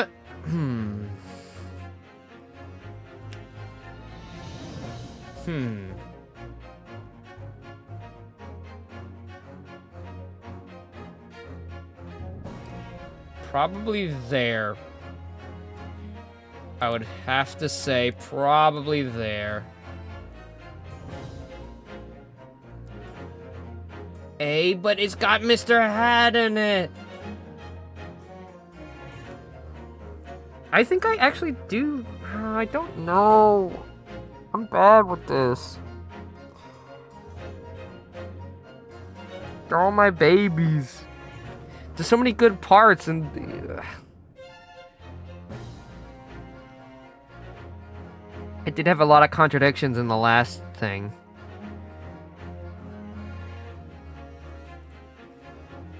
And the whole sibling thing that came out, that was crazy. And crazy that they never fucking brought it back up again until the end of the third one. I don't know. I can't let your opinion sway me. We'll just stick it there. Okay, and then... Dual Destinies. I'm just gonna put these all in S tier. I love all of these games. Why did I agree to do this? This is the most skewed fucking thing ever.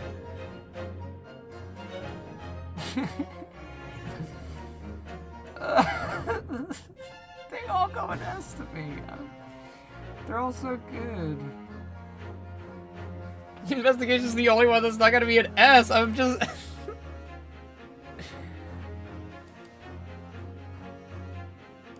I mean, Investigations 2 is like... Or, I mean, Great Ace Attorney 2 is... Oh, I don't know. That is so... It's so good. It might be... I think narratively, this is the best one. This is the best written one, I think. It's an incredibly well-written game, but I think my biases to the old characters might win out. Yeah.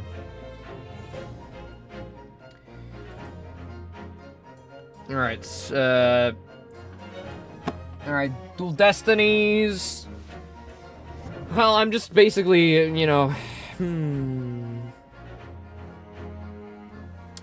Where would Dual Destinies go? Definitely... below the first one, I think. But above there. And then Spirit of Justice was very unique. It brought a lot to the table, I think. I think it improved, but I don't think it improved too much. And I think the ultimate story beats of the original Apollo kind of outshone what they brought to the table over here. Like, I like Apollo's backstory that they've got going on, but they really need to resolve that thing with Trucy. They really do. And Trucy's just beat character. And then Great Ace Attorney 1.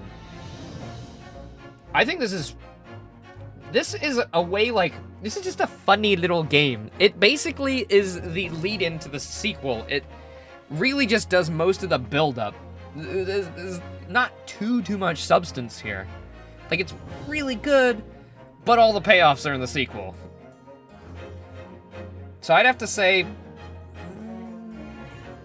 probably above the Apollo trilogy. I think it's still a little better written. I think the new writers definitely were getting their bearings, I think.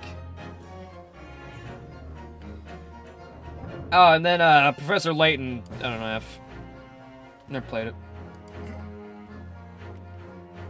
I mean, this is so skewed and wrong. I can't be critical of these games, really. There's nothing that really upset me too much.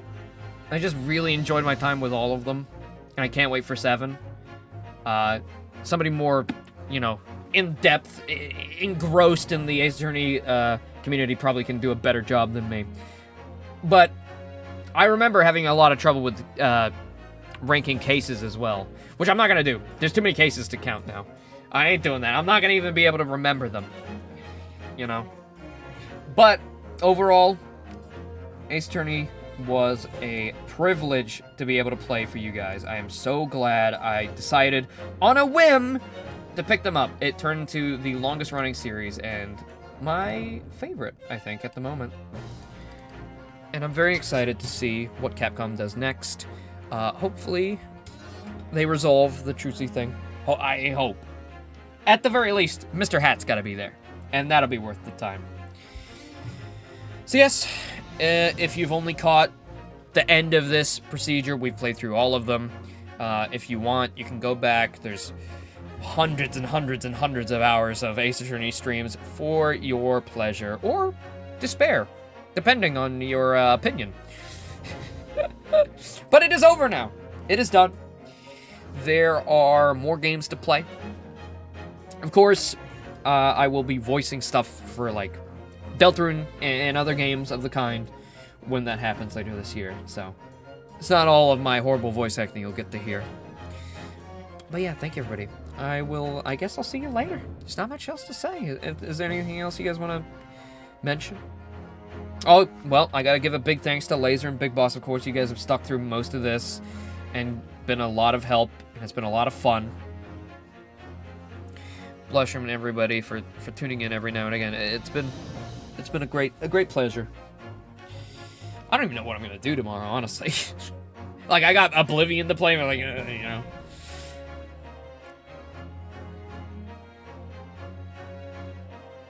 Bum, bum, bum, bum, bum, bum, bum, bum, bum, bum, bum, bum, bum, bum, bum, bum, bum. Well, I guess it's not the end. We do have Ghost Trick, which is from the developers, from the same people-ish, right?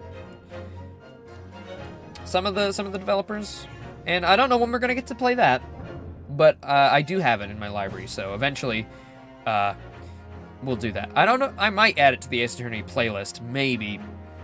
I don't know if I'll give it its own playlist since it's only one game, but we'll see. But yeah, wow, 4 hours. I was not expecting to be done this quick. Well, everybody, I'm gonna go eat, I guess, and then I'll get all this uploaded. So thank you for coming. I don't think we're gonna be back today. I'm not sure. Let me quickly ask Philip. If we are back today, I'll see you then. If we're not, then all AA games except Investigations and DD and... Okay. And they're behind Ghost Truck? They're behind Ghost Truck. Damn, what's Ghost Truck, man? This is awesome. I want to play Ghost Truck.